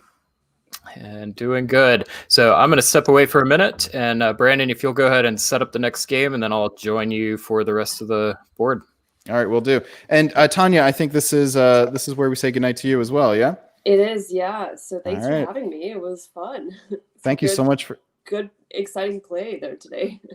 Yeah, do you have any like final thoughts, sort of global thoughts about the evening or about VDL, how it's going? I'm just really excited to play with some of these people. Like, I know I was supposed to do that tonight, but next time. No, the streams have been great. I've been learning so much. I think everyone's been learning, and it's just exciting to have someone commentate your play like that. So good job, guys. Thanks for having me on. Yeah, and I think the league thanks you for taking a night off and talking about them instead of beating them. But look, you came into the night in first place, and you exit the night in first place in VDL. It's been this way for quite a few months, so maybe I should just not play anymore. I think I'm good. I mean, you must have almost secured a spot now in the championship game. I would think you and John probably both have at this point. So I was under the impression that I did because I wanted. Oh, is it not based on tournaments? I don't know how it works. Oh, you're thinking of the Invitational. You definitely have an invitation to the Invitational. I'm talking about the VDL championship game in January. Gotcha. I think it's unlikely that 6 players are going to pass you in between now and January. There's probably only going to be 2 more league games, maybe 3. I don't know. Maybe they'll have one in January before the championship. But yeah, I just don't think there's enough games. You've created such a big lead. I don't think there's enough games for people to pass you. But we'll get to that at a different date. Playing with everyone if I do manage to stay in that top 7. So, all right, thanks for having me, guys. And we look forward to calling the game. And we'll see you again, Tanya. Thanks for joining us again, and have a great night. Good night, Tanya. Bye. All right, David, welcome back. I see Brian has rejoined us, so I'm going to turn the host chair back over to you. And we have not gotten to the final game yet, so feel free to call. All right. It's been a lot of fun so far. Looking forward to the next one. We'll go ahead and bring up the player list here.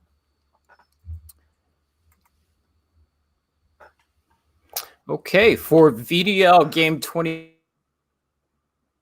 Oh, no. Our final game of the night. Okay. In Austria, we have Ed Sullivan from my hometown, Houston, Texas.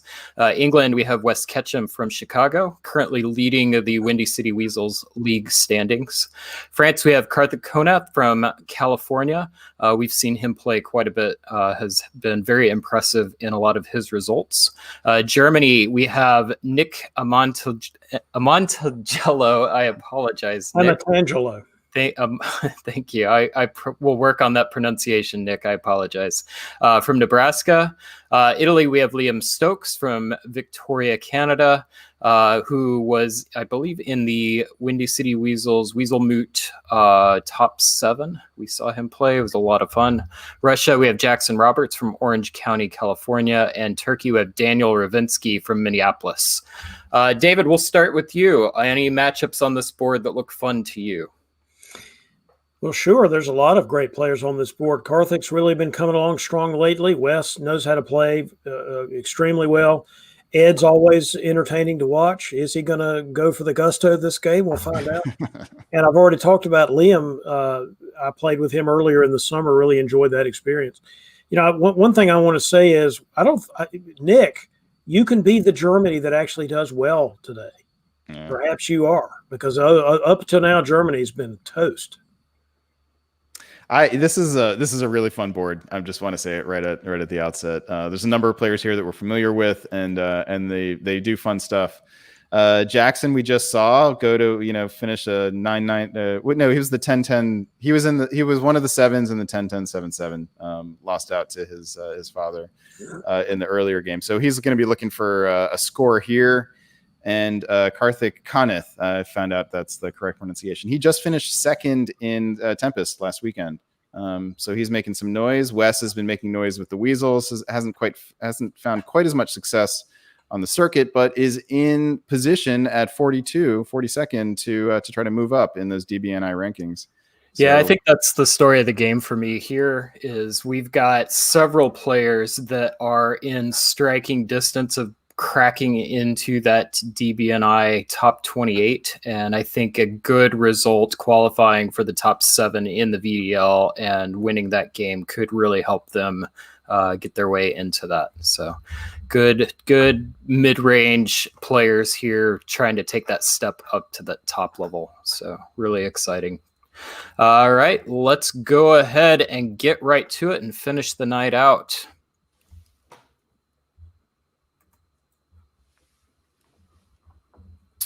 Okay, so we have spring of 1901. David, we'll go ahead and have you lead off.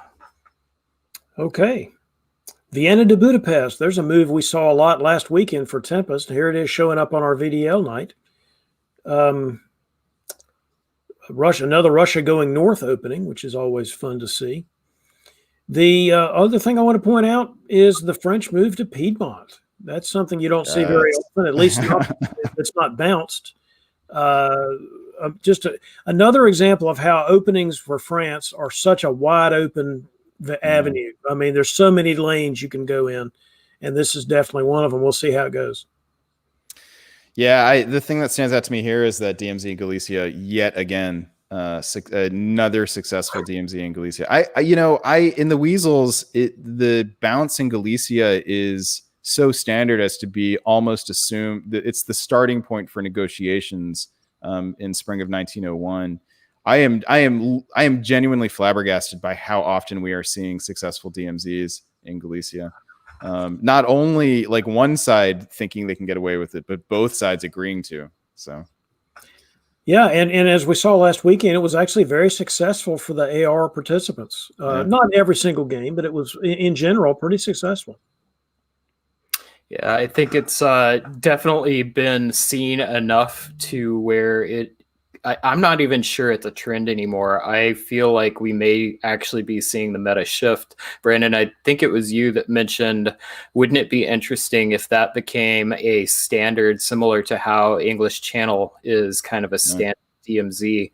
And if that happens, what would be fascinating to me is a lot of Richard Sharp's classic negotiation or diplomacy strategy that he wrote about spoke about a northern Russian opening and a lot more action moving into the English Channel than we typically see. I'm curious to see if the Galicia DMZ and the more frequent northern opening by Russia ends up with more action in English as a result. So, I think we mentioned this last weekend, but the episode of Deadline News, DBN's Deadline News that dropped the day before Tempest, we actually had a discussion about how Vienna to Budapest had been the most successful Austrian opening statistically so far this year. And I can't help but think that folks are trying to recreate that success that we saw in the statistics. It'd be cool to see, see DBN Deadline News having that sort of impact. I would not say it's DBN. I would say it is the eloquence of Mr. David Hood. Mr. David Hood, yeah. Well, no, I have to say that it does make me wonder, seeing the flexibility in the meta culture like that. If David's sort of hope that something similar could happen with Black Sea is possible, because it's clear that like the bounce in Black Sea is still default even with this group. Like, could that also could we sort of collectively agree to let that one go as well and find all kinds of new possibilities for the AirSats juggernaut? We'll find out. Hopefully. The other thing I think is really interesting is we continue to see my preferred opening with Austria and Italy, with Italy borrowing that Austrian dot in Trieste. This has become a standard so much that it's almost not even worth remarking on. Like, I know, right? We just passed right over it. Like, oh, okay, there we go. It is very much in vogue at the moment, and I still really like it. Personally, is it 3 times out of 5 tonight, or is it 4 times out of 5? It's at least 3 times. Yeah, I know we saw Vienna bounce the move in one of the games. What we have not seen is Ionian to the Aegean, and though we have been seeing a lot of Trieste being given to Italy, we're not seeing a lot of Italy's using it for tempo for the Unholy League. Or Unholy Alliance. Unholy Alliance, I think. Yeah. Yes. But all right. Well, that's enough. We went quite long on that segment. Yeah, let's keep going. Fall 1901. Brandon. Let's just go every turn. Every turn, 4 minutes. Why not? David, go ahead. Italians actually go to Serbia. There's the key opening actually happening in a way that you almost never see. Otherwise, the Germans taking Holland and Belgium makes it look like might be a Western triple, because that's typically the only way to make a triple really work is to give the Germans the most of the stuff. So that's interesting. Of course, if it's a Western triple, why would you not bounce the Russians out of Sweden? So that's maybe somebody else thought it was a triple, and Germany just said, "I'll just take the 3 bills. We'll see what happens." But I found that kind of fascinating. Notice no convoy to Tunis. Instead, the army goes to Venice to cover because of the French movie in Piedmont. We'll see what kind of difference that might make. This is an exquisite fall of 1901. I mean, I know diplomacy offers a lot of statistical, possibility for uniqueness, but this has to be one of the most unusual unit alignments. If I'm Turkey, I'm really scared at this point. This is a game that Turkey should not last long in. But with Ionian being empty and the Austrian fleet being in Albania, there's some slowdown in tempo that No question. that could end up coming to Turkey's benefit here. But diplomatically, this looks like a total S show, I should say, David. All right. Well, for our winter 1901 adjustments, we have West building a fleet in London, in England. France, we have Brest and Paris, fleet in Brest, army in Paris. From Karthik, who I found out is a fellow Longhorn. So Hookham, I have already been impressed with Karthik's play. Now I will be rooting for him even more as a non-biased host. Then we have fleet Rome and fleet Naples from Liam. So using that borrowed build in Serbia to build a second fleet in Rome. We have Daniel building a fleet in Smyrna in Turkey. Ed builds a army in Vienna and army in Trieste. Jackson does a double fleet build, Fleet Sev, Fleet St. Pete, North Coast. And Nick builds Army Munich and Fleet Kiel. Brandon, what stands out to you with these adjustments? I mean, the two fleet builds from Jackson, first of all, and then just like the number of fleets overall. I think the only country that could have built a fleet that didn't was Austria. But for the rest of them, we had many more fleets than normal. So yeah, it's the two fleet builds from Jackson. Just look like a lot of fun. It may not necessarily be tactically wise. We'll find out, but it certainly sets him up if he can get away with it and build on this. Then it sets him up for some long-term good fun. Just a quick comment. Ed actually tried to build two armies, but he only got one build. So that there is no build in Vienna, I think is what that means. Oh, yeah, that would make sense. Yep. Good catch. And that typical Texan thinking that he can do whatever he wants, regardless of what the rules are. They're made to be broken, I guess, in Texas. It's only a problem if you can't get away with it. So, and Germany waived a build here, yeah. Yes. Yes. All right. Pretty clear. There's no Western triple here. Yeah. I agree. Yeah. Absolutely. I like that wave build. You don't often see Germany in position to wave a build, but this is a good waved build. This gives him strategic, tactical flexibility going forward. All right, spring of 1902. Brandon, I think it's your turn to lead us off. All right. Well, Germany uses that tactical flexibility to goodness to move to Helgoland, which suggests an anti-English position, but allows the English army to be convoyed to Holland, which does not suggest that. I suppose both of those things could be easily reversed, but Belgium is going to be under threat. That's a very confusing situation in the West. Surprised not to see Brest to the English Channel here, but maybe there's a baby Leviathan in the works. Elsewhere, Russia gets Norway here and looks to keep it. So well done. Well done, Jackson. He does not take Black Sea, which is perhaps a little surprising here, but does advance the units, gets into Armenia here, and is in position to probably take Black Sea here. Would have liked to have seen him take it there, but that's useful for now. And elsewhere, Italy moves units around in a way that could be potentially interesting long term, but isn't useful for the moment. Surprisingly, I think he got that all right. Way to go, Brandon. Sorry. Got nothing to add. I apologize, David. No, I'm feeling good. Good for you. You got it all correct. I don't have to fix any of your mistakes. You did it exactly right. Do you feel like Nick is trying to help Jackson into Norway? Is that what this convoy could be? I'm just trying to make some sense out of that. There's got to be some kind of deal or something that went wrong here. I'm not sure. I'm with Brandon. I can't figure it out. I don't see the utility. I think, unless it's a longer. But if I'm Nick, I don't give up a dot in order to make a friend here.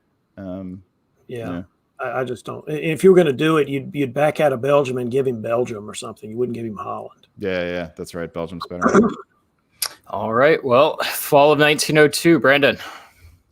All right. We see a little dipsy doodle between England and Germany, which still nets England, Belgium. So I guess Germany isn't pulling a unit because they didn't actually put one down, but this certainly looks like a very late developing EG, at least as far as Russia goes. I won't say Western Triple.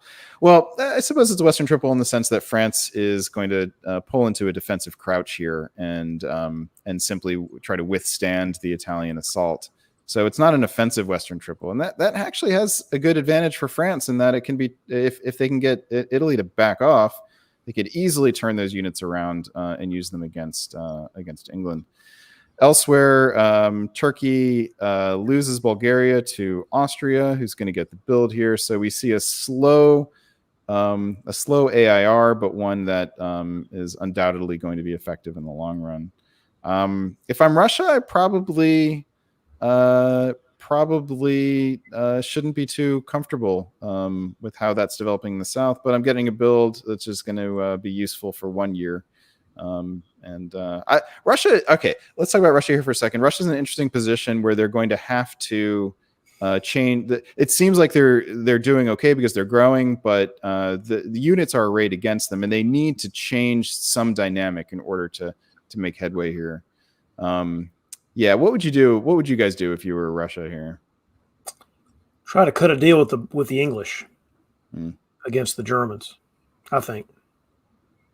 But you'd have to give back Norway in order to do that, right? Well, at the very least, actually, England and Russia can be totally friendly with Russia owning Norway as long as they don't have a fleet there. Yeah. So in the long run, you could move it around. I'm just saying you support them to Denmark or something. I'm not saying it's going to work. I'm just saying that's what you've got to. I don't think there's any good way to unhinge the other direction and get Germany to go after England, given where the German fleets went. Yeah. So you got to do one or the other. I think you got to take a shot at making a deal with the English.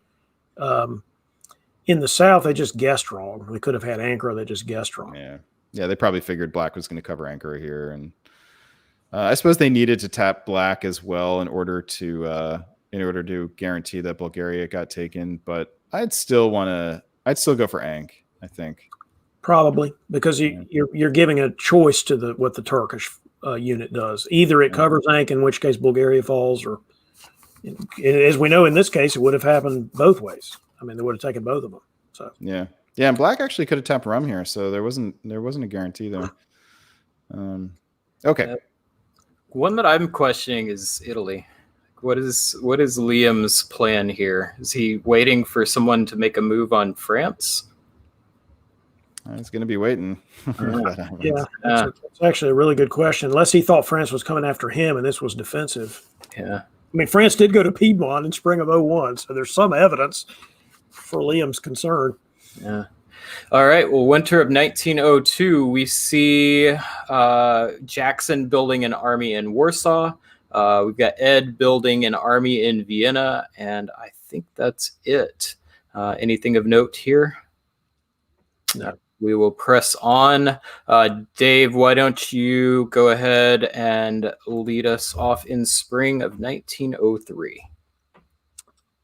Well, no deal with the English in the sense that the Russians have lost Norway.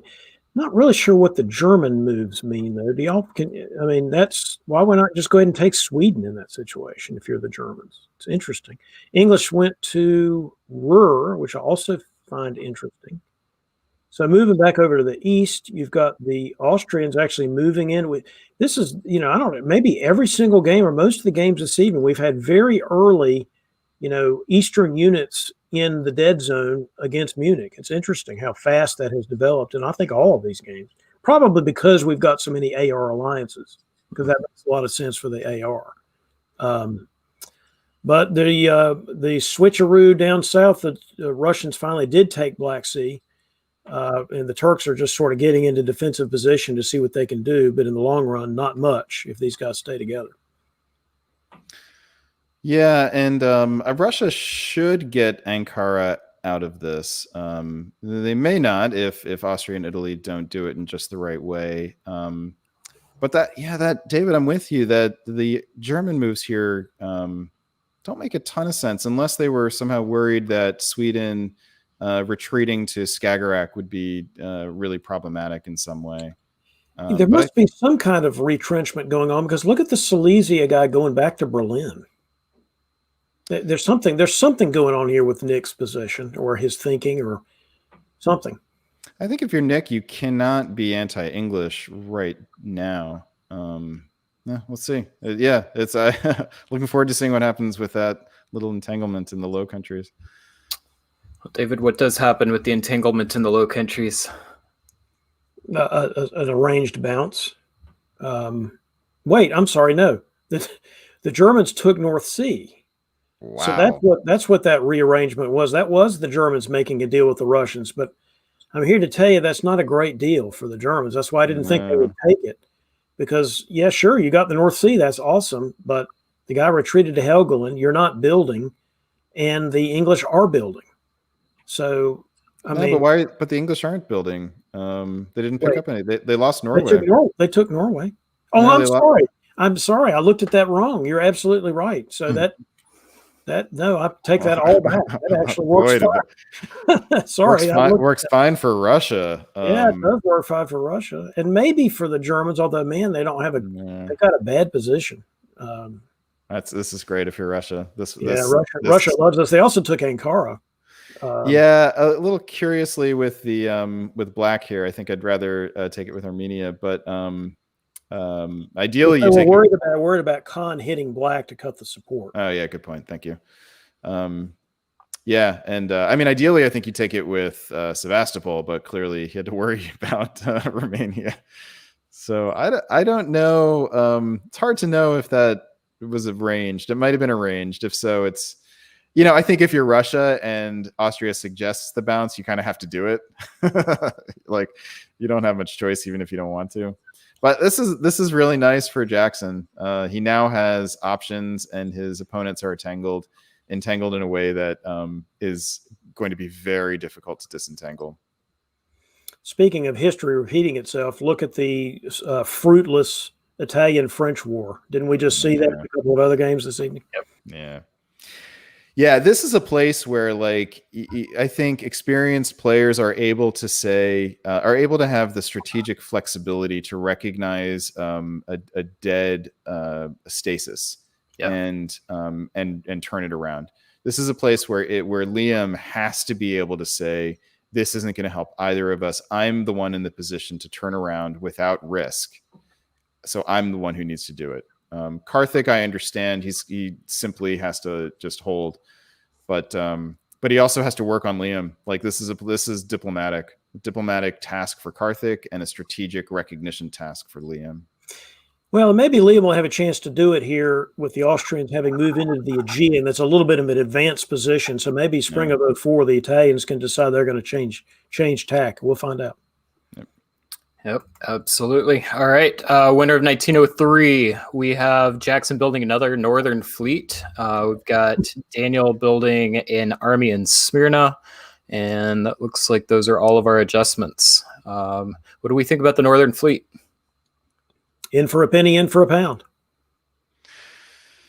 I mean, I think I don't think there was an alternative option. I think Army Moscow signals to Austria that you're probably coming after them. Fleet South Coast St. Petersburg signals to Germany that you're coming after them. Unfortunately, the problem is both of those options are likely to bear fruit faster than going after English centers. So I guess in theory you could have done Army St. Pete, but if you're going to have to build in St. Pete, you might as well do North Coast and go in. I mean, yeah, you've got a German ally, right? They're now best buds. So why would you not do this? If you can get away with it. I mean, this has sort of been the story with Jackson the whole time, actually. If you can get away with it, these builds are great. But, I guess we haven't really paid enough attention to the fact that, and this is because I was screwing up, wasn't looking at the board correctly in the fall turn, convoy to London or whatever is uncontested. This is insane. Well, let's see. North could be dislodged, yeah. Okay. But then it retreats. then it just retreats, yeah. Okay. That's fine. Yeah. I think that if I were Jackson, I would be working on Liam and say, Liam, let's go get Ed, free Karthik up, go pull some, like, that's just a win-win for both of them, in my opinion. Yeah, but then you really want another army down there. I mean, maybe Finland goes to St. Pete and slowly works its way down, but yeah. All right, spring of 1904. Brandon, this one's yours. All right. Clearly, Ed was worried about that, so he moved Bohemia back to Vienna. Daniel's still having a tough game here, and doesn't. My guess is he won't last the year. There is still a bounce in Romania, which is interesting, and Liam is sending another unit to the west that I think cannot get anything. I guess he can probably force a choice for Portugal between defending Mid-Atlantic and defending Spain. So that's something, I guess. In the north, we have an English fleet and a German fleet, both moving in the same direction, both of which are toward English home centers. And also Holland, Germany takes Belgium. So Germany could pick up 2 dots here. The question is, will they do that, first of all, and will they have a second home center open for a build? And they'd have to guess right, I guess, would be my only addition to what you just said. There's going to be a lot of chances for England to take one of those German centers, depending on how the orders are read. But still, I mean, obviously, England's position, not great. No. I think I'd want to see Jackson moving more aggressively here. I think that was a little bit too conservative. I don't know if he realizes how precarious his overall position ultimately is. You mean like Norway to Norwegian and St. Pete to Norway? That's what I was expecting to do. Yeah, or something going to north too. Norway could have even gone to north, but I would have done Norwegian. Yeah. I want to eat my words earlier when I said that there wasn't any great way for Germany to turn on England. Boy, was I wrong. Well, I mean, it still may not work out for him, but it's certainly interesting. Yeah, there was no interesting way. That would have been the error. Brandon, what do we see in fall of 04? Yeah. Fall of 04, we do see Turkey living to fight one more day by sneaking into Constantinople here. This is, this must be a consequence of Armenia not having gone to Black Sea the previous turn. Looked like maybe too conservative. And then, so here, I think we also have, in the north, we have Jackson still being a little conservative. So Jackson, I'd recommend to you to just start thinking about how you can be more aggressive with your unit movements. Let's see. So Germany does manage to pick up 2 dots here, but does not manage to open up a second home center for a build. So while England will be pulling 1, Germany will only be building 1. England will be pulling 2. Germany will only be building 1. Elsewhere, Italy does get into North Africa, so is going to force a choice on France. And Italy. We do have some action in the south. Sorry, I glossed over this. The Italian unit in Bulgaria takes Romania. An apparent stab by Austria of the Russian that nets the Italian a build. Okay.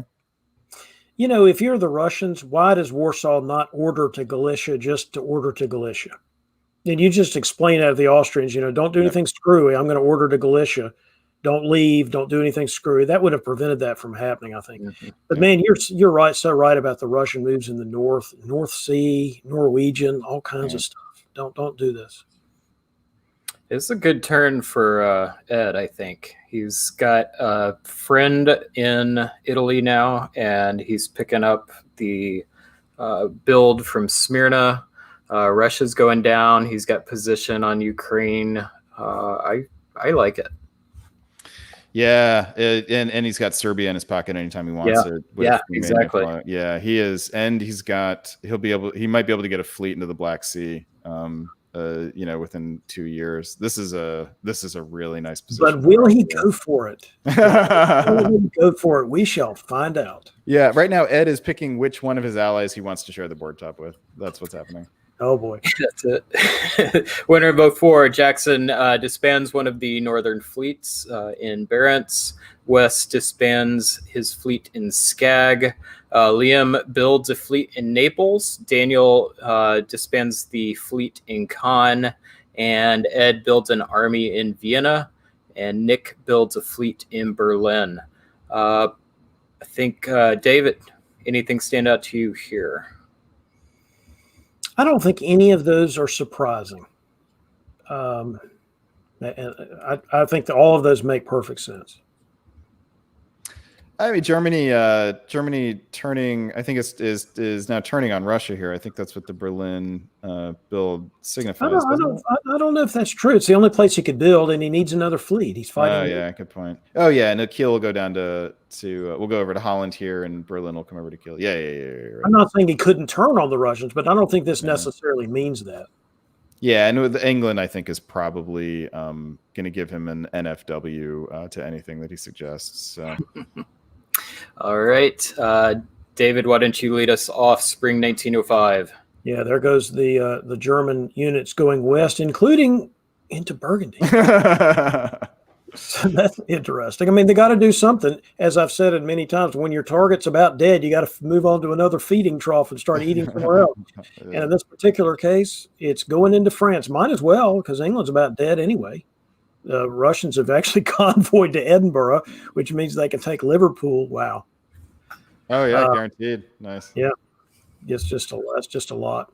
You know, Helgoland, I guess, was trying to support the Russians into Denmark. Okay, I mean, just trying to make a deal. That's fine. Yeah, that's a fall move, not a spring move. I think that's correct for Russia anyway. Yeah.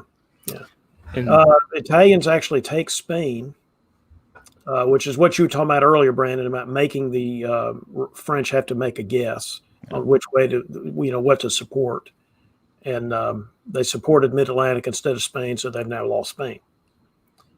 So that was a 50-50 guess. It's a guess. It's a guess. You can't do anything about that. Looks like the Turks are going to be out, and Ed continues to roll here.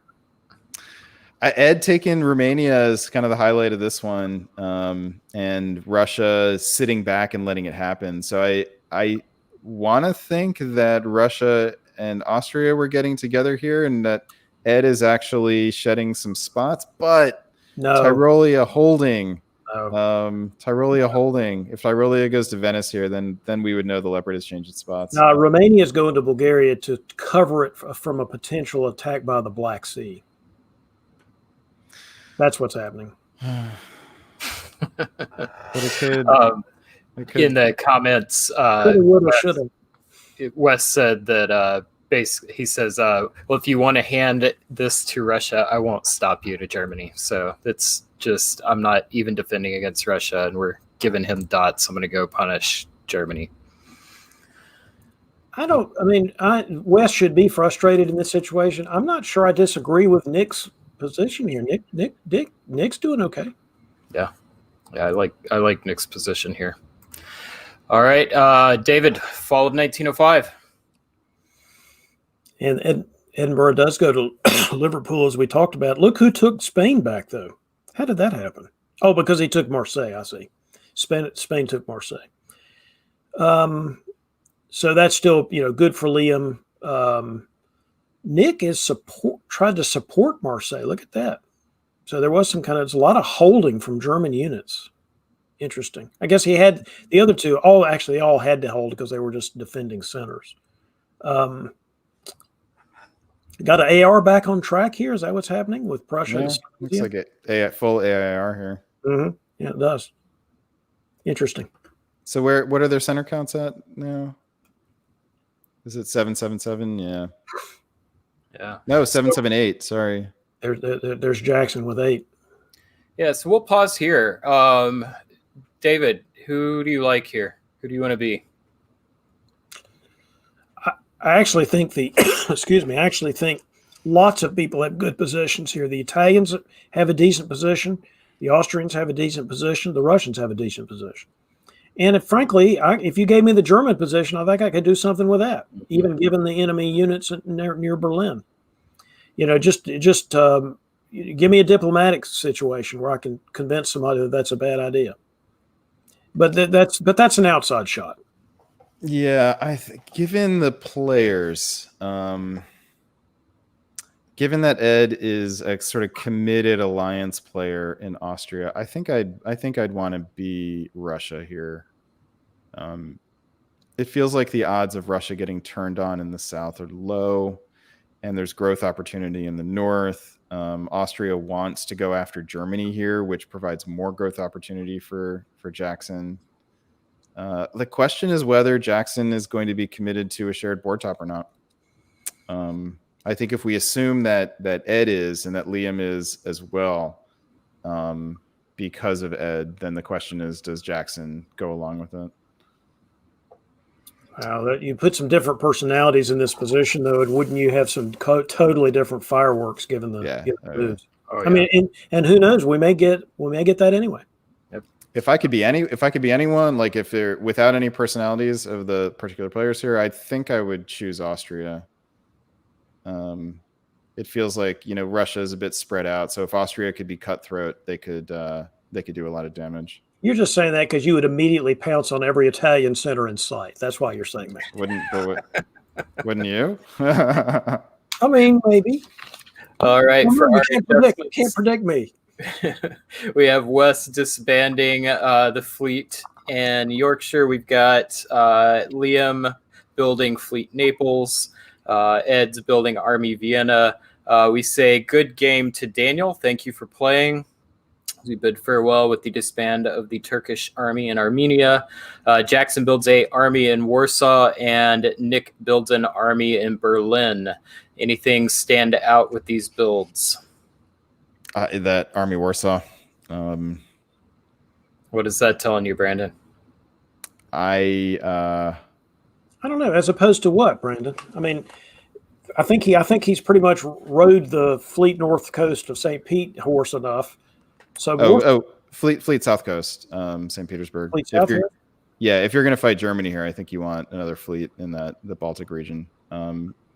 If you're going to that Army Warsaw, I mean, it might be useful for backfilling, but I think if you're really in on the AR, you let Austria be the armies down there. You've convinced me. This is Army Warsaw looks to me like I don't 100% trust the Austrian, or I kind of want some of those red colored dots. Well, you know, Ed Sullivan is extremely untrustworthy. So.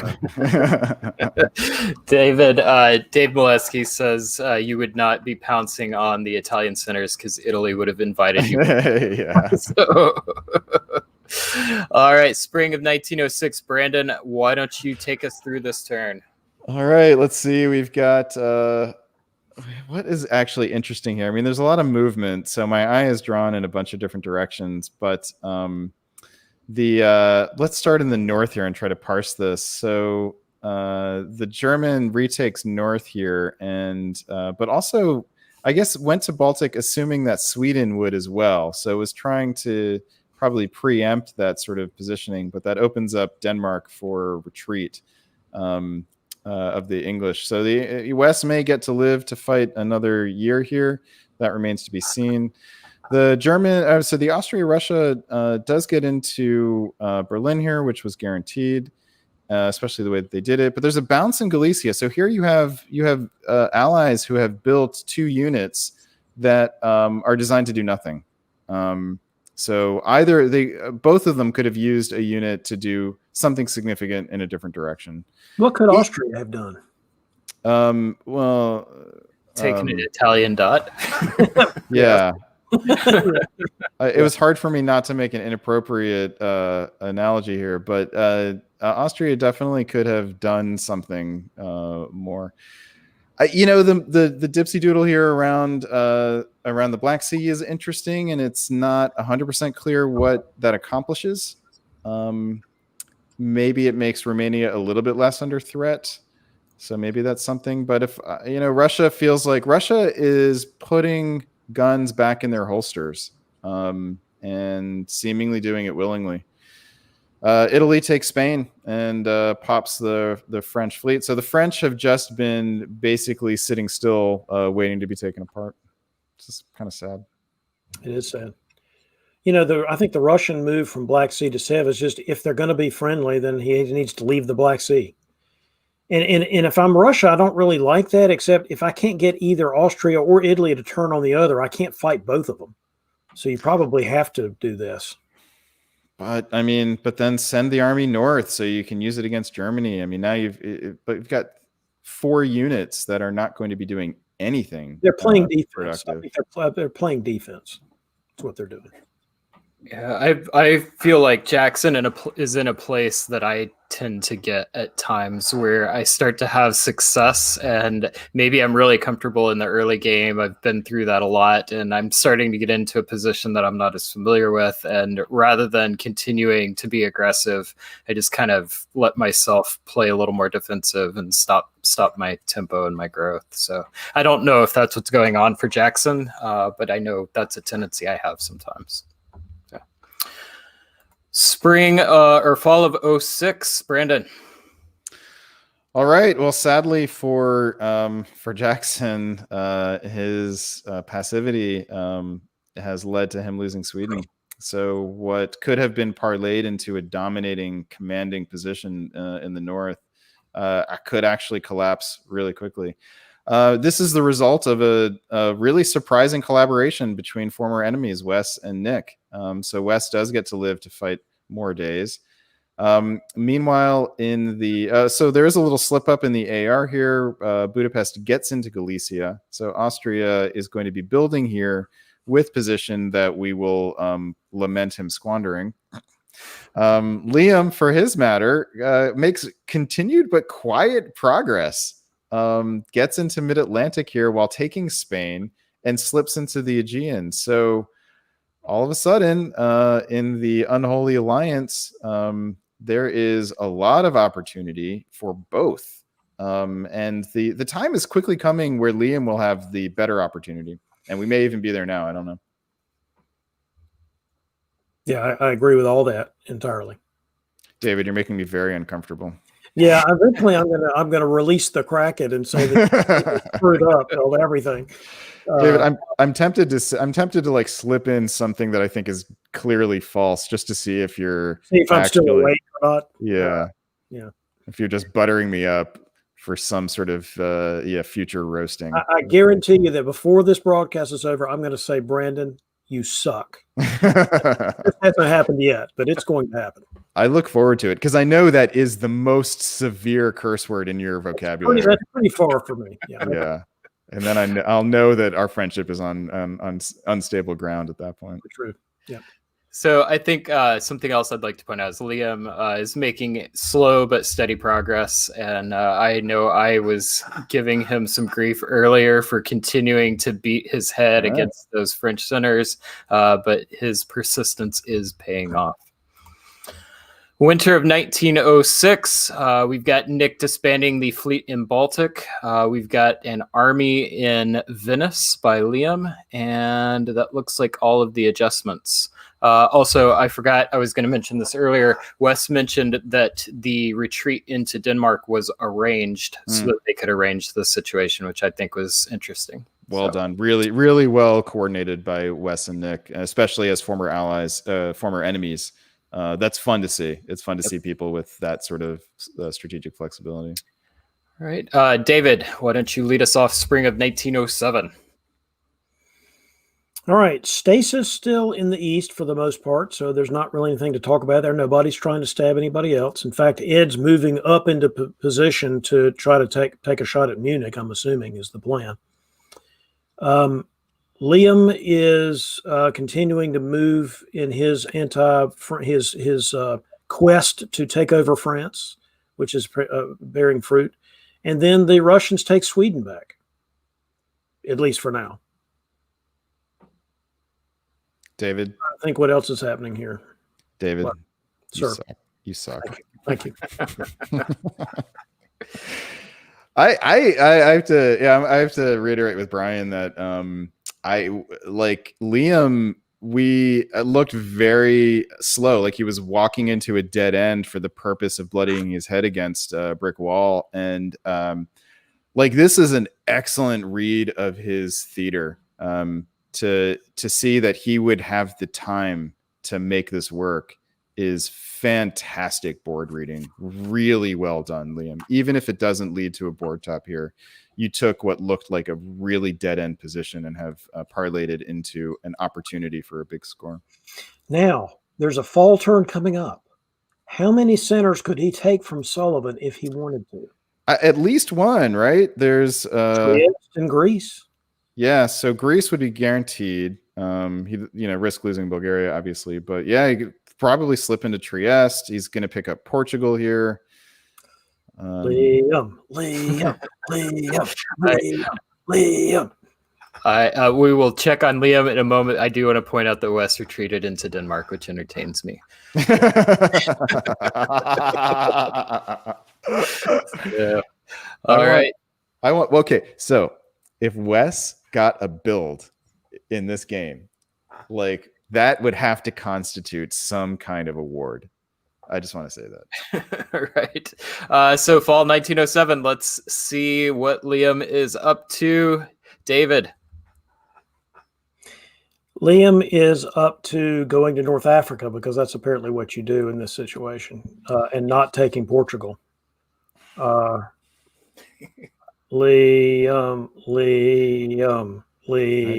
I don't understand. I mean, there may be some theory behind that, but I'm just not seeing it right this minute. And Liam is a good player, so I'm not saying he doesn't have a theory, but I'm not seeing what it is. But Mid-Atlantic was guaranteed here. No, it wasn't guaranteed, actually.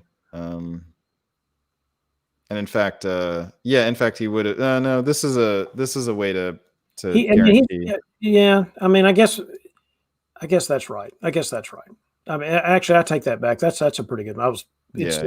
I'm punchy. That's actually a pretty good move. Well, no, we're annoyed that he didn't stab Austria. That's what. Yeah, that's kind of what it got me. And Austria from Sullivan, I've got hold, and 4 units taking Munich. And the Germans and English took Sweden back. FYI.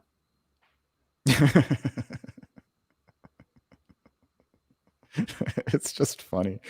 Oh, it's just funny. And Wes lived to fight another year. Well done. And so, all right, Austria suddenly has a build here, and with the fleet in the Aegean has less stab opportunity, but it's not totally dead. It's not totally dead, but it's not great. No, the disadvantage of taking Munich from Berlin is that now you're not really in a position to even try to do something else to the Germans. I don't know. It's interesting. I don't know how much longer this game goes. Yeah, could go for a while though. I mean, if somebody wanted to push, they could certainly push. Yeah, maybe we should speed up a little bit because this game could be another 6 years or something, right? That's true. 4 years. Okay. If you'd stop lounging around, Brandon, you suck. It's an interesting game. This game is setting up lots of possibilities for cool stuff. Which we get excited about stuff like this, and then it's like it's a 3-way split or something. All right. Well, if we were the 3 players in that position, that would not happen, right? Right. That's no. We would each be looking at each other like a roast turkey. I'm sorry, a hood hog on a spit. Nice.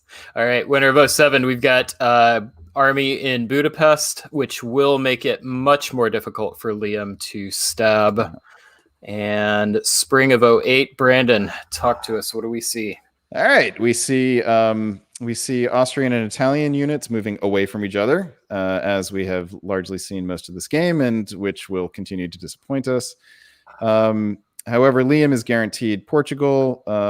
Actually, he's not guaranteed Portugal because there could be the pull through. So he'll need to. Well, no, because Brest is convoyed to Wales deliciously. So Liam will be guaranteed either Brest or Wales or Portugal. What is that Welsh army going to do? Probably be supported. Won't even need to be supported to London because the German fleet in North is now in Norway. And I just don't know. What I really want to see is Denmark slipping into North and then being supported into one of his own home centers, and then later vacating the home center while holding on to Denmark, thereby getting a build. That is what I would love to see in the rest of this game, because we're probably not going to see a stab. We're probably going to see a shared board top that is arranged and frankly unholy. Yeah. All right. Literally unholy. Fall of 08. What do we see? All right. The unholy alliance continues. Liam does the exact right thing here and manages to both get Portugal and get another fleet into mid-Atlantic for what should be actually quite a commanding position. an Italian that has now 3 fleets past the the Strait of Gibraltar, that is usually when you start talking solo. No matter how many Austrian armies or Austrian units are on the board. And I think given long enough, I believe Italy would be able to guarantee a board top here, if not a solo. Probably don't have time for the solo, but you're Yeah. totally right about what this means in normal diplomacy terms. If Italians get this many units past the stalemate line, Yeah. wow. Yeah. And it's not like, there are fleets in the east, but they're all bottled up. I mean, he could keep them bottled up indefinitely and, take Greece and Trieste and eventually flood armies. I mean, the other countries could give Austria time and space to get armies down there, but Italy's, now has the possibility of possibly getting armies into France as well. And then, then it's really over. So the English fleet rather has now gone into Baltic here.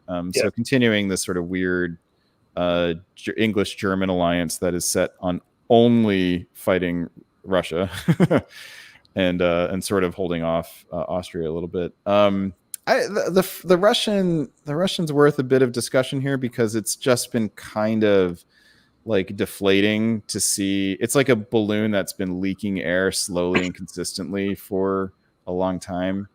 And that's just it's kind of tough to watch. Jackson, I feel for you. You had a chance for a big move at some point, but also I think you probably needed some sort of strategic shift once you had people poking at your balloon.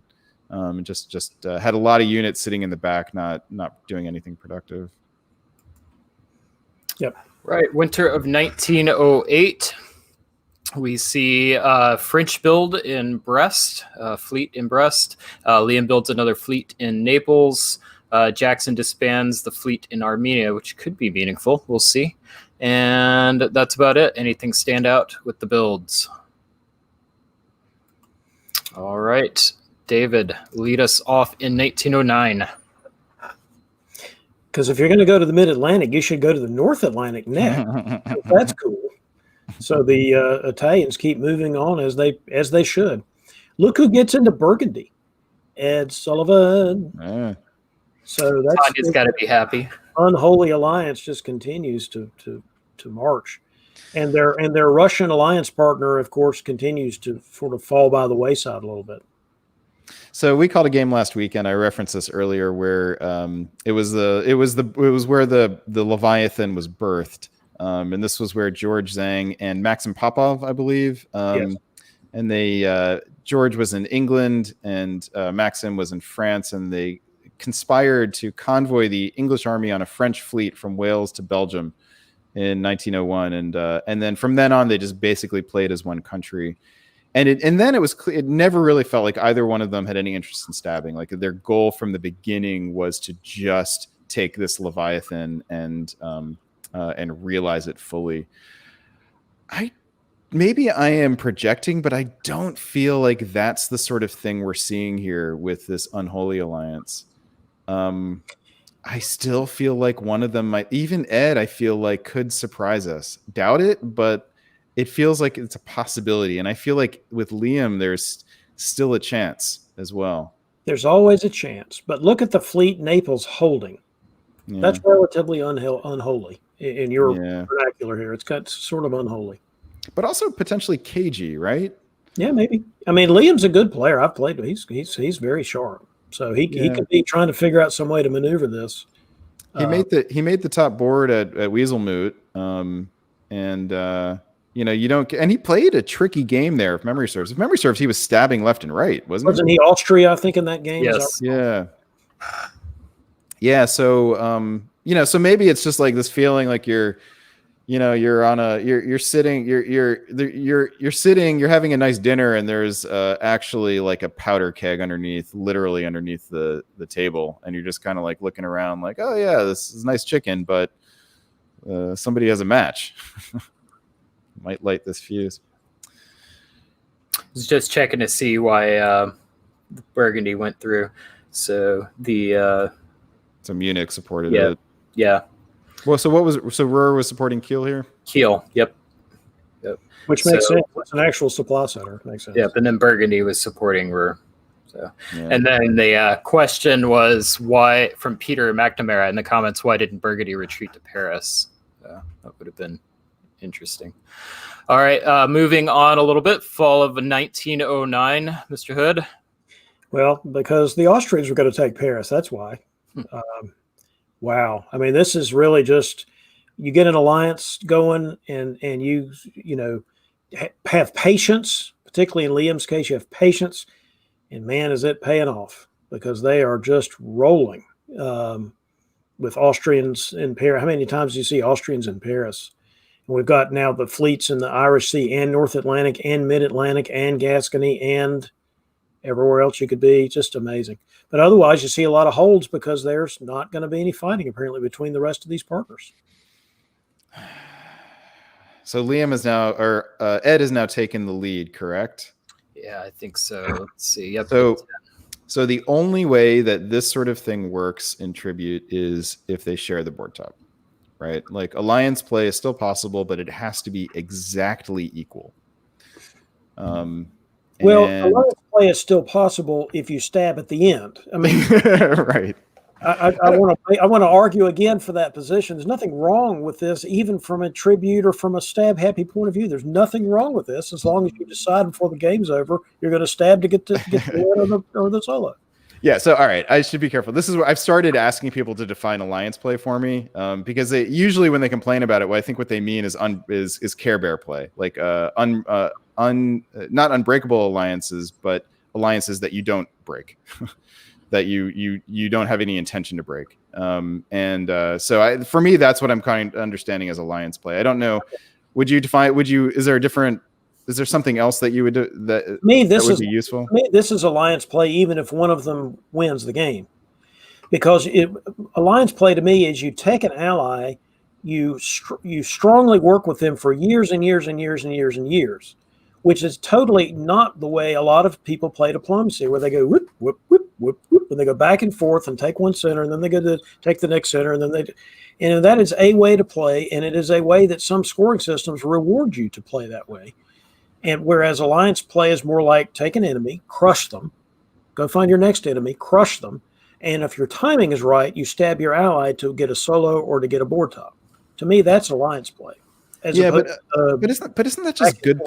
Isn't that just good play? I mean, this is where I don't really understand like what the distinction is, because so the play you're talking about where you never trust anybody, and you don't ever play in a way that anyone else can trust you.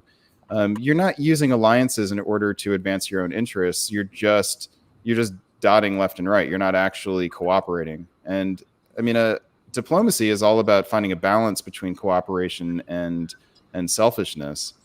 And I mean, I think that different systems promote different ways of different balances of that.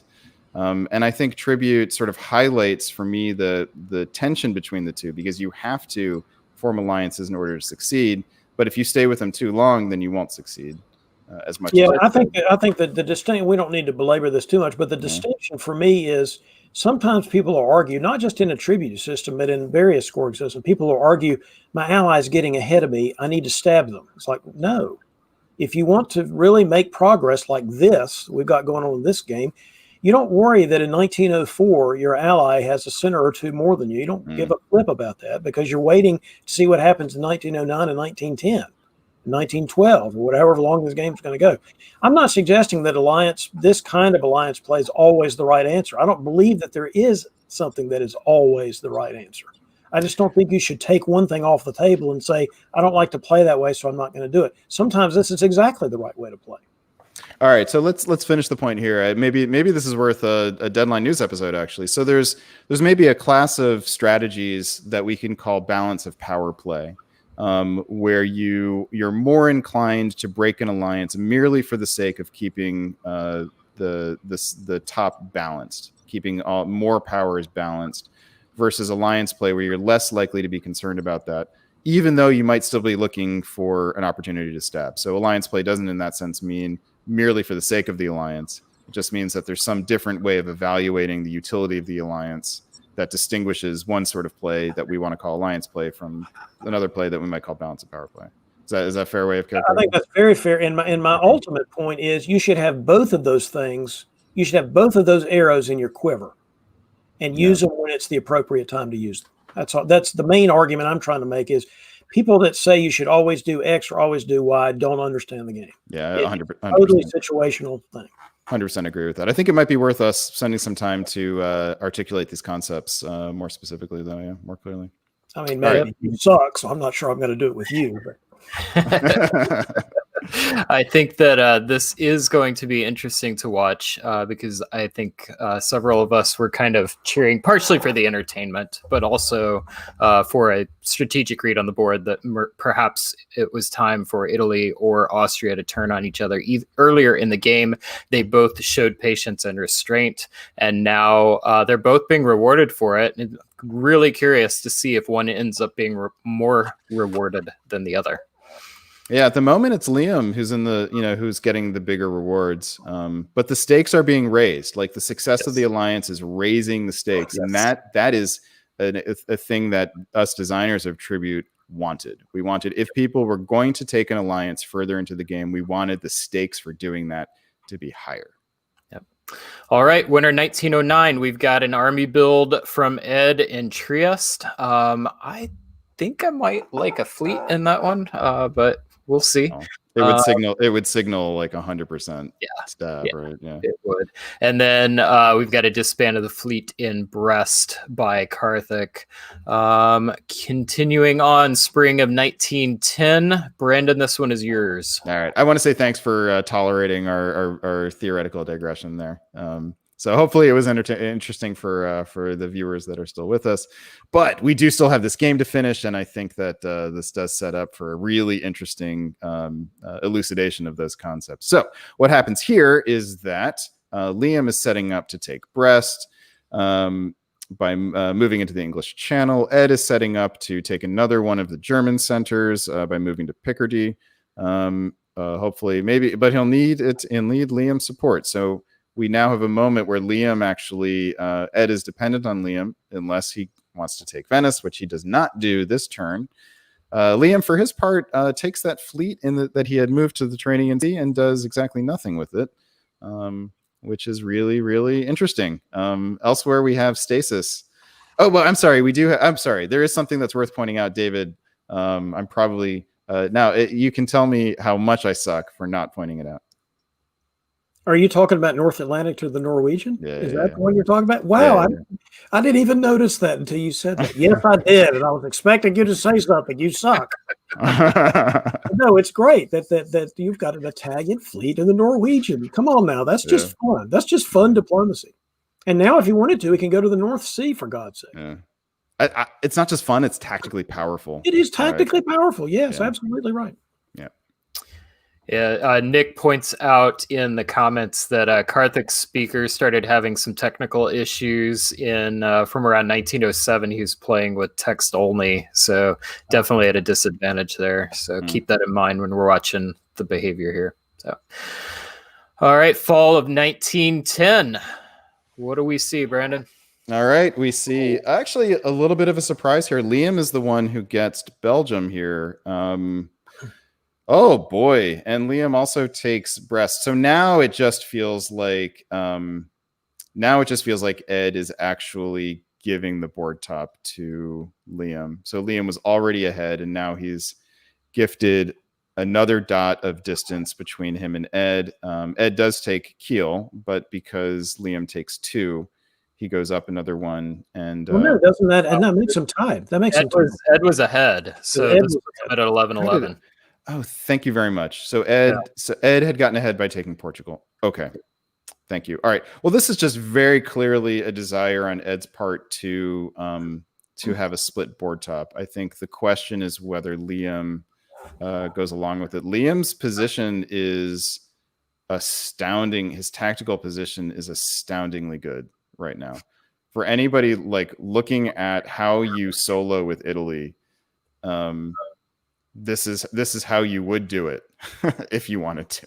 Well, it's although you should say this position might not have happened if this was not a time limited game, so that Ed would be not so worried about somebody solo. I mean, it's one of those chicken or Maybe the so. egg things. This it may look like this because they know there's a time limit. Maybe so. Yeah.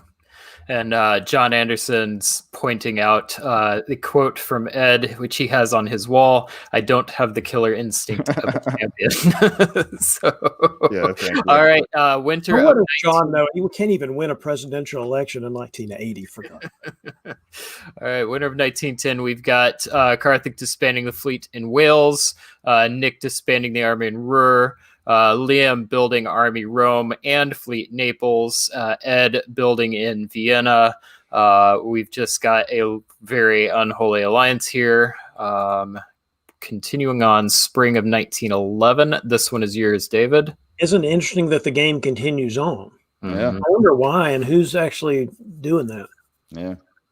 I think the Italians did go to the North Sea, for goodness sake. Yeah. But otherwise, do we see anything that might be considered screwy? Naples Just to Onion? Yeah, that's the only thing I can see. Onion? But it's not insignificant. It's really not. And the fleet goes to the Black Sea for some reason. I mean, there might be something goofy happening here, but man, isn't Liam's position strong? Yeah. Now, so Ed is sitting in Belgium now, but I suspect we'll see Burgundy go to Paris here to or because the Italians are going to take London, things like that are getting ready to happen. Oh, right. So we'll see. What do we see? We see the Austrians taking Holland, the Italians taking London, the Italians taking Liverpool from the Russians, the Italians taking Greece from the Austrians. That tips the balance? I can't even do the math on this. Does that tip the Russians take the Germans in Norway to the extent that matters for what we're talking about. I think Liam has pulled one ahead here. Well, let's just look because I'm not good at math. They exchange. Yeah. Let's just look. Why not? Yeah, I think so. Yep. Up one. Up and I think it is worth mentioning that Nick says they've had draw votes proposed since 1907, and they kept getting publicly vetoed. By who? So, publicly vetoed. I think I saw that. Yeah. If it's West Ketchum, I'd say way to go, West. Nice. All right, this is exciting. Coming down to the end here. Winter of 1911, we see Karthik disband the army in Yorkshire. I believe we bid farewell to Karthik. Thank you for playing. Very entertaining game. We've got Nick disbanding fleet in Skag and Ruhr, and holds on to one fleet supported by Sweden. We've got Ed building army in Budapest, Liam building fleet Naples. I've seen several comments about this being an Italian solo in an untimed game, and I don't think I disagree with that. But David's point is good, is that maybe Ed actually would play differently, wouldn't let it. But he shouldn't have let it get this far in because. Okay. It's amazing how we've gotten this far in a timed game where we're actually getting to 1912. That's amazing. Yeah, I think this is going to be close to the time limit if it goes based off what we've seen in other games. So 1912, Brandon. All right. This is where it ends. Okay. So I'm curious if this ended at time or if there was a draw vote. I suspect it ended at time. I think Zach says time limit. Oh boy. Yeah. Ed is in the chat here. I don't think Liam is. Ed, tell us if you guys were supposed to split and Liam didn't cooperate. Ed says he mistimed it. So if I'm Liam and this might be the best of all possible worlds for Liam in that he gets the good results. He gets the goodwill with Ed because, he didn't do anything that violated any agreement, and everything he did was with the goodwill of going towards a shared top. But he gets the good result anyway. And sometimes, and perhaps this was a mistake on Ed's part, or Liam doing something else. Sometimes you do this, but you just say to your alliance partner, like 5 or 6 or game years earlier, let's just race and see which one of us gets it, and at least one of us will. And like the agreement is that neither of you takes any dot from the other person. I have seen that done. Yes. Feels like a bit of honor among thieves kind of strategy. Yep. I would have a hard time not What a taking. fun game to watch, though, guys. What a fun game to watch.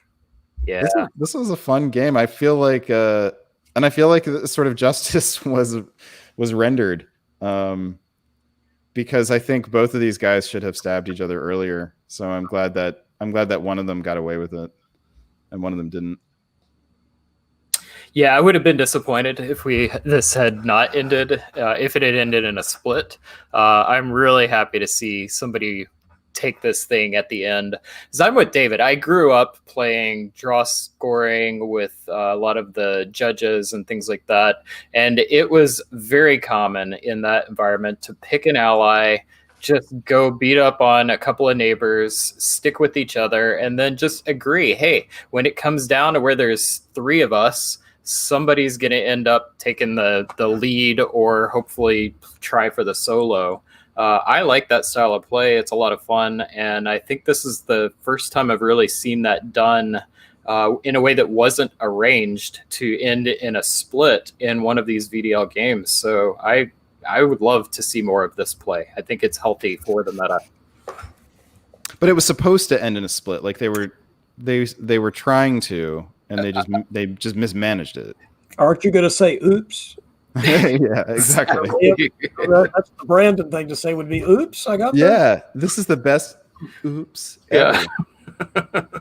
This is fantastic. I mean, 54 points is a very good score in VDL. This we can check to see if I can get these standings. Shall I check? Why don't I do that? Yeah, absolutely. Right, let's move this for a second. So let's let Dave pontificate for a second while I check this. I have a lot to say about this, which is I had a lot of fun tonight. Did you notice this was another game where Germany got hosed? It was not a good day to be Germany in the VDL. Sometimes that just happens, but it is remarkable how many times that happened in this particular setting. The last game is because the Italians were, and the Austrians were involved, but up until then, it had been a lot of Leviathans destroying it. There was the night of the Leviathan, and also the Unholy League, or Unholy Alliance. We need to nail that one down. I still feel like we need one more little tweak, but the Unholy feels right to me. Unholy Roman Empire. It makes it too explicit, All right, so I do have the current standings. Liam must not have played enough game. He must not have played another game or gotten another results. But he only needs 12 other points to break into the top 10 here, and only 17 to get into the top 7. So David Miller, with his one score of 71.9, is hanging by a thread as far as the top 7 goes. But Tanya holds on to. Jim Fan moved up tonight, right? Jim Fan moved up tonight for sure. Yes, he did. Yeah. Yes, he did. Oh yeah, I think I can show us what the pre-broadcast. So here's what it was before the broadcast. Jim Fan wasn't even in the top 10. Hal also moved up. So Hal was 10th, and he is now 5th. All right. It's good to see. John Anderson was 2nd, and now he's 2nd. It's worth pointing out that because they get the average of the rest, John Anderson could actually pass Tanya without improving on one of his board tops. Just by getting a better average going. Yeah. Well, neither of them have played a 4th game yet, so. Well, and if I've seen John Anderson play, my money would be on a pretty good average. Yeah. If Tanya will play another game, she can have another board top, because that's all she does. Yeah, and on that note, thank you to Tanya for coming in, not playing, and commentating with us. Always good to hear her voice and her perspective. It's an unusual. I don't know, I guess I'll call it a feature, that we're able to bring on players that are active in the league during the season. That's not typical for this kind of broadcast. And I think it gives a fresh perspective that those of us that are primarily doing analysis and hosting don't always have. So appreciate that for Tanya. Yeah, it's interesting, right? I mean, she has a little more insight because she's played with all these people, so hearing her thoughts about Tommy and, the relationships he has or doesn't have with other onboard relationships with other people is interesting. And plus she's a sharp player with a keen mind. So it's cool to hear her insights and also hear her ragging on these other players. I have to say it's very fun. Well, shall we sign off for the evening? Final thoughts on our Leviathan Unholy Alliance night? David, anything you want to say? Probably not that we haven't already said. It's just that there was actually a lot of excitement in the games tonight. At least I thought there was, and that's just made for fun commentary from us, and I'm hoping fun viewing by our audience. Yeah, it'll be fun to see too in these last 2 or 3 league nights whether people start going for it more. We're getting down to the nitty gritty. People should be starting to secure spots on that top board, and the way you do it is by getting scores like Liam, like what Liam got tonight, like 54 points. So, So Zach will have to tell us whether there's going to be a January round before the top board. But looking forward to seeing an active and hectic end of season. Probably ought to say before we sign off, there's another tournament coming up very soon, like in 2 weeks. The virtual Carnage coming up in about 2 weeks. And then there's an event in Australia in the early December and another event in the middle of December for everyone, being run all over the world with different GMs. So a lot of exciting diplomacy action coming up for the rest of 2020. Yeah, Brian, do you know where to tell people to go for that stuff? I will make sure we put it into the comments. I think the easiest place would be the NADF server. There's a link to the Carnage Discord channel on there. I think you could also you